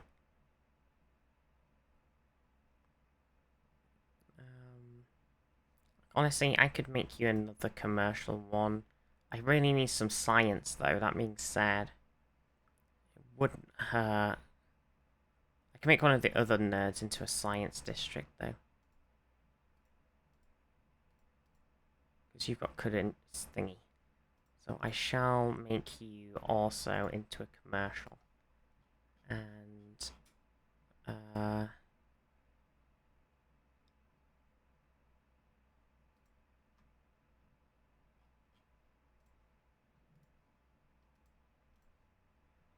okay. Yeah, it doesn't seem like the automation is working, which is kind of sad. It is kind of sad. Oh, I was hoping we'd, like, power through this a bit faster, I'm not gonna lie, chat.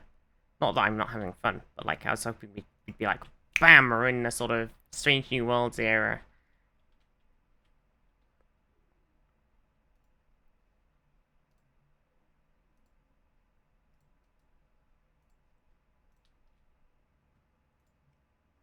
We're receiving a transmission from the Cardassian Union. They appear to have successfully translated our language. Our citizens send their regards, Cardassian. Good day, friendly Cardassian friends. It's good to meet you, friends.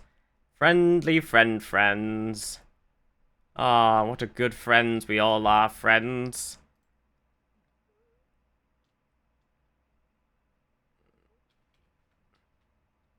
Friendly friends. Should we try and like form a research agreement with the Orions? Oh yeah, everything costs us influence though when we do that. We shouldn't really do that too much. I keep forgetting that's the thing.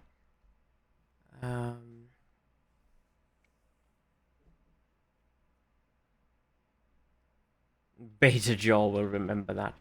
Hello, my good friends.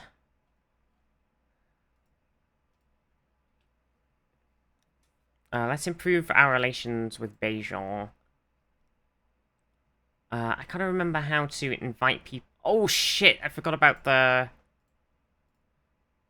I got to assign an envoy to the thingy.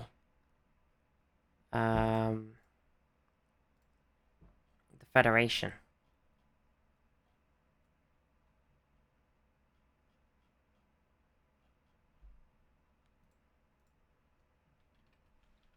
It's in a sad time.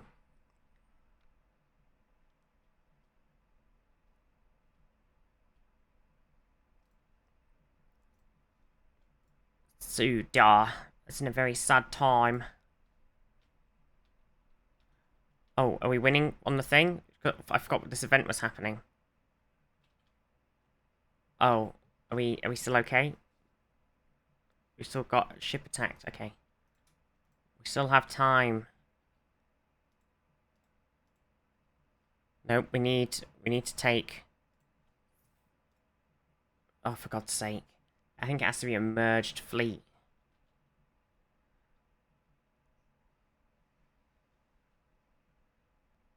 I hatched ready.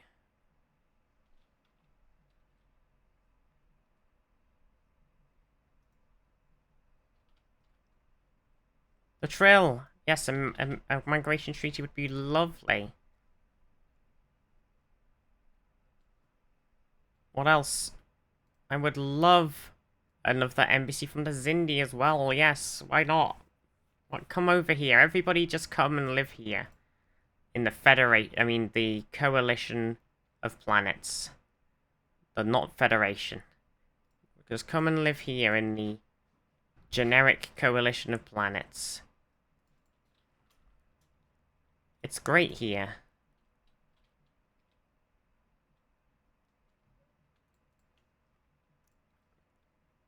Right. Can I do this bloody thing now? Fuck me. Yes. Okay. That answers that. It has to be 3 ships in one group. Can't say Federation of Planets, TM. Well, technically, we're not the Federation, we're just a coalition. Our fleet's researched the damaged vessel, which has clearly taken a significant amount of damage from attack. And another fleet is inbound with weapons hot. It appears to be Vulcan in design. Why would Vulcans be attacking us? Oh. Oh. The United Federation of Planets. Our interstellar alliance has caught the public imagination. No longer is Earth an isolated backwater on the galactic stage, but a central component in a powerful bloc shared values and interests. This coalition of planets protects us, but there are many who wish to further integration to better secure ourselves against hostile neighbours. Many influential politicians on coalition worlds have signalled their desire to start this process. All that is needed is for one leader to step forward and make the proposal. Unity is in Earth's interests. Hooray! Oh shit. Hang on a second, chat. This Vulcan ship that's attacking our fleet is absolutely nutty. We need to get the hell out of here. Oh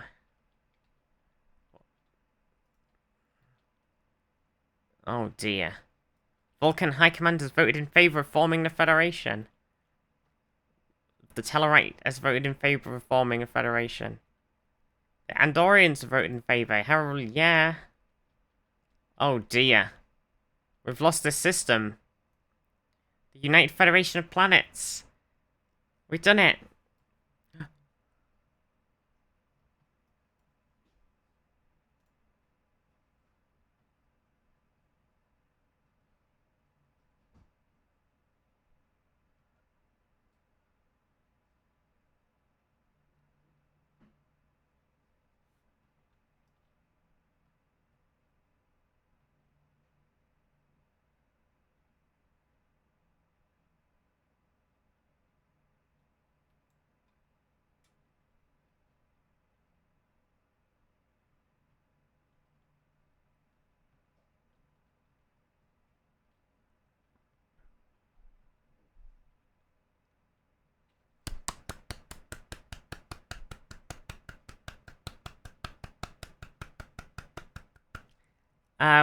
The delegates have all assembled in the Grand Chamber on Earth.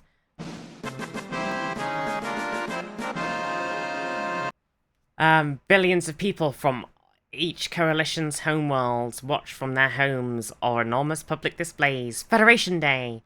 Prime Minister Jonathan Archer steps forward, allied counterparts in tow.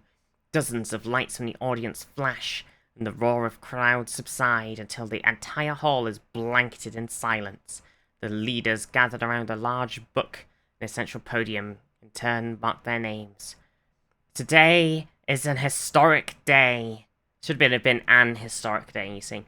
Prime Minister Jonathan Archer says to the gathered masses, "Today is the day many of our races are joined together in peace and in the spirit of exploration and progress.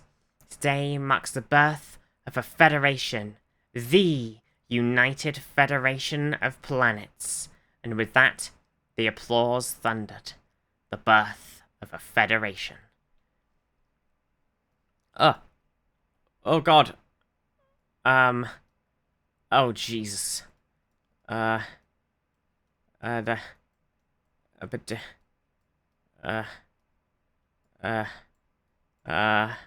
To boldly go where no one has gone before.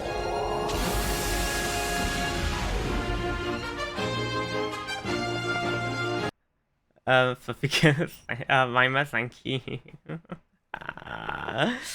Your subject has started the converting to a member world specialization. No longer use the Casus Belli, no longer use the Casus Belli, no longer use blah blah blah blah blah.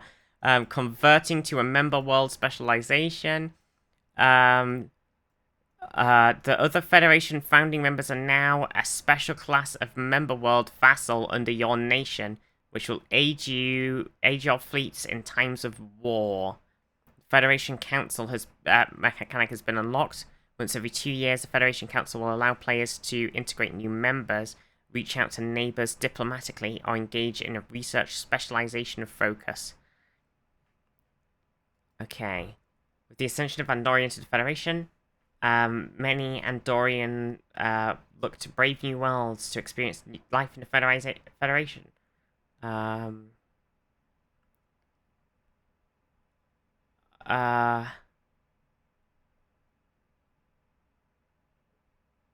What should we do with those who want to migrate? Sponsor something on a colony world. Welcome to Earth. I mean, they can kind of go wherever they want, right? Does it matter?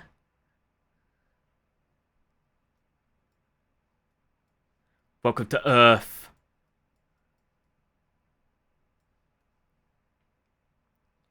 Welcome to Earth.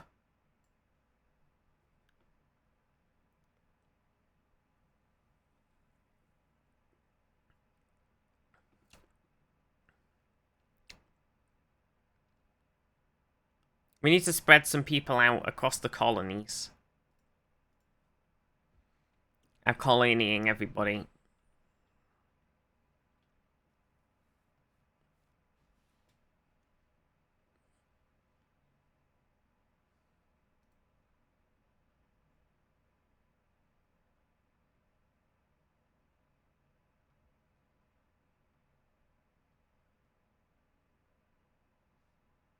Ah!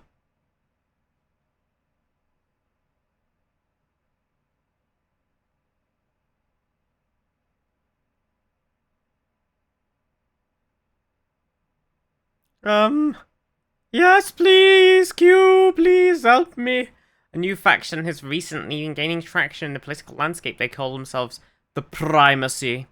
Members have been pushing to assert our military dominance over the rest of the galaxy.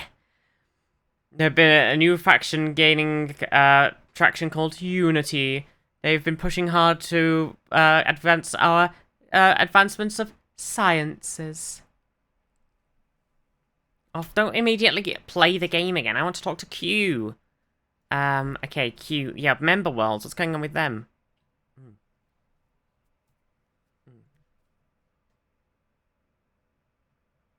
Yeah. Yep.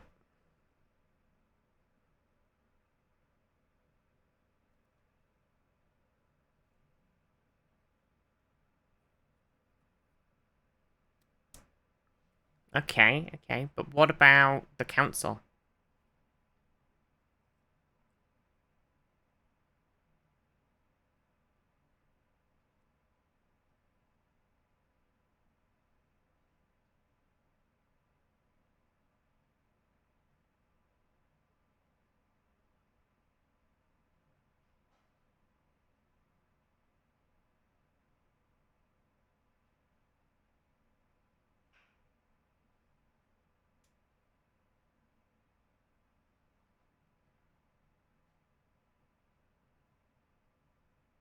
Homeworlds? Oh, he doesn't say anything. A federation state may be in a state its own right, but your homeworld is your members are governed by politicians, member worlds will organize the local defense world. Oh, we did that one. Member worlds?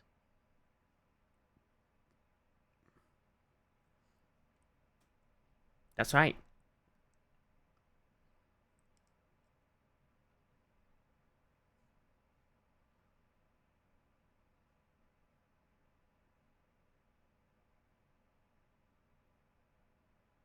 Oh.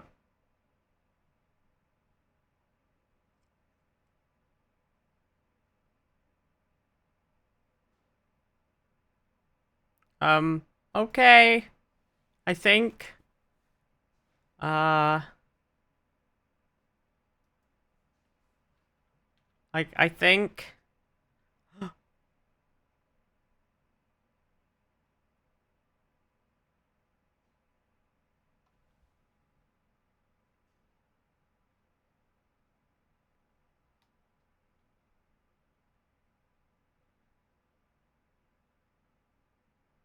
Starfleet.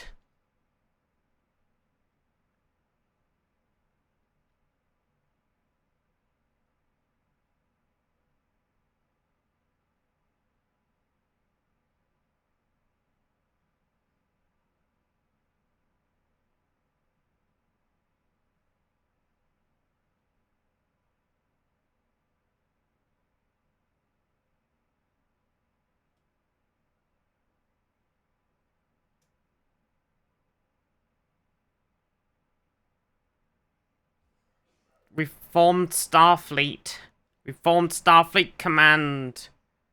Oh, Saurians. Hello. I found a hidden factory on Terra Nova. It's been left by an old civilization. Constructing things.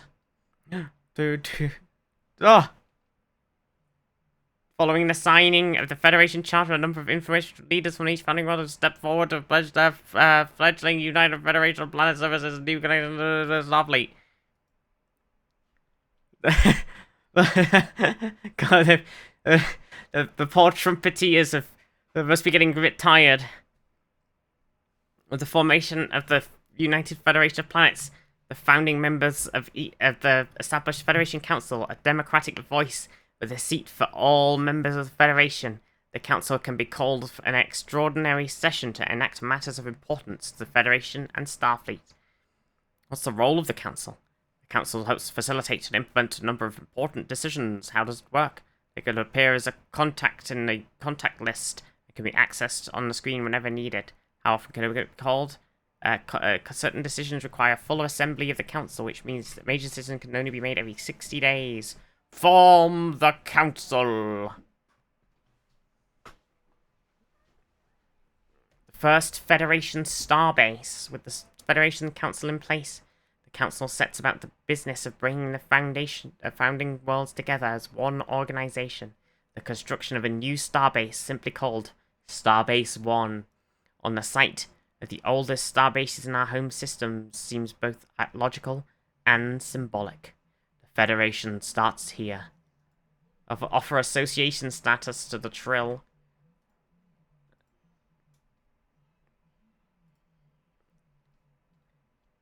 Help. So much stuff happening. Look at all of this shit along the top. Look at all of these. Oh, look. We can get Shran in there, a promising candidate. And Soval. And Jamel. And Gorabim Gral. And Skalar. Oh my gosh. So much stuff. So much glorp, chat. Look at all this glorpulation. This glorpville. God, I love glorp. Oh. Glorp City.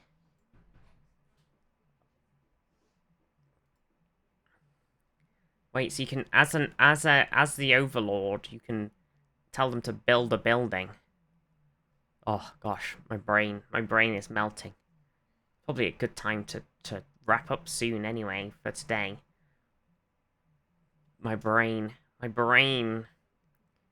We did form the Federation, so you know, look at us. Oh, we're here. The United Federation of Planets. We did it. Oh, I love how the Urian Trade Union is just like right on our ass. What's this one Vulcan sector planet that's just here? Why is there one random Vulcan? It's gone all very deep Glorp 9. It has suddenly gone slightly deep Glorp 9. So we should have... We've got Saval and Phlox. We've got Phlox. And we've got Saval. And we've got Shran. And we've got everybody. So they're all here. We've already got them. So we don't have to worry about... That's their homeworld? Okay. Alright, so everybody still has their homeworld. Okay. That's okay. Homeworld is self-governing. Right. Okay. How do you invite all of the little... Okay.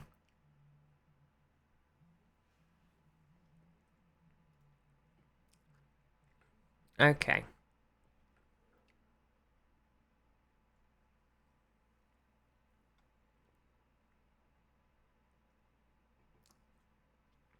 Wait, who are the Trill in a coalition with? Why are all of these people in such a weird random coalition?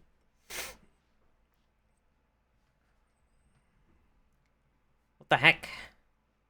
Did I accidentally accept a thingy status with theirs? I thought I was inviting them to ours. Whoops. Joe.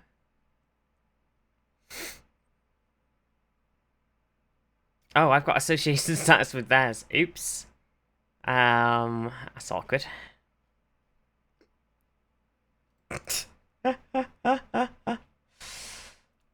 Whoopsie. Oh yes, they must be in the coalition. They're in this federation with Bajor, Trill, and Beta Z. They're in a coalition. That's really weird. I kind of hate that because now I can't invite them to mine. I can't invite them to the Federation because they're in their own little stupid coalition. I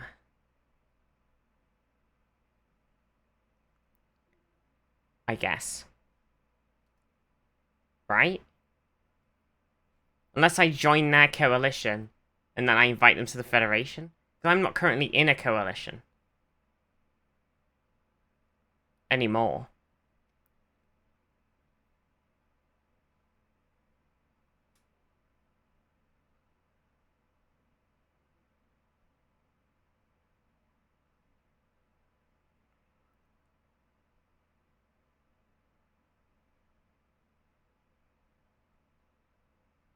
Your invites are different now? It said, because when I was reading that thing a second ago with Q, it said I had to be in a coalition to invite people to the Federation. That was what it said.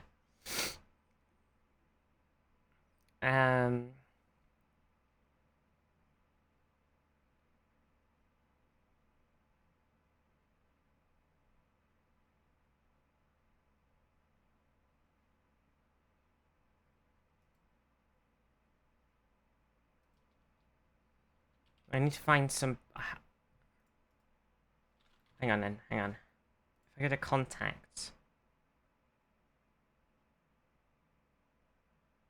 Oh, this is weird. Ah. Right, and then... If I do... Okay, so these are my... Federation members, and then this is my Federation. And then the Denobulans are here. And they're grumpily with me. I've got a bunch of unavailable chumps at the moment. But I can form a coalition with them. We can transform our alliance into a full coalition.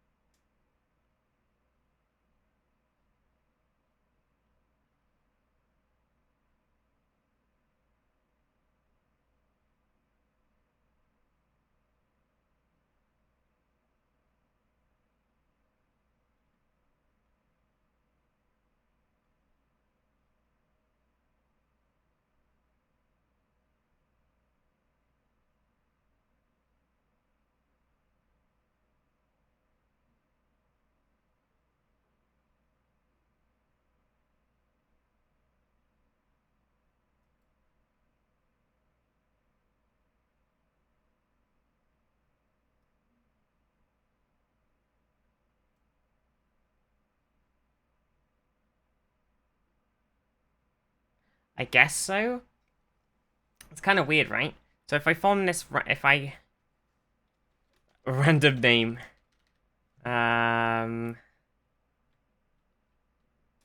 it's so weird. It's such a weird mechanic. Is this how it works? You form a coalition with them, and then you cost you unity at the moment you want to fix that first. Right. I guess. True enough, true enough.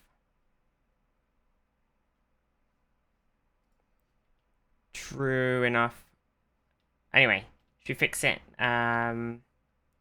Fix it next time. Should we do a little wrap up? So, because my brain is melting.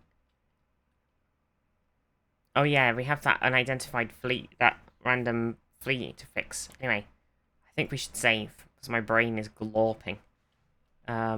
Federation. Pog. Save. Oh, we did it. Bam. The United Federation of Planets. So I think you could totally join Natural Coalition and get them in the Federation. Really? Do you think so? It's like, hello, I'm here. I've invited myself into your coalition. You looked it up. Hi, everybody.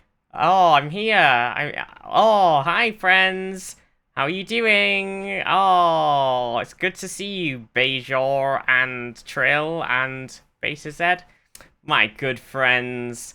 Oh, I'm so happy to be here. It's me, your good friend Starfleet. Oh, I'm so happy to be here. Welcome to my Federation. Oh, it's a very nice coalition you've got here. Oh, no, welcome to welcome to my wider coalition of Federation of Planets. Wouldn't you like to be absorbed? That's how it works in the show. Yeah, it sounds like it's lovely. Oh, yes, I would. Oh, thank you for inviting me to your table. Now let me invite you to my bigger table.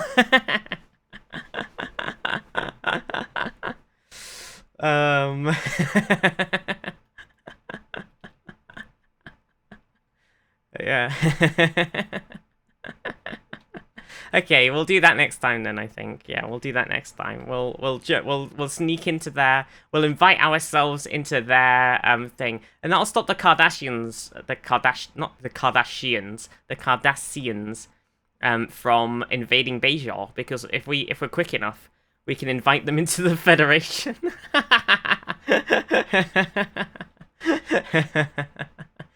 So that'll be quite funny.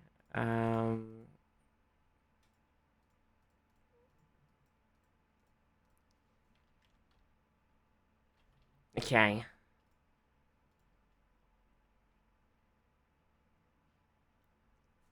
Yeah, yeah.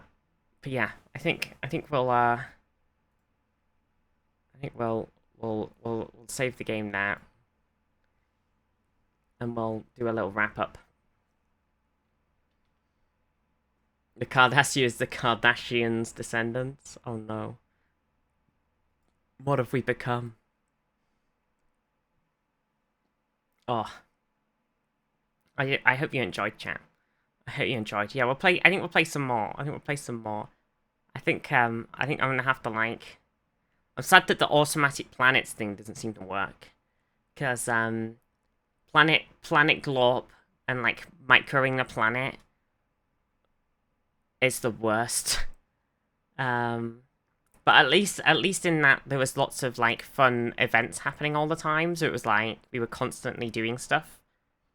Yeah. That's why I was hoping that the planet management stuff was the stuff they were gonna kind of strip out of the Star Trek Infinite game. That's what's like, if they were gonna rip some stuff out between the games, I was hoping that was the stuff they were just gonna like really gut, because that's like the stuff that just is just like so shit.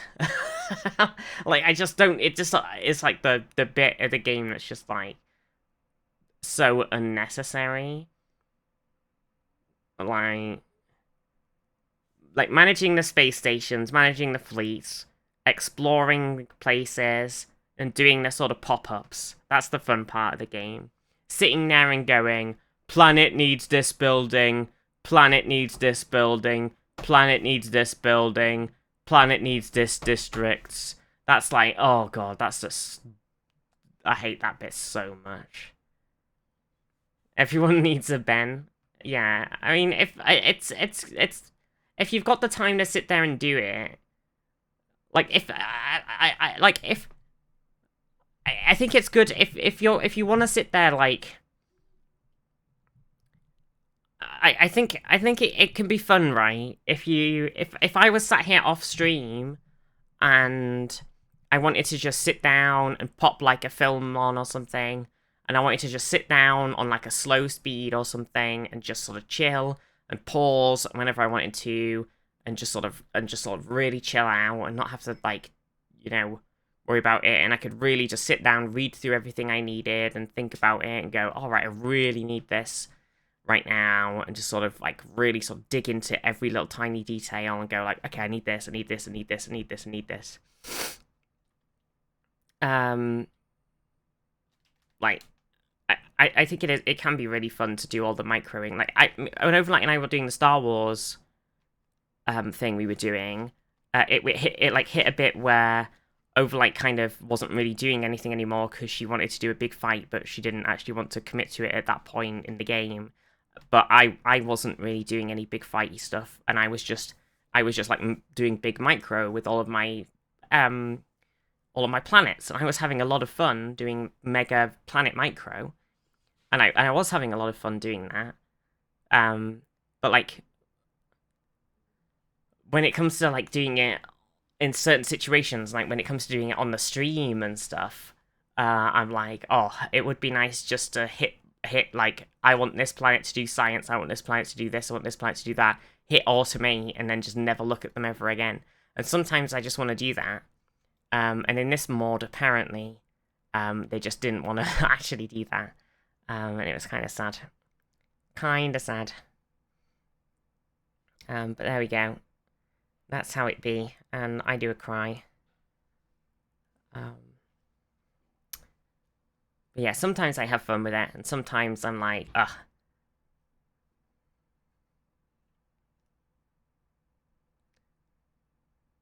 2 players, 1 Empire mode, where 1 person controls the planets, 1 other's a space guy. Oh, that's kind of cool. But yeah, thank you, everybody. I hope you enjoyed. If you want me, do you want me to, if we want to carry on with it, we'll do some more next time. Yeah. This was fun. Hell yeah. Because I want to see, you know, well, we can, even if we yelled. Oh, I'm sorry, I haven't had my ADHD meds, because maybe next week I'll have, I've been saving them. I haven't got very many. I've got like 6 tablets for the whole month, and I don't even know if they're going to be back. My clinician said, hey, hopefully they're going to be back in November at some point, but I read something else saying that they don't even think they're going to be back in until December. So she said, hold on to them for the important days. So I was like, okay. So I haven't had my ADHD meds. So that's why I'm like extra sort of like not seeing things, and like super like the glorp is super getting me, because I'm like it's like overwhelming, very overwhelming. So so yeah. Oops. But I had a lot of fun. So I hope you had a lot of fun as well. And you remember South having the same issue? Yeah, it's a big UK wide thing. It might be like in other places as well, but a lot of the different types of meds are like out of stock and impossible to get. So, loving the not quite right timeline. It's like it's nearly there, but it's not quite there. Yeah, I think it's gonna be more fun when we get to like the bits, because I'm not a huge Enterprise fan. I'm a big Strange New Worlds onwards fan. So as we get more into the sort of Strange New Worlds TOS onwards era, it's gonna be like super cool, like seeing all that come to life. So it's gonna get pretty cool. We're gonna have like the big Romulan, the like you know, the Klingon War is gonna happen, and then, you know, so it's gonna be a bit spicy. It's gonna be exciting. Anyway, who are we gonna raid? Damn, Shrek's doing a big stream. Everybody's doing a big stream right now. What the heck?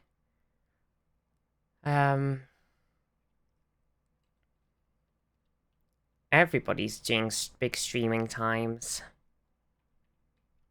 Smack's doing a charity stream. Oh, let's raid Schmack.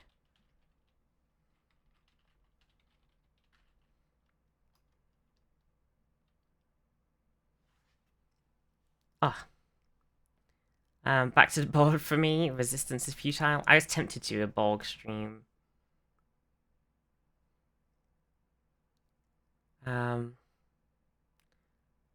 Doctors are switching to different meds, which is draining the supply of those meds. Oh. Yeah. I think... I don't know, my clinician was just like, we're just going to wait until those meds come back in. We're going to get you back up to that dose. The doctor's going to review you, and then we're going to discharge you. Because I was like, I was like about to, I think I was about to be discharged anyway, because they'd like been pretty happy with my dose, and they just wanted to see how I was for another month, and then the meds went out of stock. So I don't think, they didn't want to try something else with me anyway, because they were like really happy with where I was, so it was really annoying. Bit annoying. But yeah. I'll see you all next week, everybody. Have a very lovely week. Remember, High Rollers new series starts tomorrow night, 5 o'clock. So go watch that. Very pog, D&D times. Love you all very much. Mwah. Bye, everybody. Mwah, mwah, mwah, mwah, mwah, mwah, mwah, mwah, mwah.